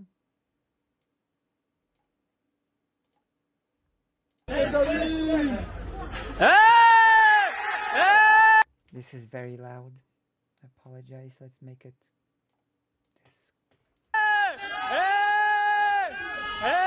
Oh, damn.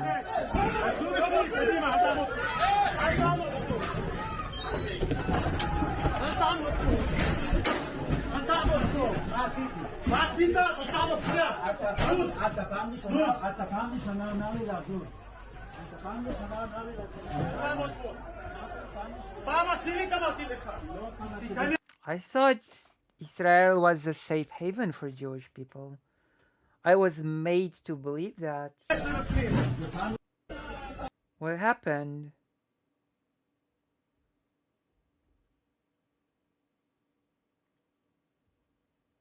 Huh. How interesting. Well, there we have it, I guess. Safe haven. For those who deserve it, I suppose. For others, well, your mileage will vary, it seems.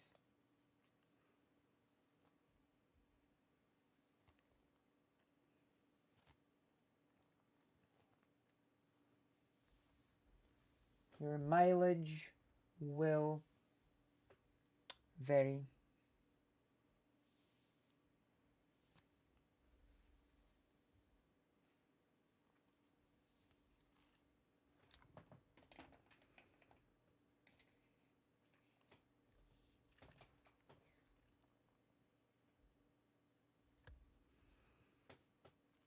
There's been a recent attack on Jewish people in Russia, a pogrom-like event, which, considering the circumstances and that it's Russia, does not shock me in the slightest that this sort of thing happened, honestly. Russia is a terrorist state, is not like a meme hashtag.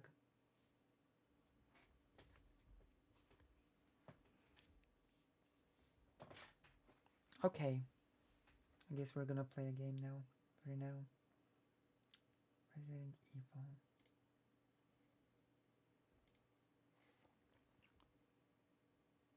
Let's see if it will work.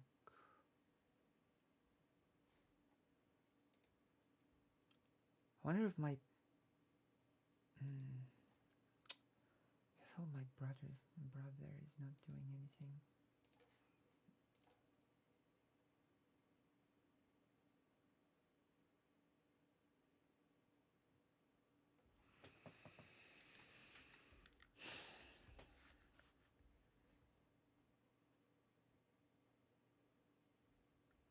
Is it working?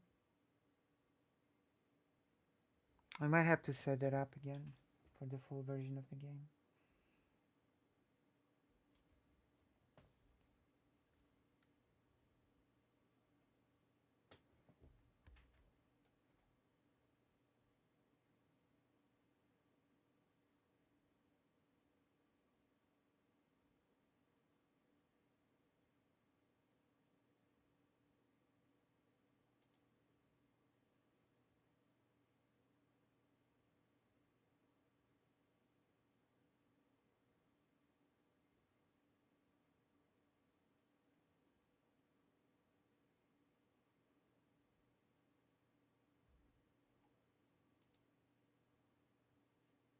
Can you send it to me?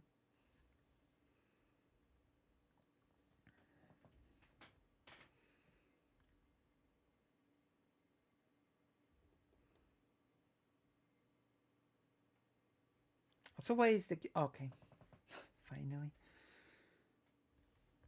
Okay, I'm gonna have to send. It's like.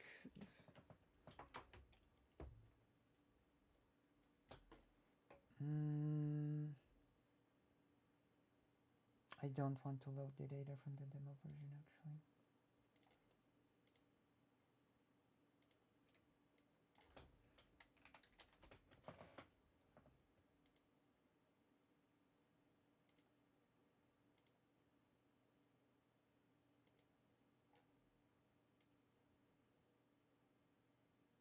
Because I missed private actions. That's the response as to why. Now.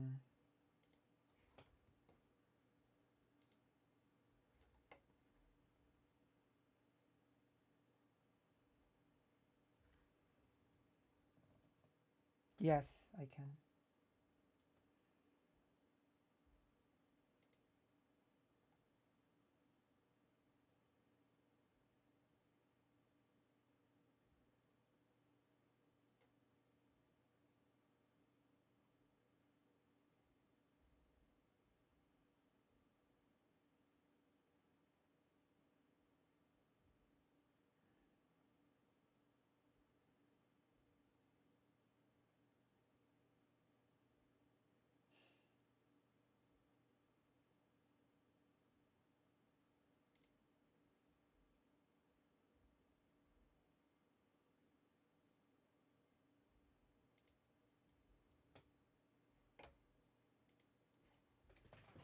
No. Oh, let's make it louder. It seems that it's worked.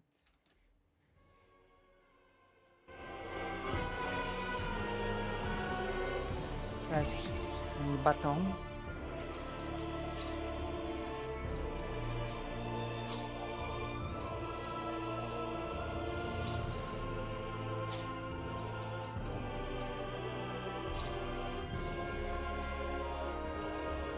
Eight. Wow.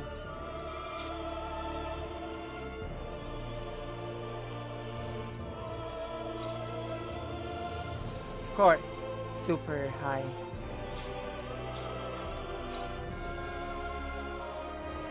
Oh, too loud.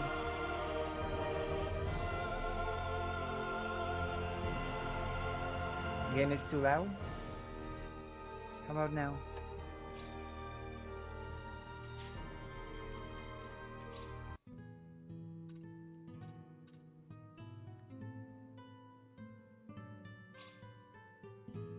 Rena Randford.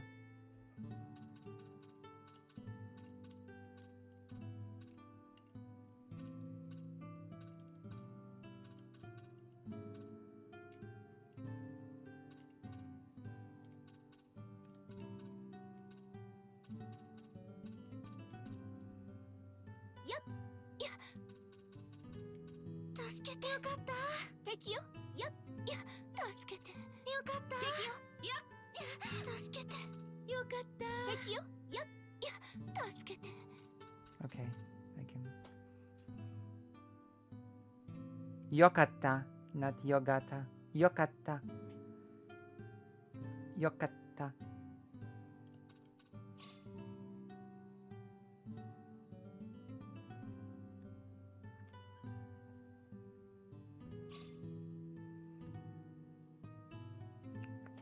Now we can do all the nice things that we've ever wanted in this game.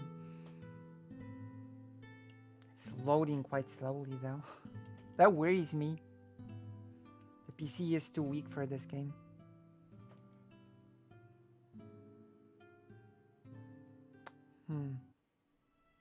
Actually, the T is doubled. Yokata.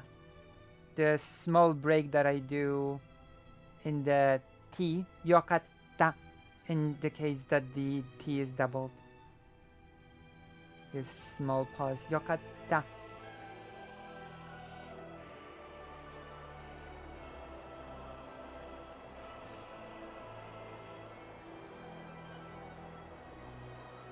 did choose 120 FPS. That's true.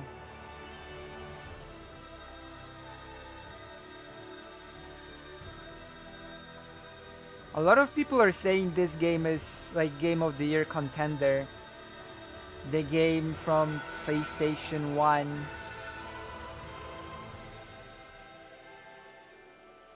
Game of the Year contender.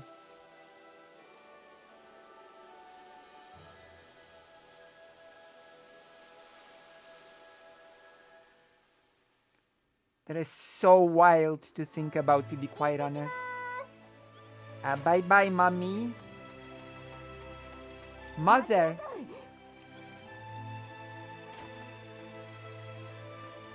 I mean, it's Star Ocean, so it's logical, but then again. 何じゃないの。昨日も一昨日も言ったじゃない。今日はやめておきなさい。I will never give up. あそこにいるとなんだかすごく落ち着くんですもの。ねえ、ダメ？ダメですよ。ソーサリーグローブが落ちてからいろいろとおかしなことが起きてるでしょう。昨日の夜にも大きな地震があったし、動物たちも凶暴化しているって話じゃないの。 You worry too much, 危ないから mommy. 行くのはだいたいそんなことじゃねえ。待ちなさい。本当にあの子はシンゴの森が好きなのね。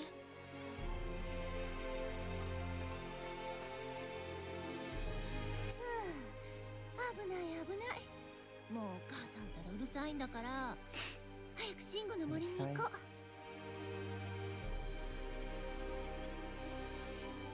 う。True. I never completely beat the demo.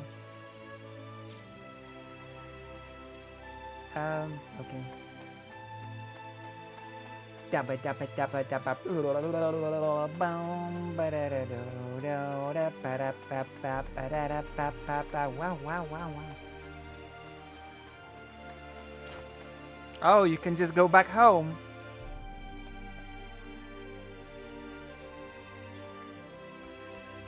As if nothing happened.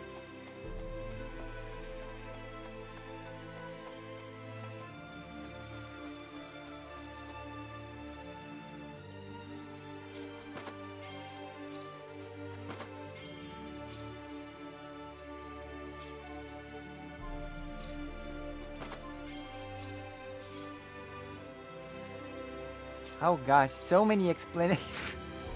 So many explanations.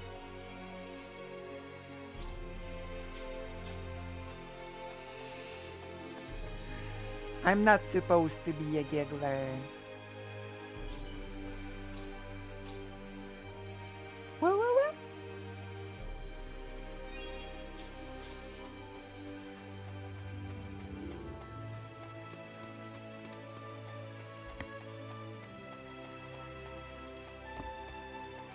Ah.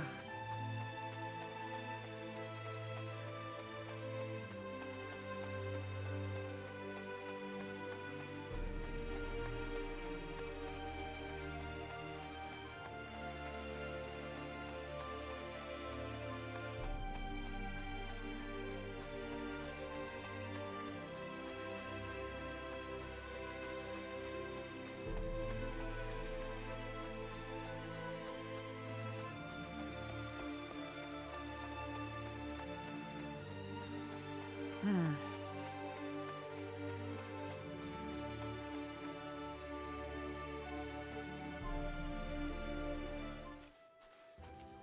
Ah, やっぱりシンゴの森に来ると落ち着くな。今日はもう少し奥まで行ってみよう。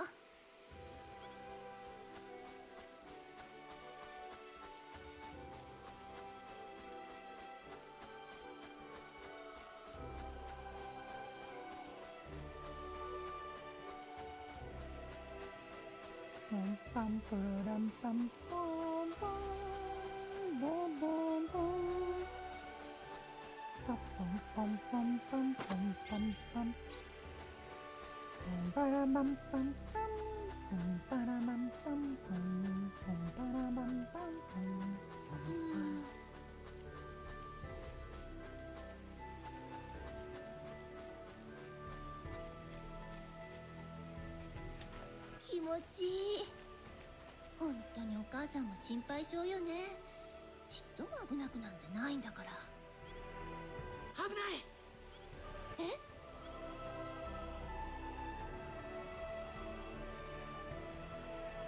Monkey.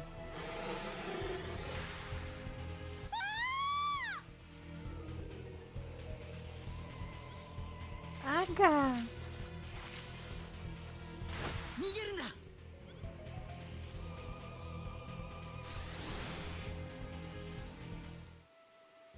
Laser gun. なんとか間に合ったな。 True. 何この人、変な服。それにあの光、魔物を一瞬にして。大丈夫だったかい。危ないところだったね。ところでちょっと聞きたいんだけど。 Who is this debate pervert from space? True. Claude Shi Kenny. Des.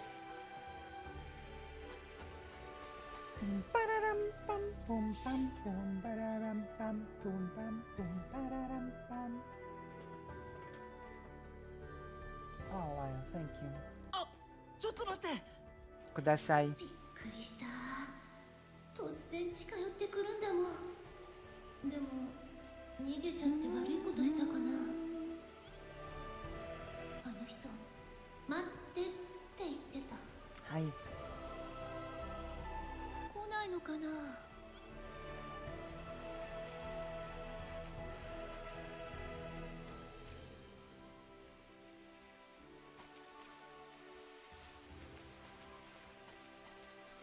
よかった。待っていてくれたんだね。すみません、逃げたりして。いや、その。私突然のことだったからちょっとびっくりしちゃって。怖かったかな。はい、少し。でも本当にすみませんでした。いいんだよ別に。それにこうして待っててくれたじゃない。申し遅れました。私はレナ・ランフォードと言います。あ、僕はクロード C ケニーです。よろしく。 Hi. よろしくお願いします。 So polite and he's と so ころ rude. でクロードさん、さっき何か言いかけてましたけど。あ、そうそう。大したことじゃないんだけどさ。ここってどこなのかな。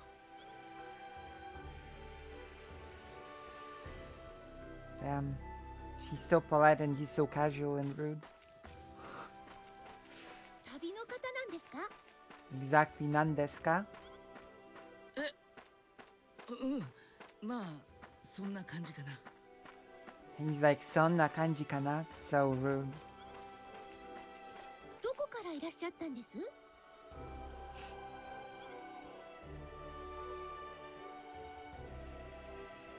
地球からなんだ。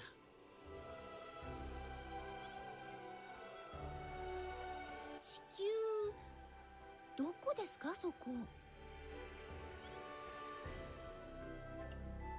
そうだね。うん、 Probably thinks Ukraine belongs to Russia. True. そう。 Wouldn't be 遠い場所 surprised. だよ。ここからは多分ものすごく。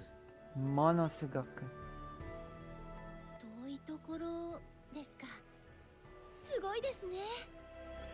うん、そうでもないんだけど。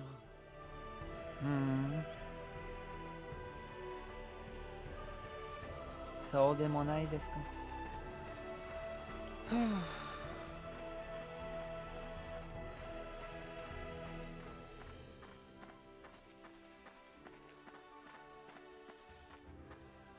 クロードさん、この橋の向こうがアーリアです。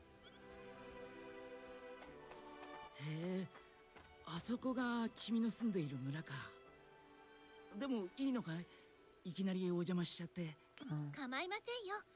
助けていただいたお礼もしたいですし。そんな別にいいよ。大したことはしてないんだから。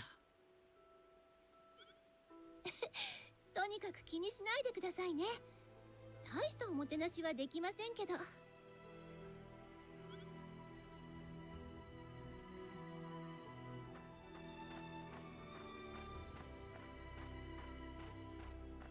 あ、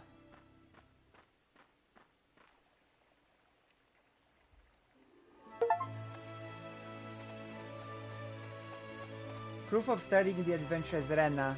I've just gained this achievement.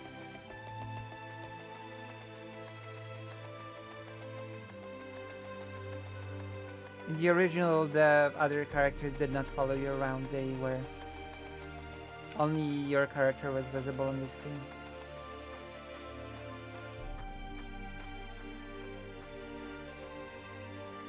ようこそアーリアへ。へえ、綺麗なところだね。そうですか。ありがとうございます。うん、いいところだね。気持ちいいや。そうだ、よかったら村を案内してもらえるかな。ええ、いいですよ。わかりました。いいですよ。いいですよ。わかりました。Hello.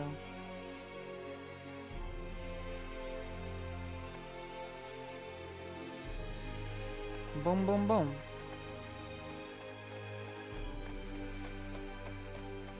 Hey Rana, you never told me about this guy. Is he your new boyfriend? He's not my boyfriend, just someone who saved my life, okay? Ah, you're so cute when you get flustered. That's it, let's go, Miss Takeni. Miss Takeni.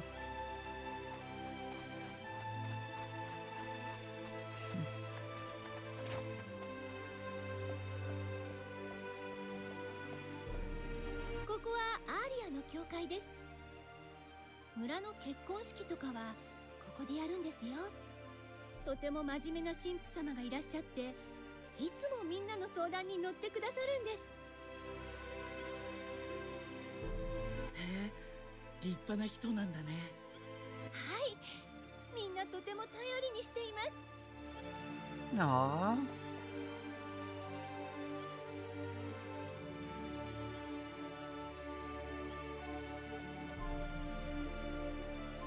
Boyfriend. Boyfriend.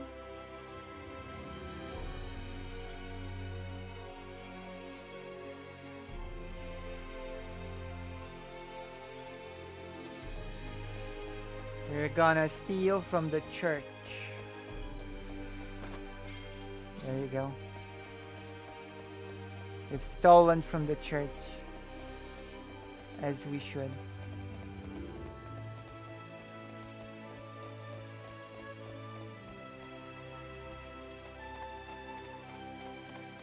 Mr. Kenny.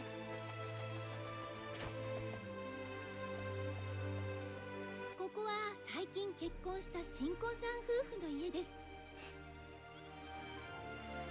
す。そうなんだ。そうです。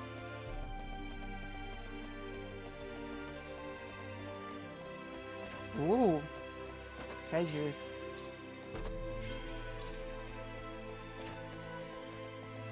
We pillage your house.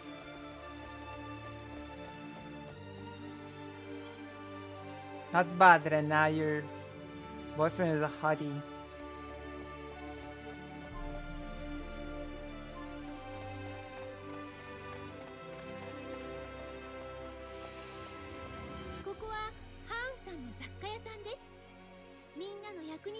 売ってるんですよ。なんだかいい匂いがするね。それはハーブの匂いですね。ハーブ？傷を治したりする薬ですよ。旅の必需品じゃないですか。そうなんだ。ハーブか。知らなかったんですか？知らなかったんです。よく今まで無事でしたね。I had a laser gun, so it was fine. Lasers. Space lasers. Literally.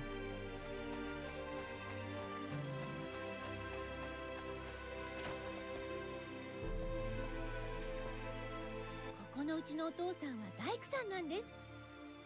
今は隣町で大きな仕事をしているらしくて、家にいないことが多いんですよ。子供たち2人だけで留守番かい？ええ、ちょっとかわいそうですよね。だからできるだけ話し相手をしてあげているんです。優しいんだね、レナは。そんなことはないですよ。そんなことはないですよ。もう。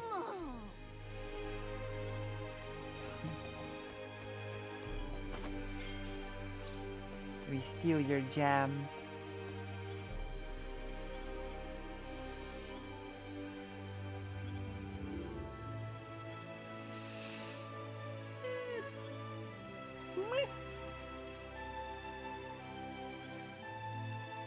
We've already seen this dialogue, so it's okay.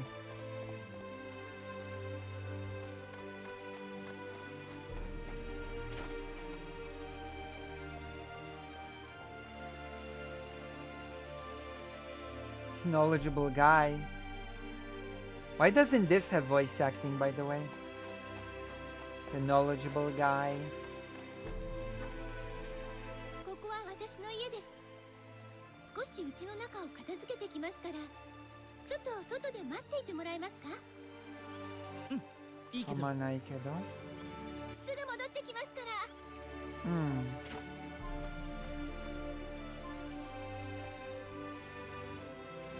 あら、おかえりなさい、レナ。どうしたの？お母さん、大変なことが起きたの。何よ、大げさね。大げさなんかじゃないのよ。現れたのよ、勇者様が。勇者様。え？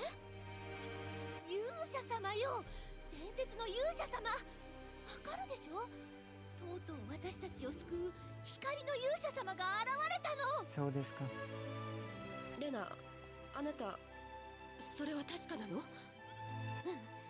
見たことのない服を着ているし、光の剣も持ってた。光の剣？シンゴの森で不思議な光で助けてもらったの。あれは絶対光の剣だと思う。Oh, is that so? You liar. それで、その人はどこにいるの？今、家の外に。レナ、ちょっと。すみません。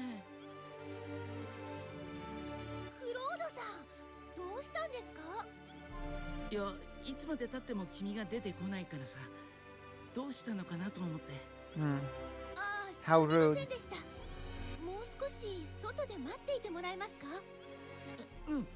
じゃあ村の中を散歩していてもいいかな？ええ、ぜひそうしていてください。How rude. びっくりした。レナ、今の人？大丈夫かしら？あの人を一人で放っておいて。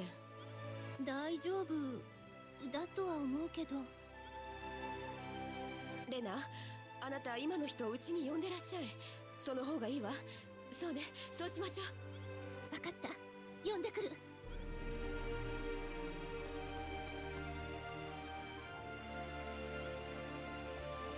お母さん、私の言ったこと信じてくれたんだ。当たり前でしょ。自分の娘なのよ。ありがと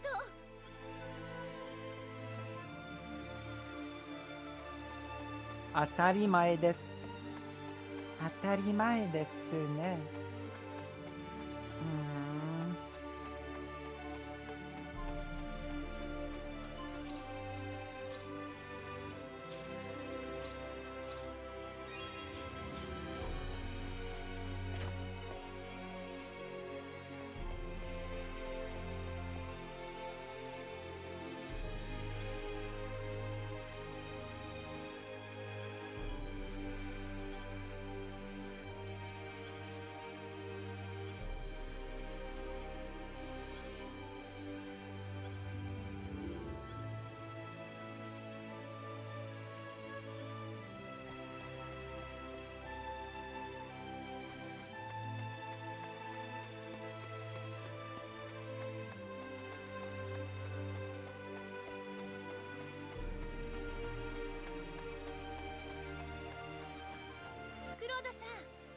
待たせしました。あ、レナ、もういいのかい？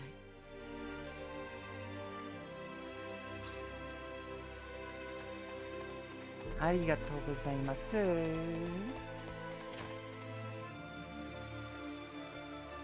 お母さん、ただいま。お邪魔します。あらレナ、早かったのね。でもよかったわ。ちょうど今支度が終わったところよ。支度って？ Here. お母さん、なにこの料理の山は。美味しそうでしょ。母さん腕によりをかけて作ったんだから。そうじゃなくて。何、食べないの？あなたを助けてもらったお礼にクロードさんに食べてもらおうと思ったんだ。ミスター・ケニー。それはわかるけど、多すぎない？そう若いし、たくさん食べるかなと思って。まあ、そ You れ gotta な get りに fat. Fatty. ほらごらんなさい。男の子はこれくらい食べるものなのよ。はい。If it's an order. もう、お母さんたら。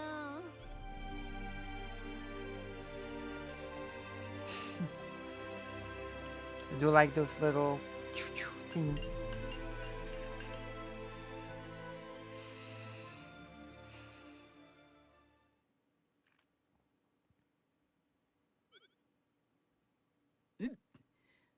もう入らないや。ごちそうさま。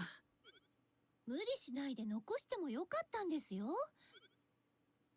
平気平気。僕の胃は丈夫だから。もう、お母さんたら作りすぎよね。でもすごく美味しかったよ。僕の母さんじゃこうはいかないな。お世辞でも嬉しいです。私は下で後片付けを手伝ってきますね。少しの間、2階でゆっくりくつろいでいてください。少し休ませてもらうよ。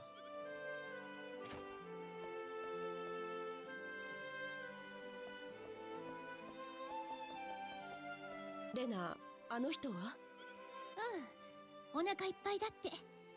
今上で休んでもらってる。そう。レナ、今のうちに村長様を呼んでらっしゃい。もう暗いから気をつけていくのよ。行ってくる。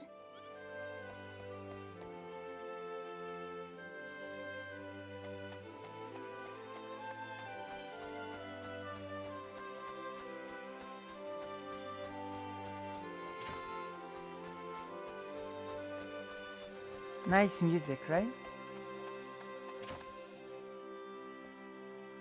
村長様。なんじゃ想像しいぞレナ。村長様、そんなのんきにしている場合じゃないんです。いやはや、一体何が起こったというのじゃ。勇者。とうとう勇者様が現れたんです。なんじゃと。本当です。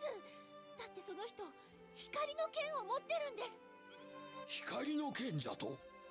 異 That's 国 right. の服も着ているし、間違いありません。あの人は伝説の勇者です。なんたることじゃ。それでレナ、そのものをどこで見たのじゃ。シンゴの森です。私が魔物に襲われたところを光の剣で助けてくれたんです。本当なんです。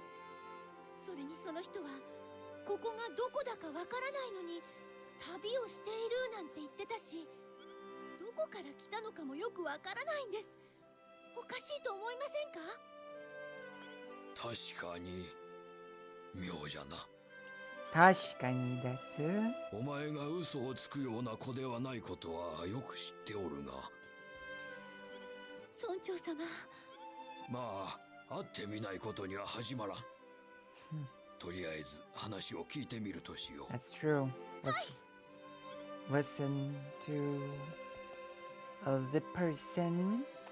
Follow me, Mayor. Quite fast. Can keep up with me. お母さん、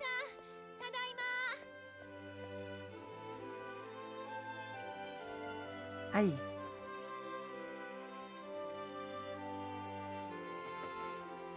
What happened?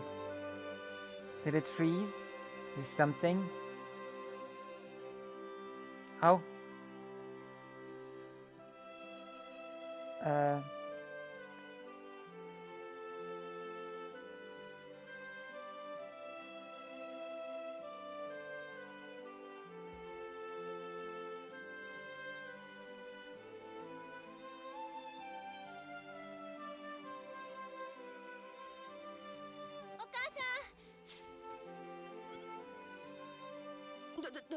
どうしようレナ。どうしたのお母さん、そんなに慌てて。だってじゃなくて、どうしたのって聞いてるの。言っちゃった。何を？勇者様。言っちゃったの？ Hobbyist. The H word. Hobbyist. まだよくわかってないみたいだけど。いいから落ち着きなさい。彼もまだ事態を理解しておらんのじゃろ。 Maybe. Oh, クロードさん。 Mr. Kenny. あなたがクロードさんですか。 That's 初め me. てお目にかかります。 Or rather, that's him. 私はこの村の長をしております。レジスというも。クロードです。シンゴの森でレナを助けていただいたそうで感謝しております。いえ、ところでレナから聞いたのですが、旅をしている途中だそうですな。いや、そんな大げさなものでもないですけど。どこへ行かれるおつもりですか。クロス王国、それともラクール大陸ですかな。 I don't know. To Earth. それは You ask too many questions, old man. ここがどこかもわからぬ上に Too many 目的もはっ questions. きりしない Stop it. 妙な旅人でございますな。 It's not nice to pry. Is it? 何 Old が言いたいんですか？ man. I'm trying to say you're a お礼を承知 liar. 申し上げます。クロー Bastard. ドさん、あなたは嘘をついていますな。 Bastard. あなたはただの旅人ではありますまい。旅人じゃなかったら何なんです？ A pervert. A おそら pervert. く異世界のもの、伝説の勇者。旅人というのは世を忍ぶ仮の姿。 True. 違います You're a か。 legendary hero. あなたは我々を助けるべく訪れた光の勇者様でございましょう。ちょっと待ってください。何を根拠にそんな。根拠なら我々の地方の伝承に次のような言葉があります。この地エクスペル、脅威に襲われ民苦しむ時、異国の服をまといし勇者現れん。かん、あなたは異国の服をまとい光の剣をお持ちじゃ。これ以上どんな理由をお求めになる。そんな光の剣なんて。そんな、私を助けてくれた時にはまばゆい光を放つ武器を使っていたじゃないですか。 That's a gun. この人は gun. 違うのでしょうか。そんなことない。 光の剣に関してはわかります。光の剣ではありませんが、確かにそういう武器を持っています。でもだからといって僕が勇者であるというのは何かの間違いのような気がします。 Is that そん so? なこと言うんですか？ Is that so? You liar, bastard, pervert. だって本当に勇者じゃないんだ。僕にそんな力はないよ。そもそも何が起きているのかもわからないし。本当に知らないんですか？ソーサリーグローブのことも異変のことも。この村に起きているのではありません。世界全体に異変が起きているのです。本当にご存じないようですな。ご説明いたしましょう。 Okay. 今から3ヶ月前のことです。 Oh.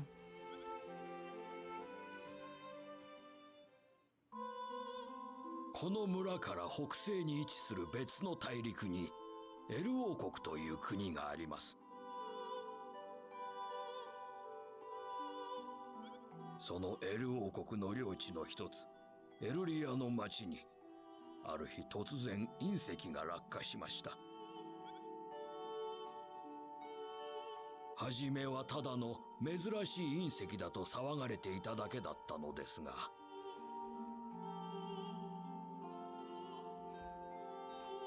やがて異変が起こりました。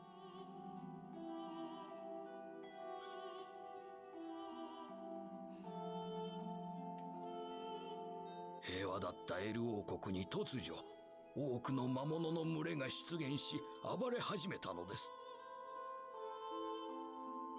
今までそのようなことは全くありませんでした。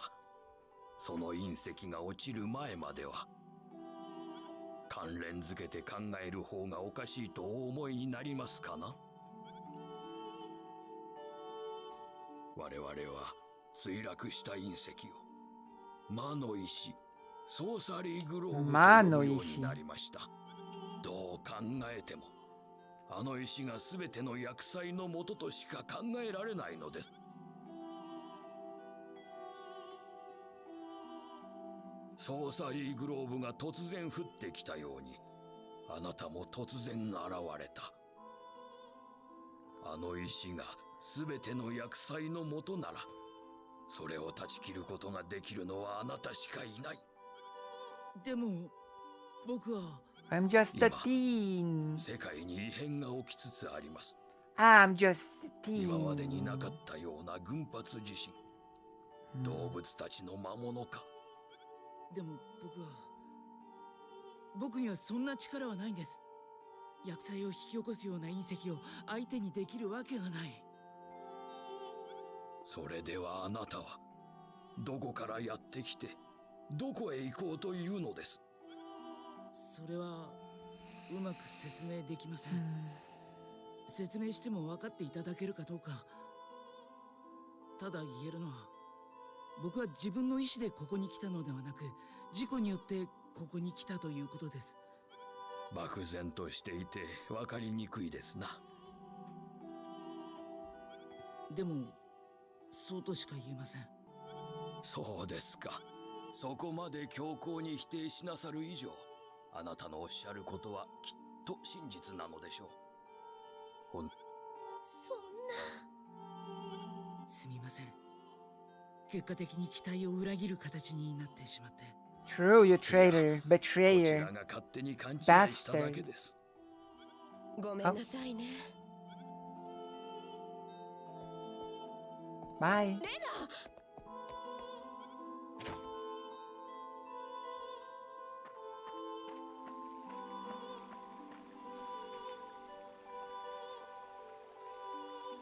そんな、絶対そうだと思ったのに。異国の服も光の剣も持ってるのに。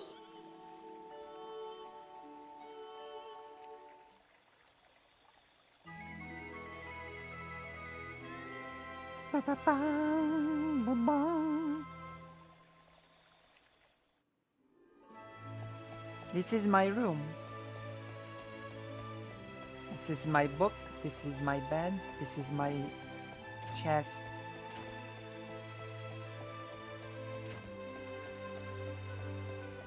Isn't that right, Mr. Kenny?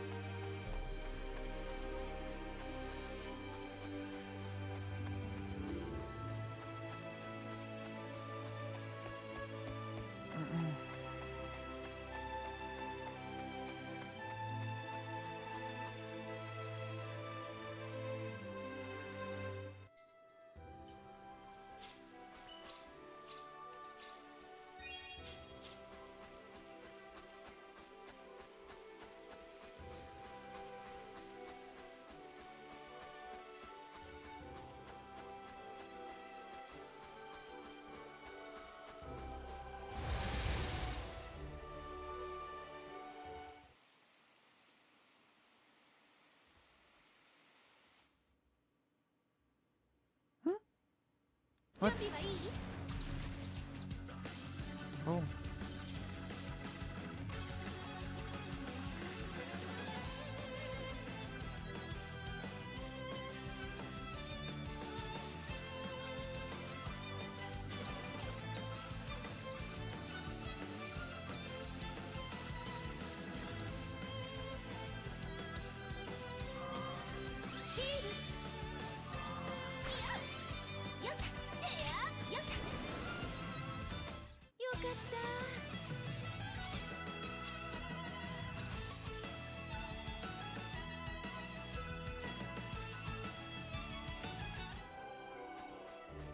There were no fights here in the original game, by the way. It was an encounter-less space.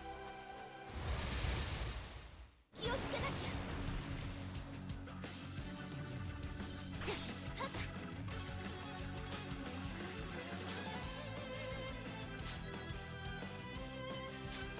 助けて。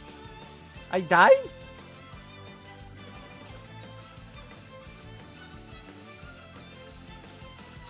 How did I die? But I have to check something.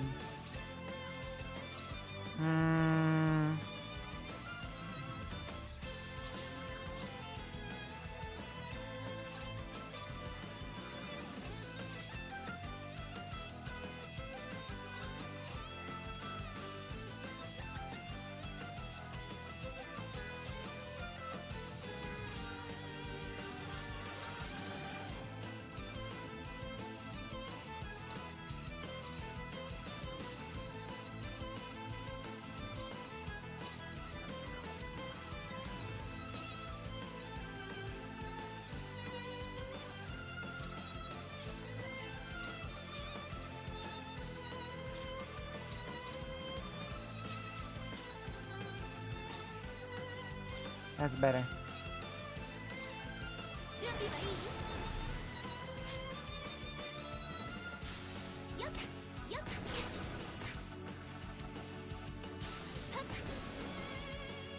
思ったより弱か Okay, った that's better. ね。嬉しい。 I needed to change the setting.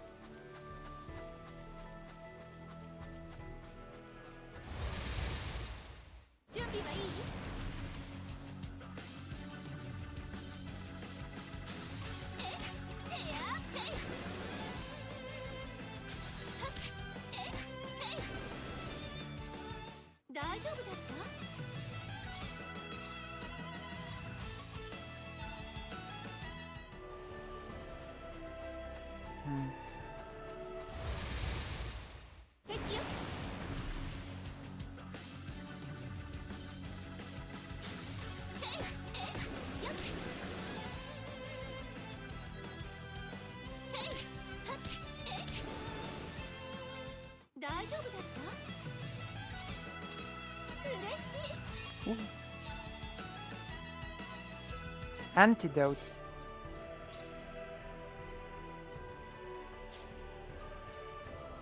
How do you change? Oh.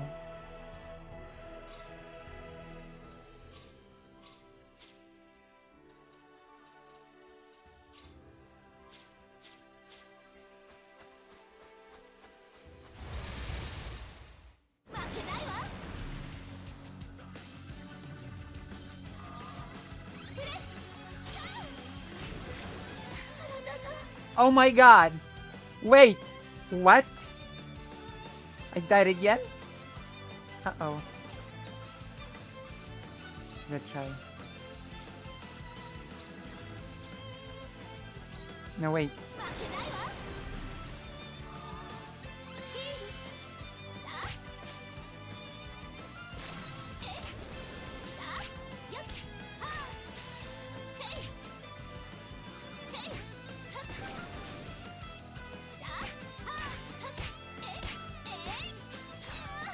What the? Wait, come on. Those are too strong. What the hell?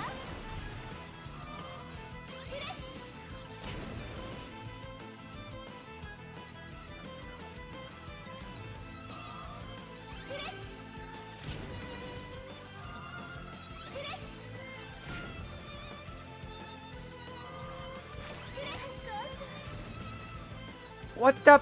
One? Oh, come on.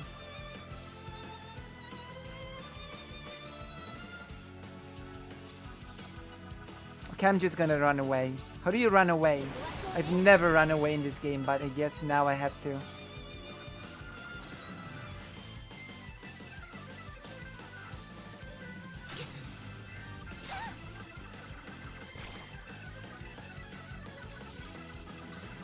No, don't kill me!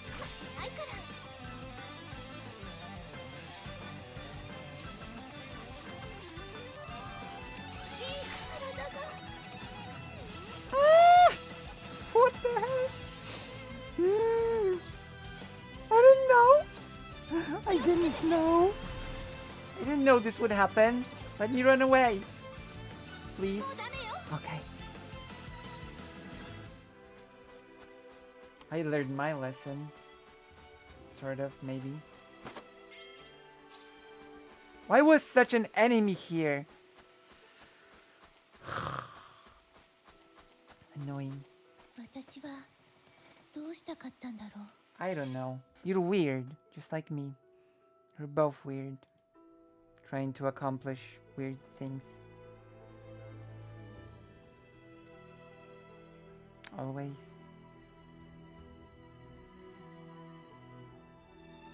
Um...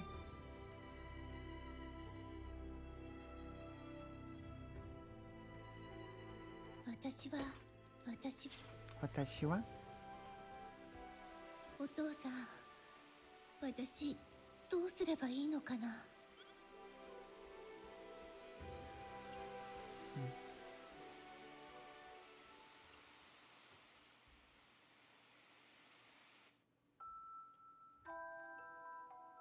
お父さん。では、私はどうすればいいと言うんですか。そんな大声を出してレナに聞かれたらどうするんじゃ。あの子なら父親の死に泣き疲れて寝ています。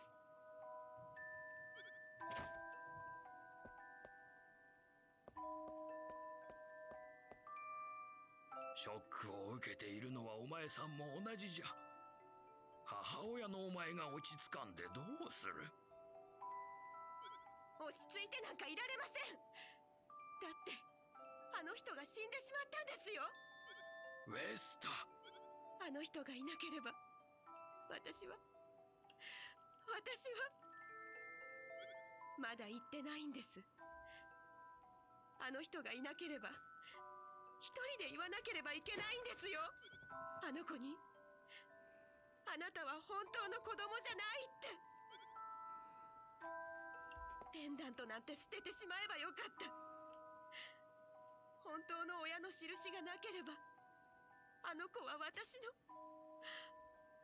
だけの娘だったのに。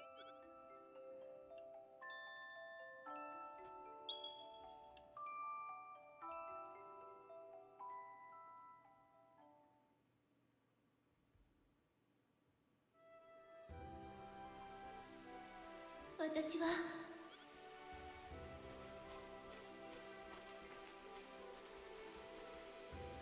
レナ、ク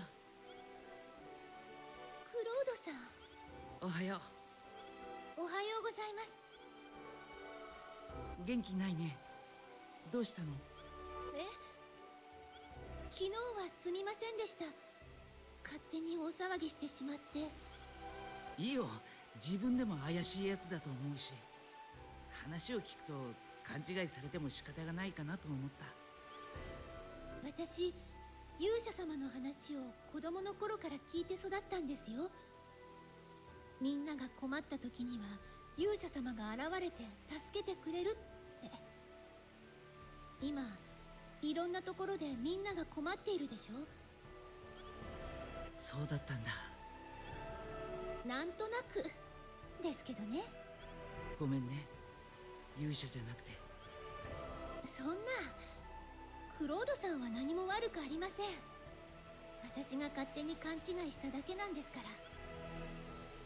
本当にごめん。僕に何かできるといいんだ。本当に気にしないでください。早く。すみません、少し一人にしておいてもらえますか？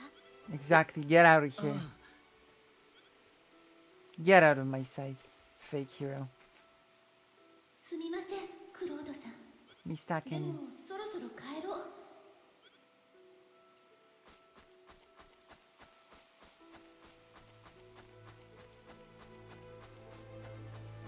Blue monsters are okay. 気をつけなきゃ。ていていよっ。てやていや。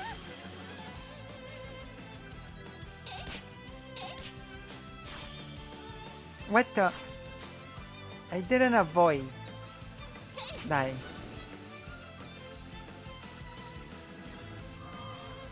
こんなところで。てい。 Die. 大丈夫だった？ Pa-pa-pang.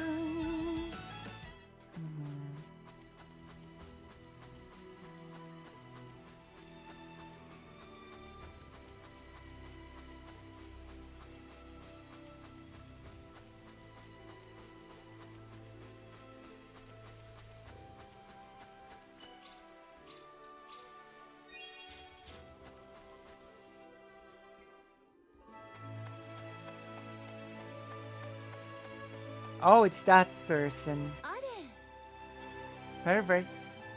Hello.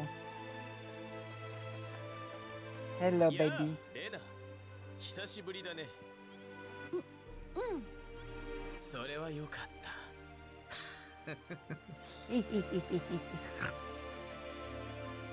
Oink. アレン？そうだ、喜んでくれレナ。やっと準備ができたんだ。準備？そう、準備だよ。やっとステージが完成したんだ。僕、あれ、何を言っているの？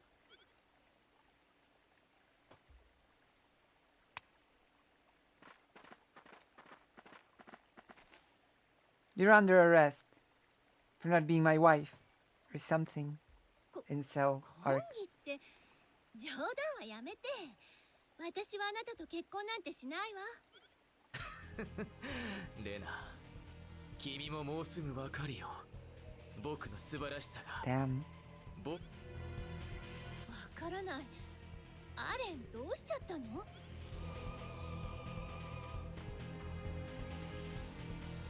感じないかい？今、僕に溢れるこの力を。アレン、どうしちゃったの？まあいい。連れて行け。離して！大丈夫。もうすぐ君は僕なしではいられなくなる。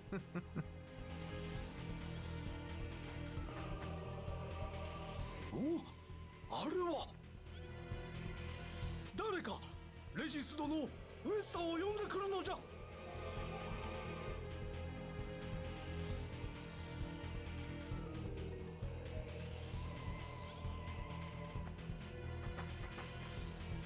レナ、これは皆様お揃いで。アーレン、これはどうしたことじゃ。レナを離さんか。嫌ですよ。アーレン、乱心したか。アレン君。 Aren-kun. そこを通してください。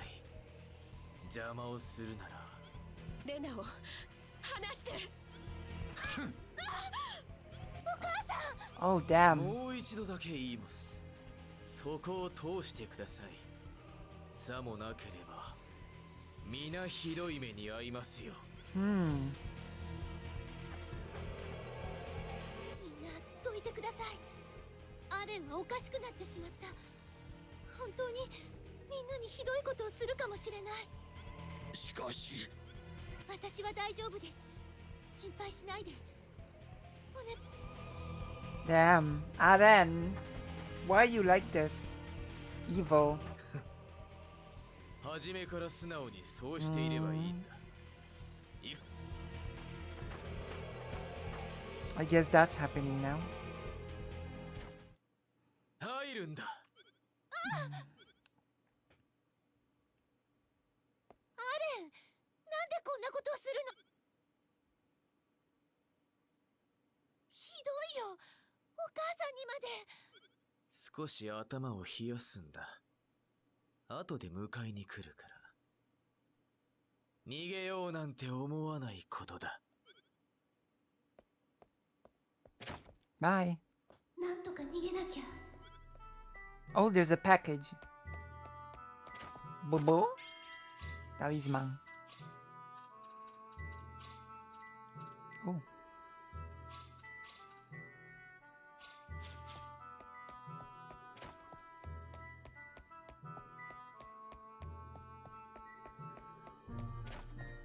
It's a wooden horse.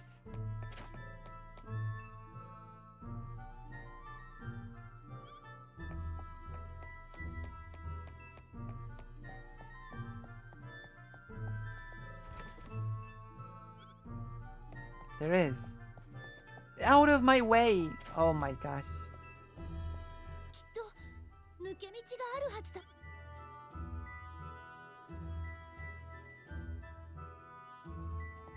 That was subtle. Not very much.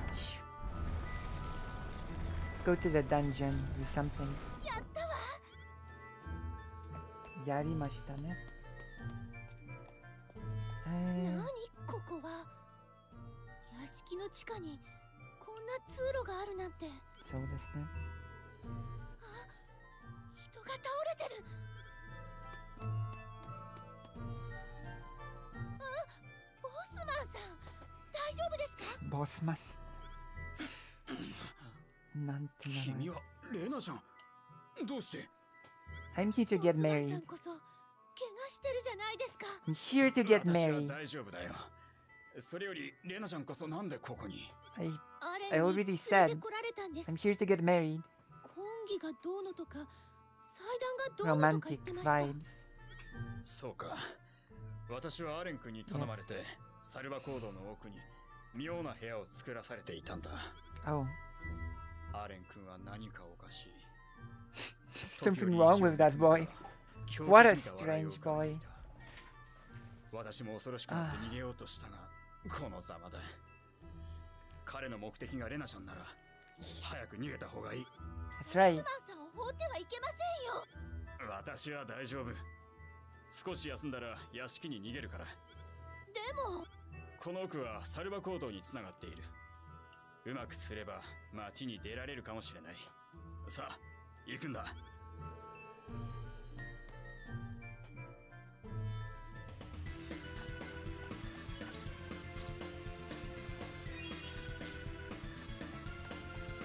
そんな。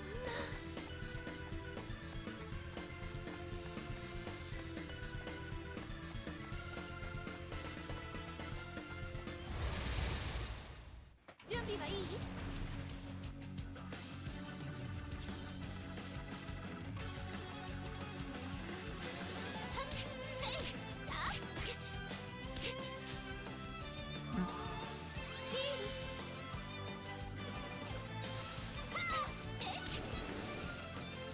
終わったわね。終わりました。嬉しいです。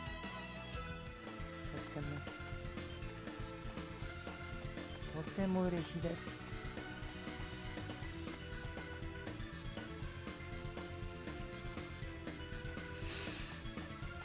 Why are there bandits here in this cave?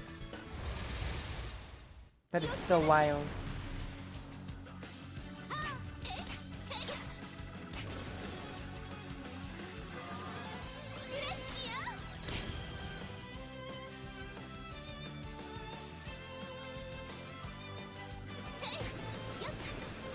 Ta-da! 終わったわ Or ね。 jajang!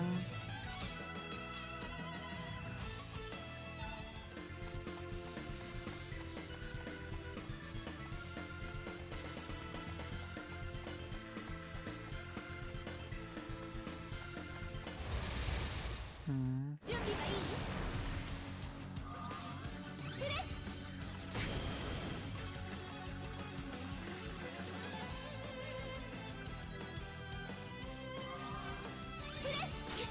Ah. よっ。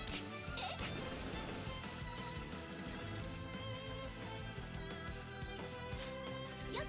あっ。てい。よかった。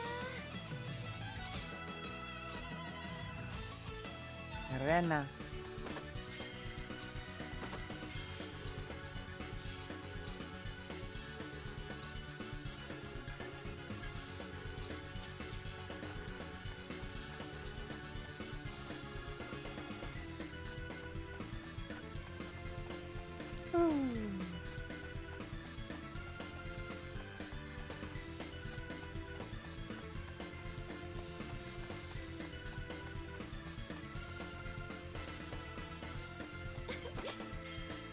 Blackberries. Got him.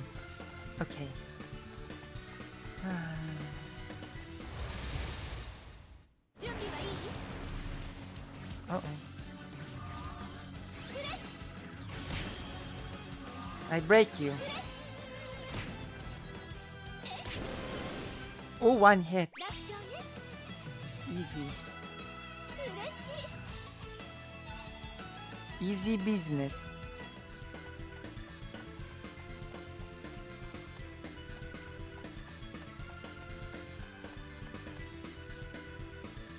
Oh.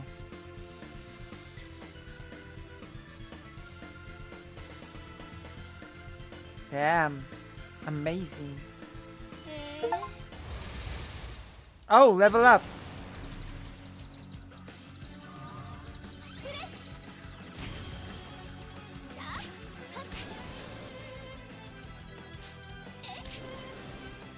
Tee. 楽勝ね。 Okay.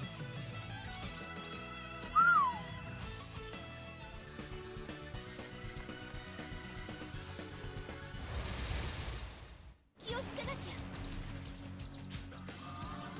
プレス。プレス。やっと終わったわね。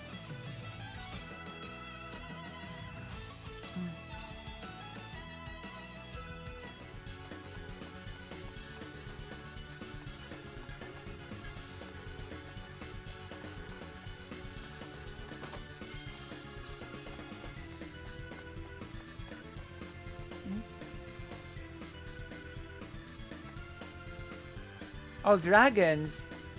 Okay, so this is where we go to get Ashton later.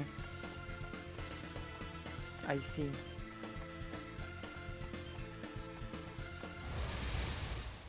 Gonna go recruit Ashton.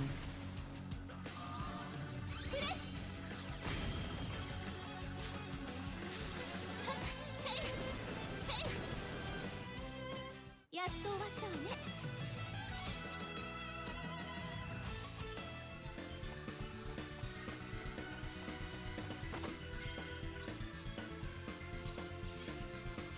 I like to do these sort of things myself. Ooh, that's really nice. Buckler.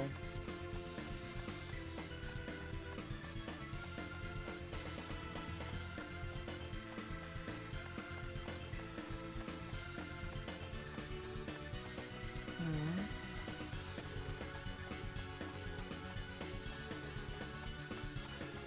Hello, Arkael. I am returned. I slept. Oh.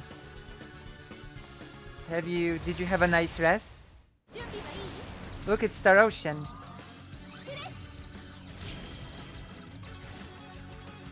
Oh wait, you have COVID? That is very unfortunate. Please take care of yourself.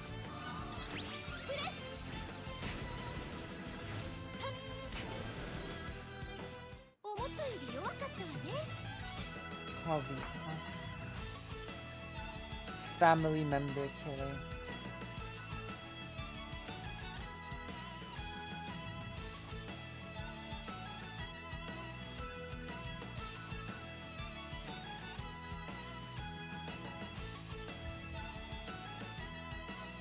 The famous family member killer, Slayer.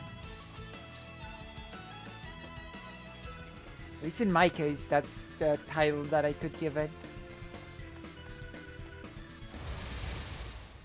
敵よよってやーてえはっよっよっはっよっ終わったわね Not yet. Not so far, no.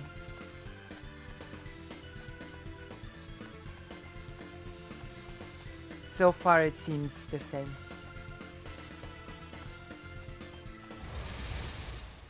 敵よ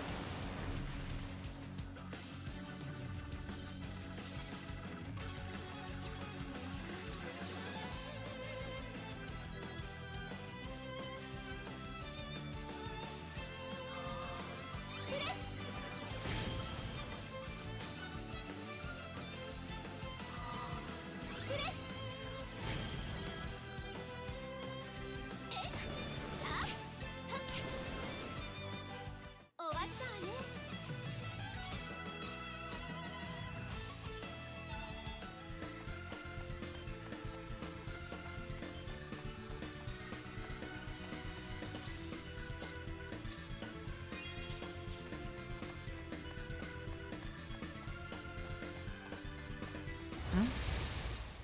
気をつけなきゃ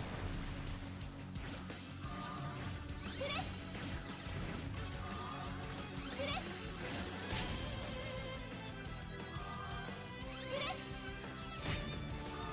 プレス思ったより弱かったわねよかった Huh?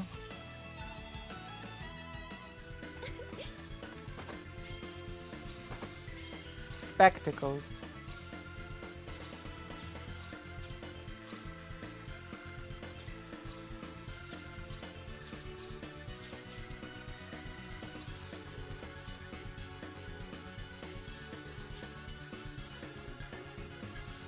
Hmm.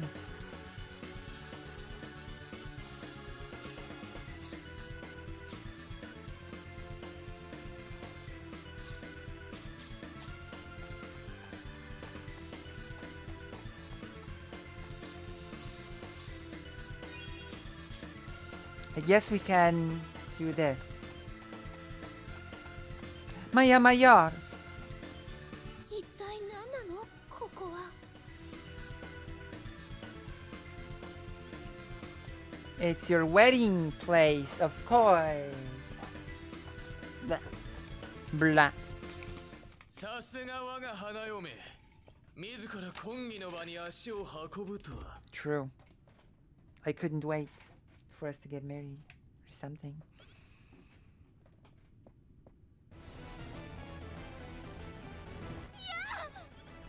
Yeah.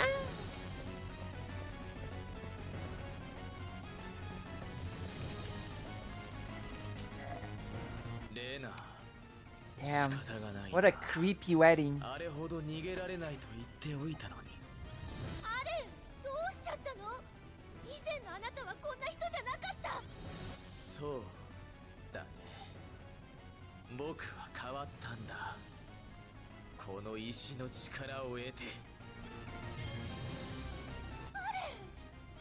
もういいじゃないかさあ儀式を始めようかレナそれ以上近づかないでもお前がアレンか自分が何をしてるのか分かっているのか嫌だね今は神聖な婚儀の最中なんだこれから僕らは一つになる邪魔をしないでもらおう Damn. さあレナクロードさん助けて Save me, Miss Takemi. Save やめ me. ろ Mista, can you save me or something? Help 一 me. 方だけそれは間違いだ。僕らは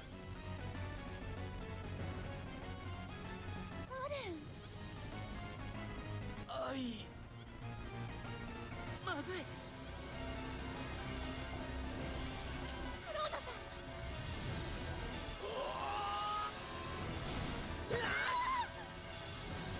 Mm. Damn it. I am looking out. 手強そうね。まずい敵だ。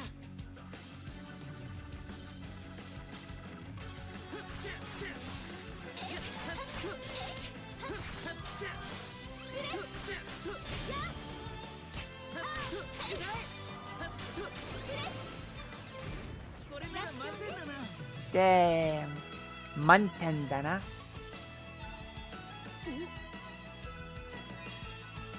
Air slash. True. レナ、大丈夫かい？はい。レナ、彼は一体？わかりません。アーリアに来た時から何かに取りつかれているみたいでした。Mm. しかし人間があんな姿になるなんてどういうことなんだ？あれ、優しい人だったんです。レナ、一体どうして？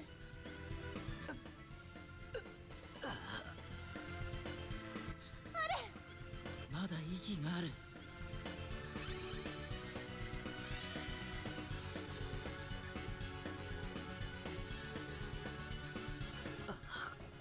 Hello. うわあ、レナ、どうして君が。 To marry you, of course. あれ、元に戻ったのね。何のことだい。なんだか頭が痛いんだ。ぼーっとする。それになんだか長い夢を見ていたみたい。 Oh, there's a package here. Have to go back. どうや Get ら it. あの石が全ての元凶だったみたいだね。 That's true. You're right. What a detective. でもよかった。とりあえず屋敷に戻ろう。話はそれからだ。 That's true. We have to do that as well. But 僕がそんなことを。 yes. そうよ。大変だったんだから。ダメだ。 You 全 creep 然思い出せないよ。 you little 僕 creep. があんな祭壇をボスマンさんに作らせていたんですよね。 That's right, そうなんだ bastard. 2週間ぐらい前かな、依頼を受けたのは。今考えてみると、その時からもうアレン君は変だった。なんだか上の空というか。おそらくあの石のせいでしょう。あの石から発せられる何らかの力によっておかしくなったんだ。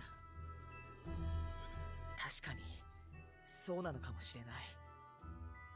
あの石を初めて見たとき、なんだか妙に気分が高ぶる気がした。 Oh. 自分のすることに間違いがあるはずがない。そんな感じで心が満たされて。その後のことはよく覚えてないけど、 I'm gonna go back to that cave. Allow. レナ、すまなかった。いくら意識がなかったとはいえ、君にはひどいことをしてしまった。 True. You'll pay for this. いいの。 Oh. 元のアレンに戻ったんだし、あんまり気にしないで。 Oh. Arigato. Oh, never mind then. I guess I forgive you. This time. レ Let. ナ、そろそろアーリアに帰ろう。 True. Let's go. はい。僕はサルバのみんなに説明をしなきゃな。分かってもらえるかは分からないけど。 Hmm. レ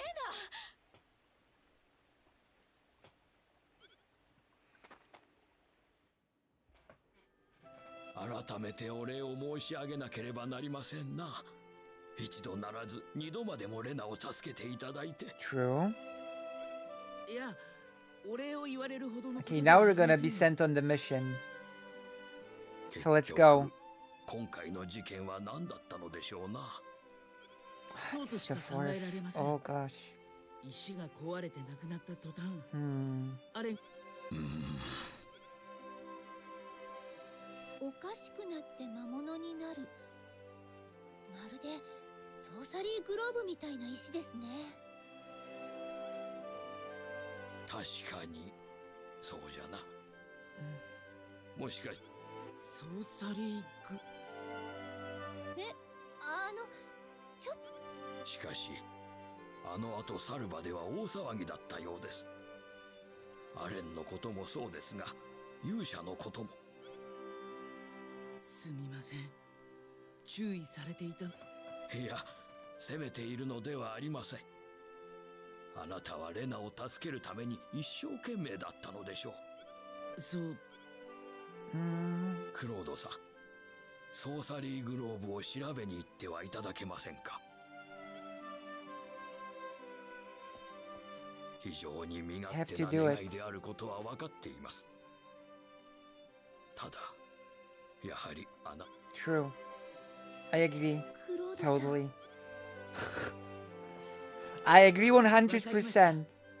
やってみましょう。それではあ、前にも言いましたが僕は勇者ではありません。世界を救えるなんて大それたことは考えていませんよ。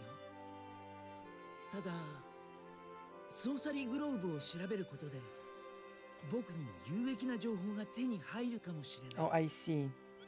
ありがとうございます、クロードさん。 Hmm. 我々もできる限りお手伝いいたします。はい、どこまでできるかは分かりませんが Oh. Let me check something real quick. Blah. Hmm.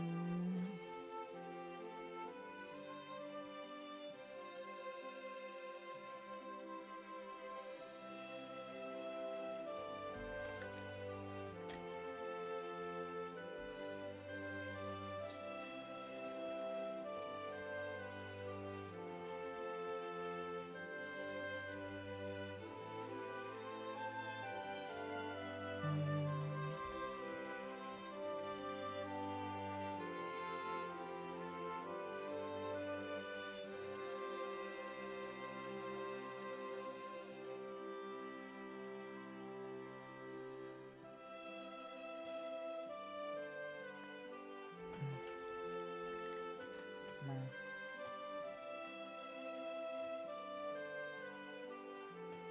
はい、どこまでではいどこまク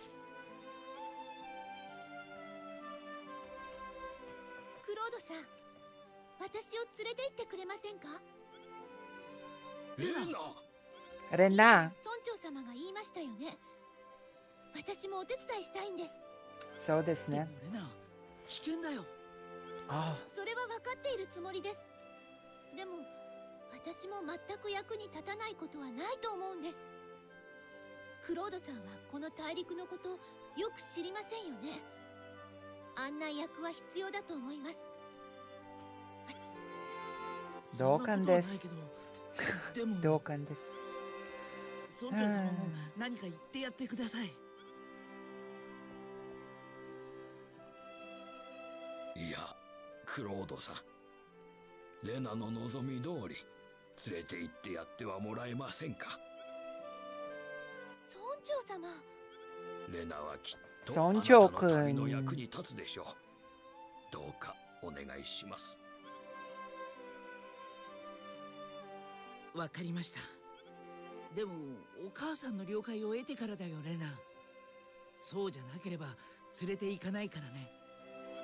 はい。ではまずクロスに行くとよろしいでしょう。あそこは大きい町です。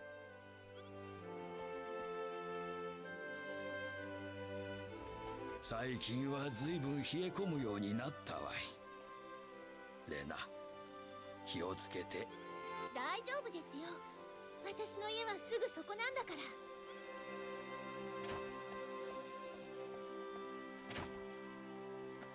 惑でしたか？一緒に行くって言って。いや、そんなことは。私。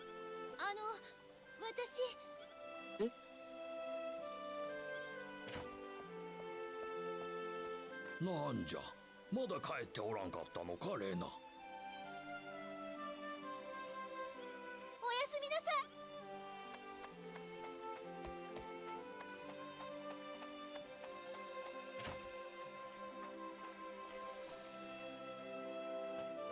おかえりなさい、レナ。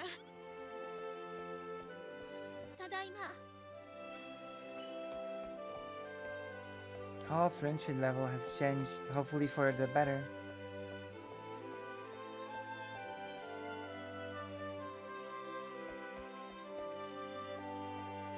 ね、お母さん。何？クロードさん、ソーサリーグローブを調べに行ってくれるって。あら、本当に？それでね、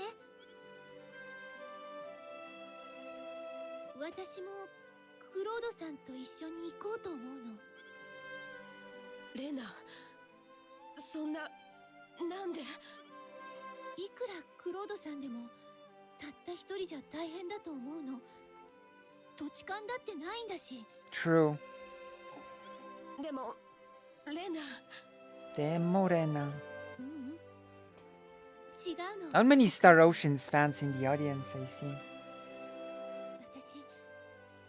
私ね、本当は。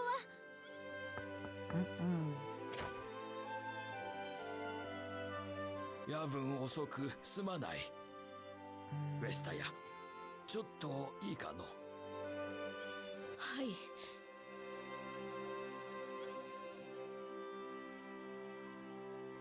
私、ちょっと外の空気を吸ってくる。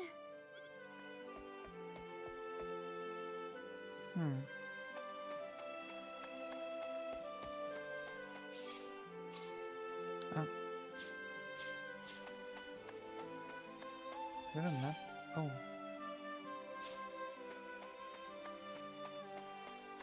Still in the demo, I guess.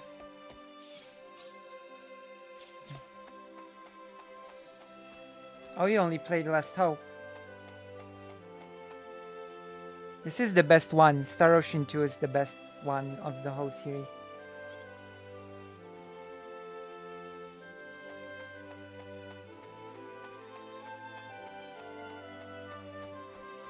Without a doubt.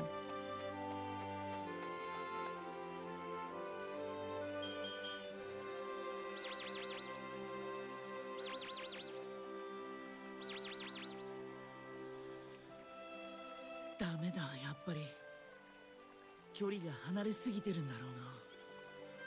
くそ。クロードさん、眠れないんですか？レナ。いや、まあね。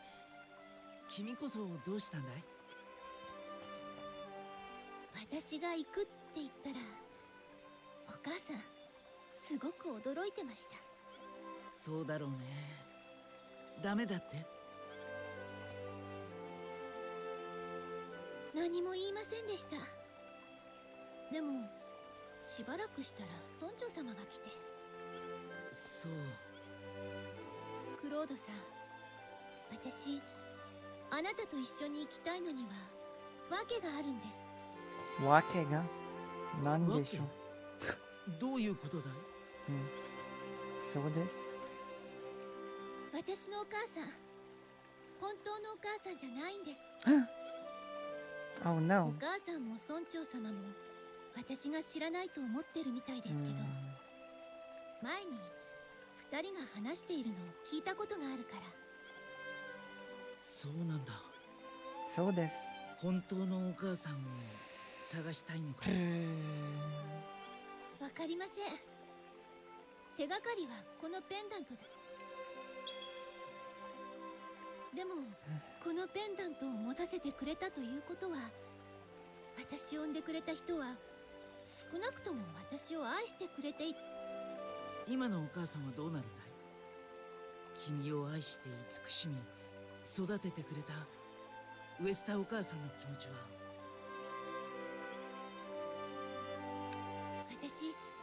お母さんのこと大好き。だったらなぜ？私が何者なのか、それが知りたいんです。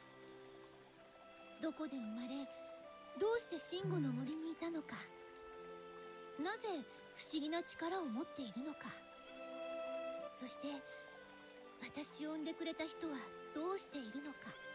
私はあなたと行きます。ここを離れるためではなく、再び戻ってくるために。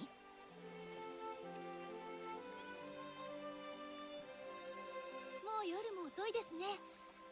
変な話をしてすみませんでした。いや、変なおやす話です。みなさい。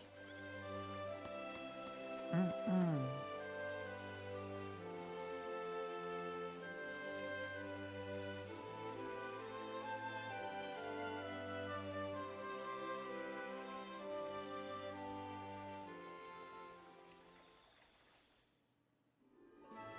クロードさん、レナのことミスター・ケニー。よろしくお願いします。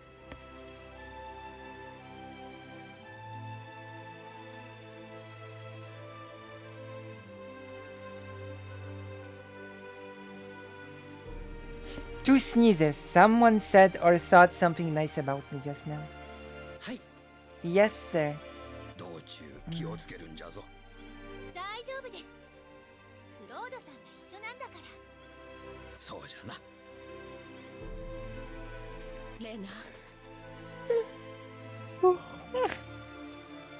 It's a Japanese thing. If you sneeze 心配 once, しないで。 someone's bad mouthing you. If you sneeze twice, someone's thinking or saying something nice about え you. え、 And So- if you sneeze 3 times, then it's a common cold. レナお姉ちゃん、早く帰ってきてね。ありがとうルシオ。いい子にしてるのよ。うん。ほら、クロードさんが待ちくたびれておるぞ。早めにクロスについておきたいんじゃろ。もう行かないとな。クロス城のクロス王に会えばいいんですよね。そうです。私の紹介状を見せれば信用してもらえるでしょう。 Okay, 大丈夫。 let's クロ go. スの王様なら私も行こう、レナ。 You got friends in high places. お母さん。 Rena. 行ってらっしゃい、レナ。 I know the king. The king is my buddy. クロードさん、よろしく Good お luck, 願いし Mr. ます。 Kenny. Good luck. Ah, I remember story related to this particular game.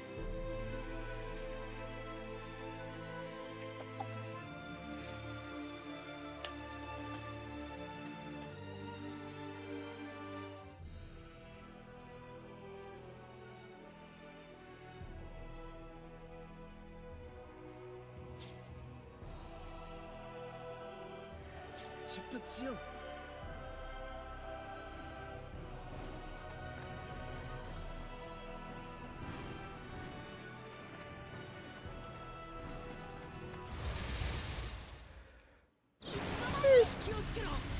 Oh, I'm getting sleepy, I bet. Uh-oh. Defeated. Ugly accessory.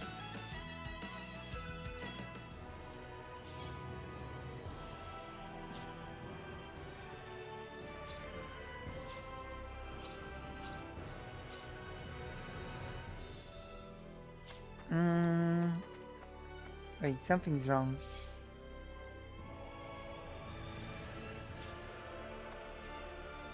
How do I... Oh. Where was the private action thing?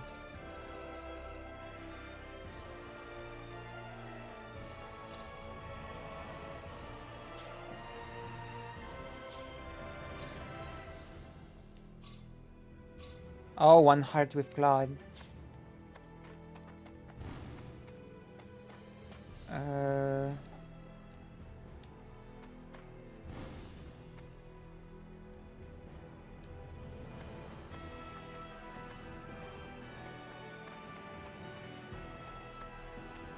Are there private actions not available yet or something?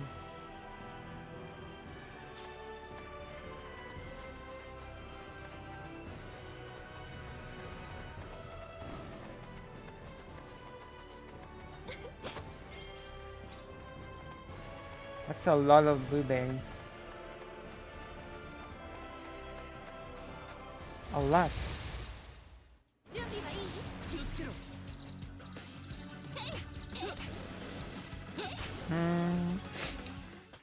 4 a.m. Maybe I'll just go to sleep soon. I do. It's already the 4th.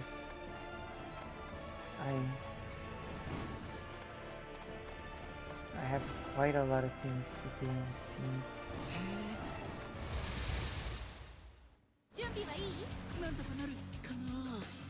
やってと。意外に弱かったね。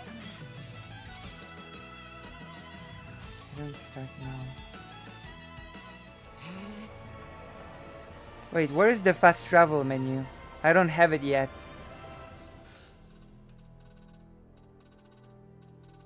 I think I have it yet. Maybe I have to unlock it or something.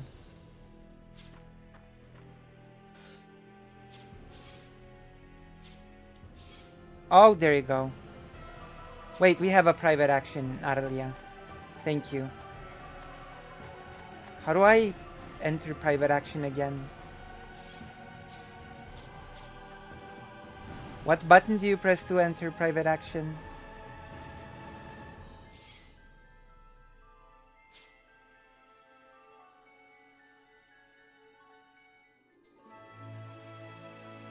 Oh. There you go.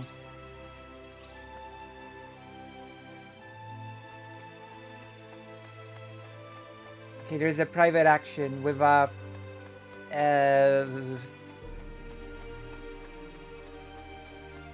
with a やっぱりもう地球には戻れないのかな。 time capsule.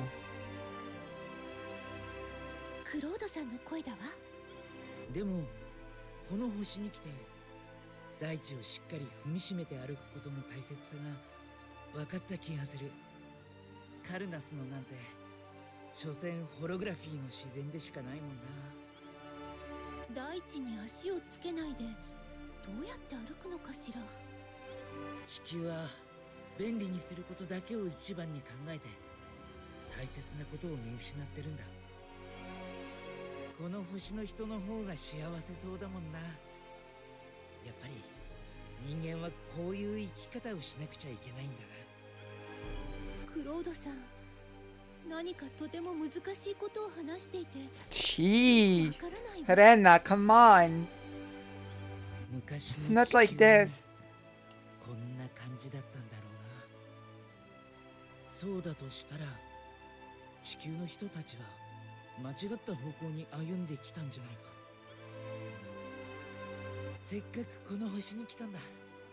作り物じゃない自然をよく見ておこう。そうさ、必ず戻る手段はあるはず。その時が来るまでは。クロードさん、何か真剣に考え事をしているみたいだわ。そっとしておいてあげよう。 You've already overheard him like hardcore. Rude. I guess that's it for private action.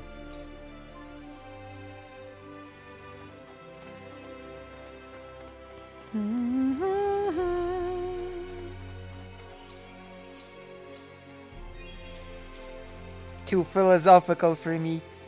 Ah. 出発しよう。 Rena, not the smartest tool in the shed.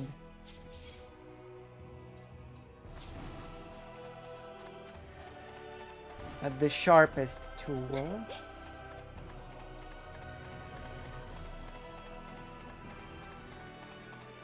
Okay, let us go.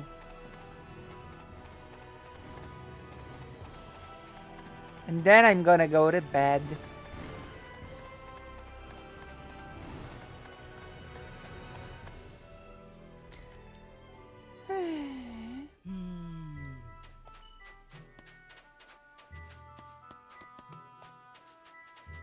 Wah, wah, wah, wah.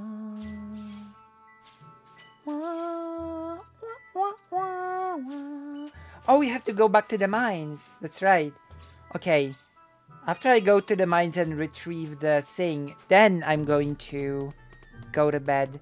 We have to get the package. Okay, we're doing this. Let's go. Hasn't started a hall of poison. Wolf who cried huff. Hasan started in a hall of poison groupthink. Many do. You have to get out of it when you look at it as a path. Maybe.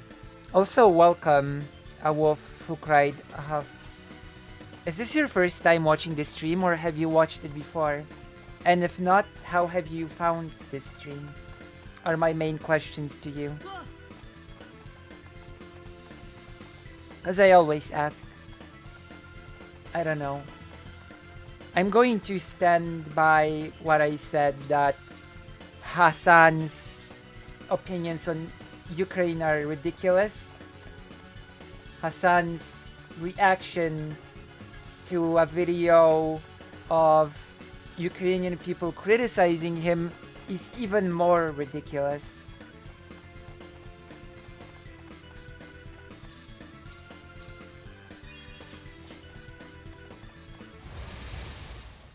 You know? But don't worry, I've already done a whole segment about it today. Uh-oh.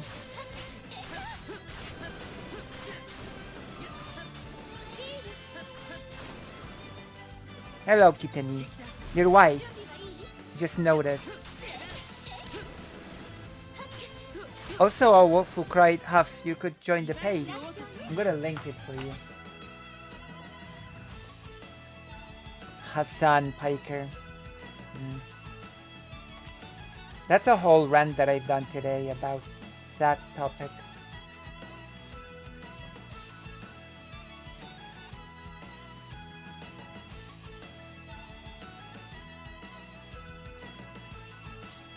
A whole rant.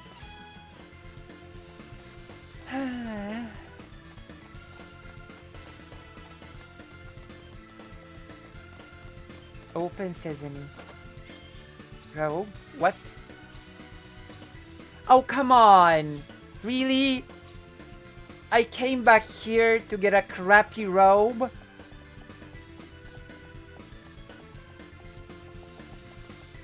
The game baited me to come back here for a robe. Unbelievable.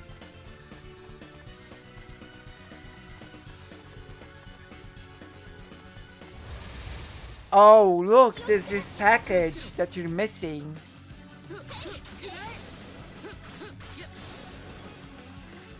Well, I feel silly now. Wow.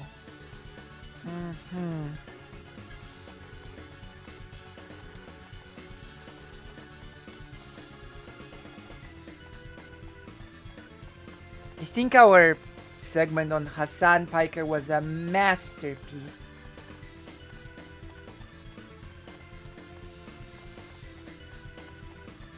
Or something. It was something. Okay, I guess we're done for today, right? Am I right or am I right? Are we done for today? We streamed for how many hours?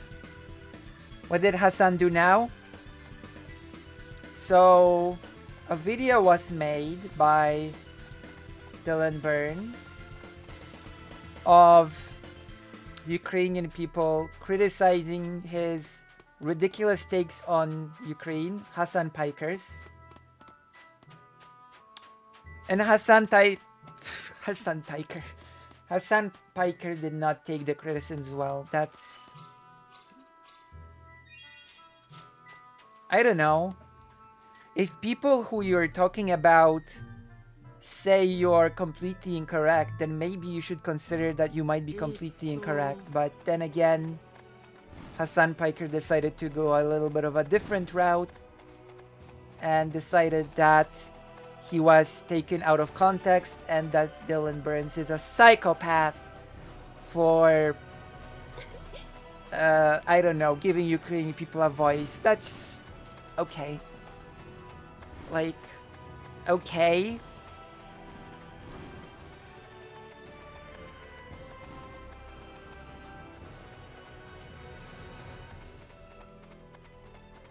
What do you even say at that point?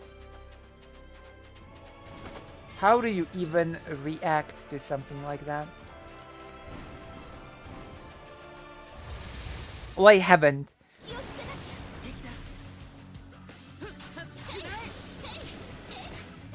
It wasn't clickbait. And it wasn't idpol.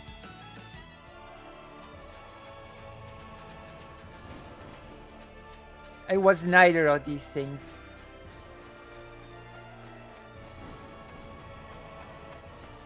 It wasn't a debunk. It was actually giving Ukrainian people a chance to speak on the matter.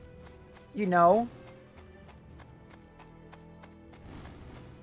So no, it was neither a clickbait nor an idpol.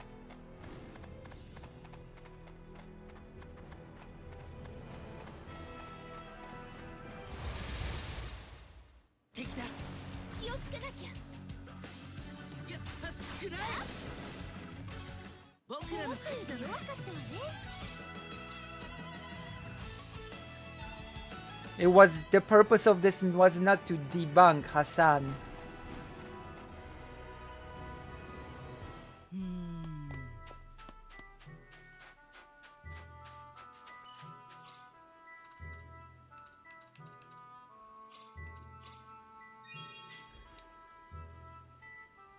And also Hasan keeps continuing horrible takes on Ukraine to this day, so that's a whole other thing. Portrait B.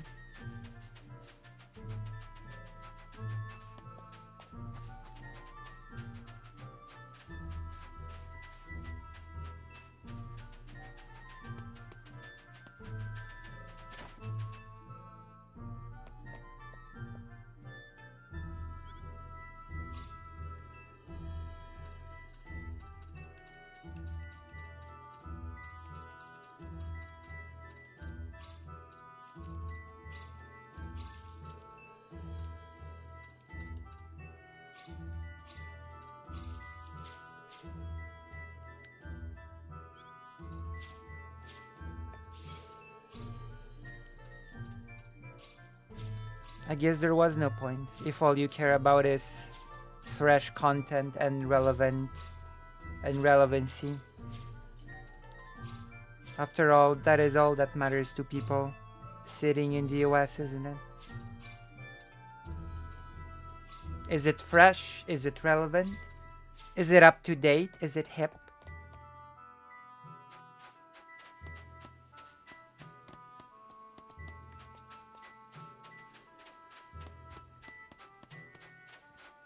And I would remind you that Hasan Piker's takes on Ukraine aren't just months old. He continues them to this day. So no.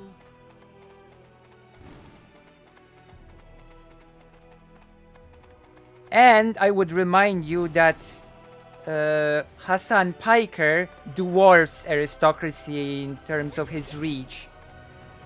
Compared to Hasan, aristocracy is basically a nobody in terms of how many people her messaging reaches.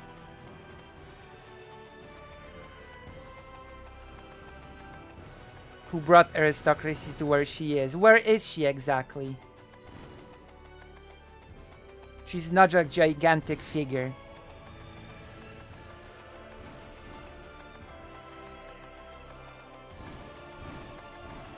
Who are we all? Who are the we all that you speak of? A little bit arrogant, isn't it? Because you know it, you assume that we all know it, quote unquote.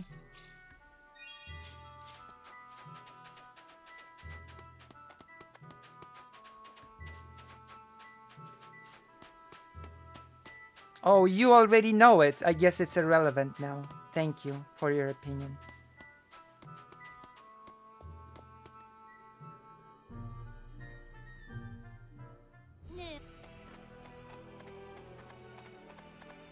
You already know his bad opinions, so Ukrainian people can just shut up about it now.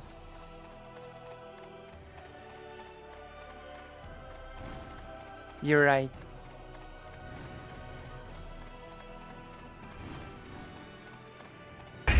Oh, Barry!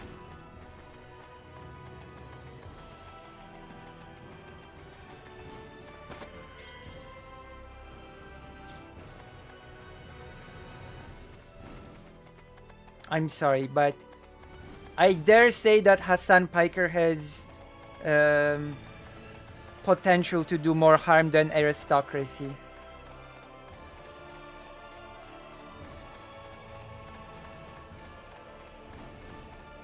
Forgive me for being so naive on this.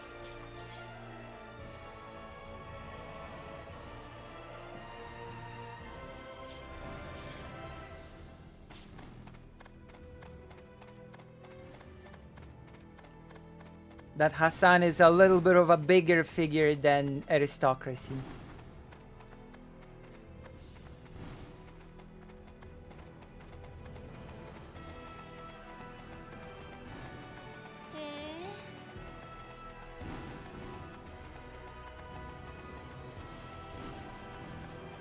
Oh, then pray tell why he is doing it.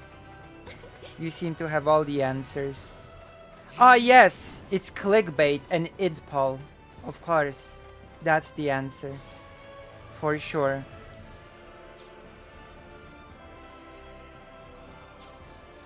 You're right, he's doing it for idpol and clickbait.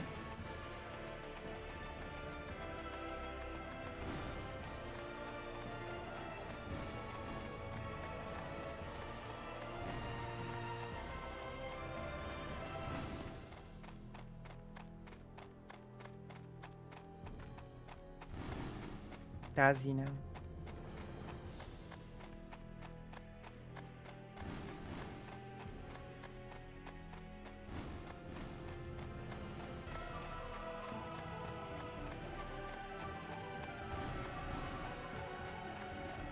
Do you know who Norman Finkelstein? No.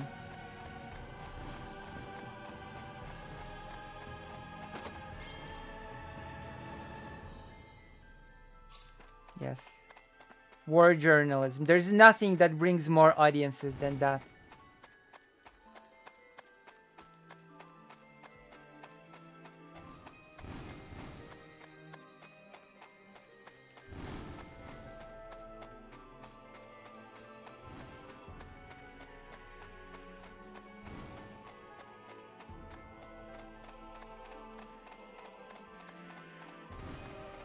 On a weekly basis, huh?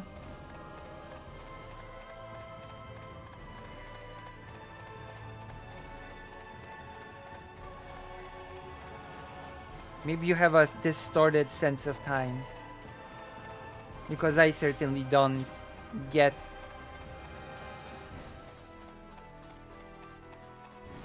recommended Talon Burns' video about Hasan every week. So maybe we just have different sense of time.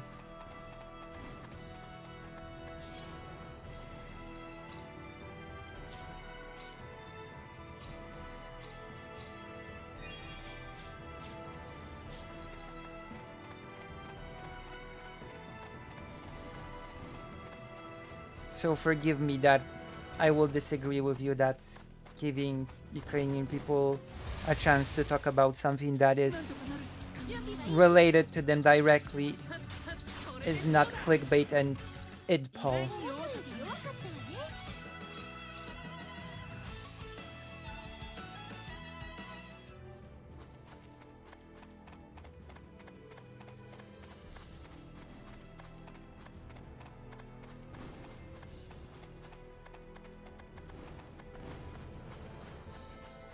Ah, yes, the clicks to his demonetized channel. That will do him excellent.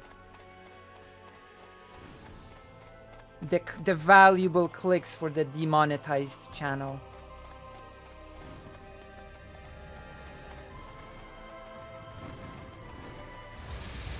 Amazing.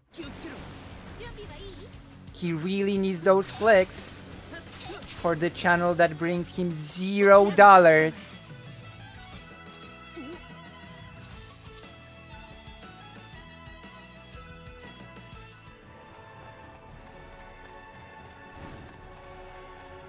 Yes, he is.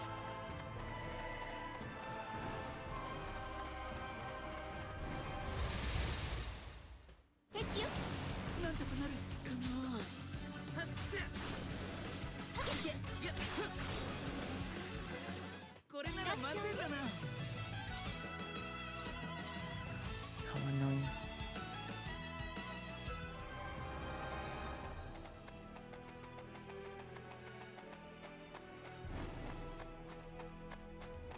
Well, that is unfortunate reality. YouTube will not provide any information on why it's demonetized.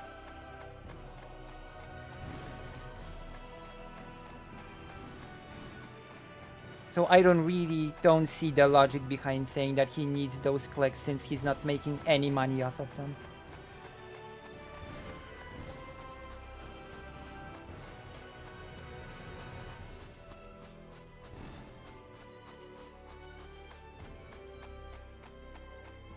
That's true. That is certainly true. Well, there have been some generous donations recently, I've noticed. That's true. That is actually true. Horrible channels stay up, monetized.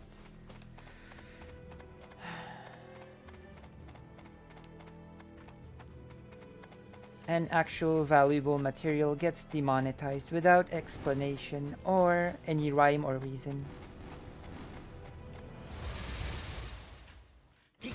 But if you would like to contribute in some small way, you could go to Twitter and add Team YouTube or something like that. That would be an action that you could do.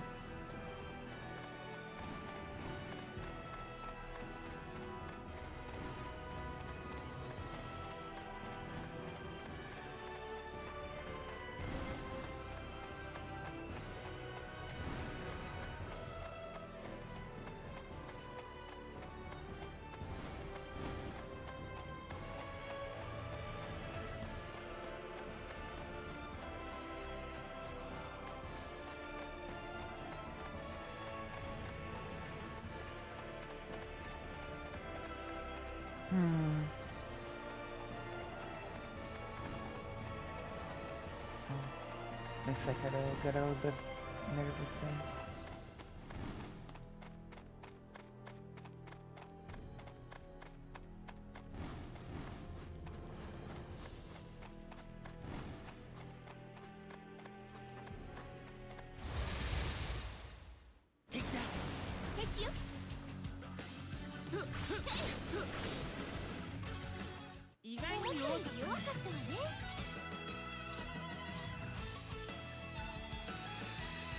Well,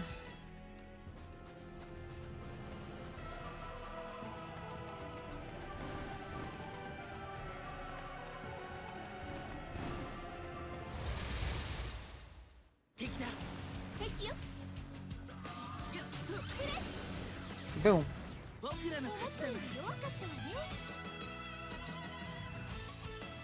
Is it known who reported? Was the audience of the... It's been going on for a while now. I'm not really sure what might have...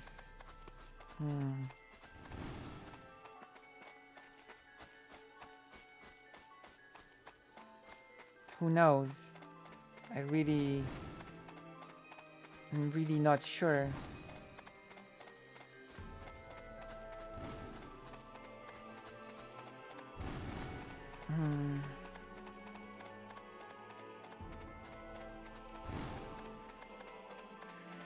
Wait. Hold on. I need to think.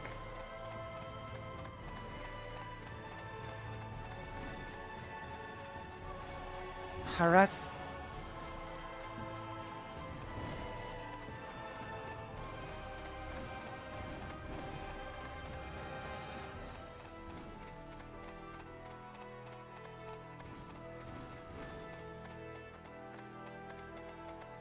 Hmm.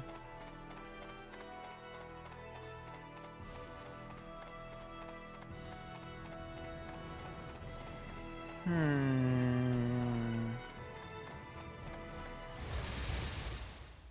敵だ敵よテイフテイフテイフこれなら思ったよ満点だなり弱かったわね Hold on.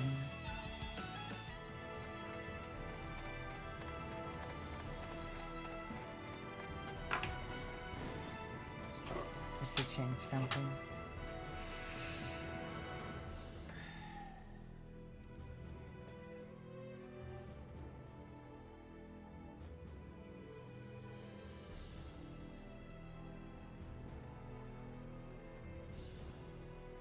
Hmm.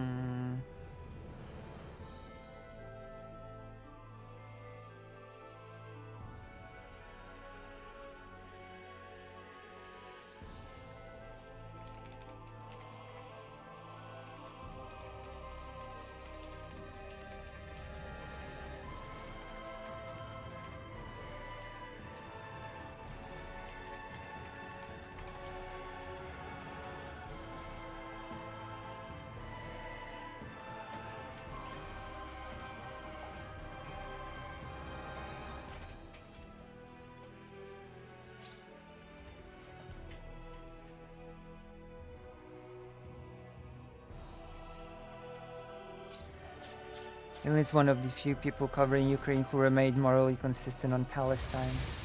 That is true. 敵よ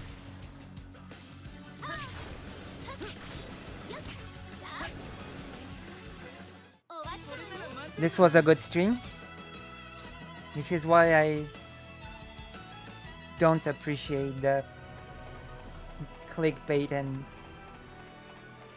edge poll comment.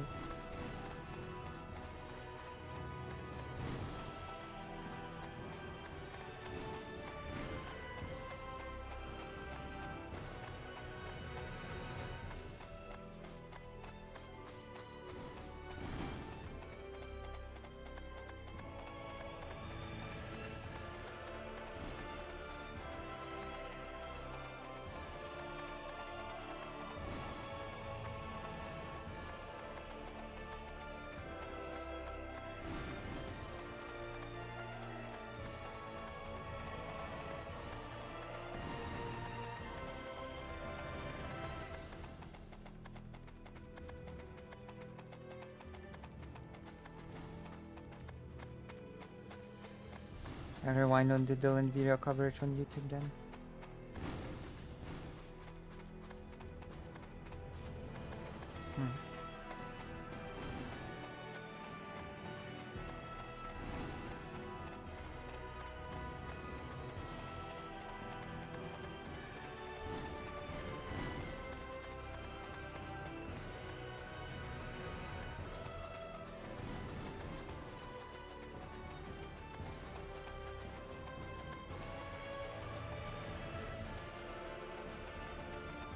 Alright then, I guess we're finished for today.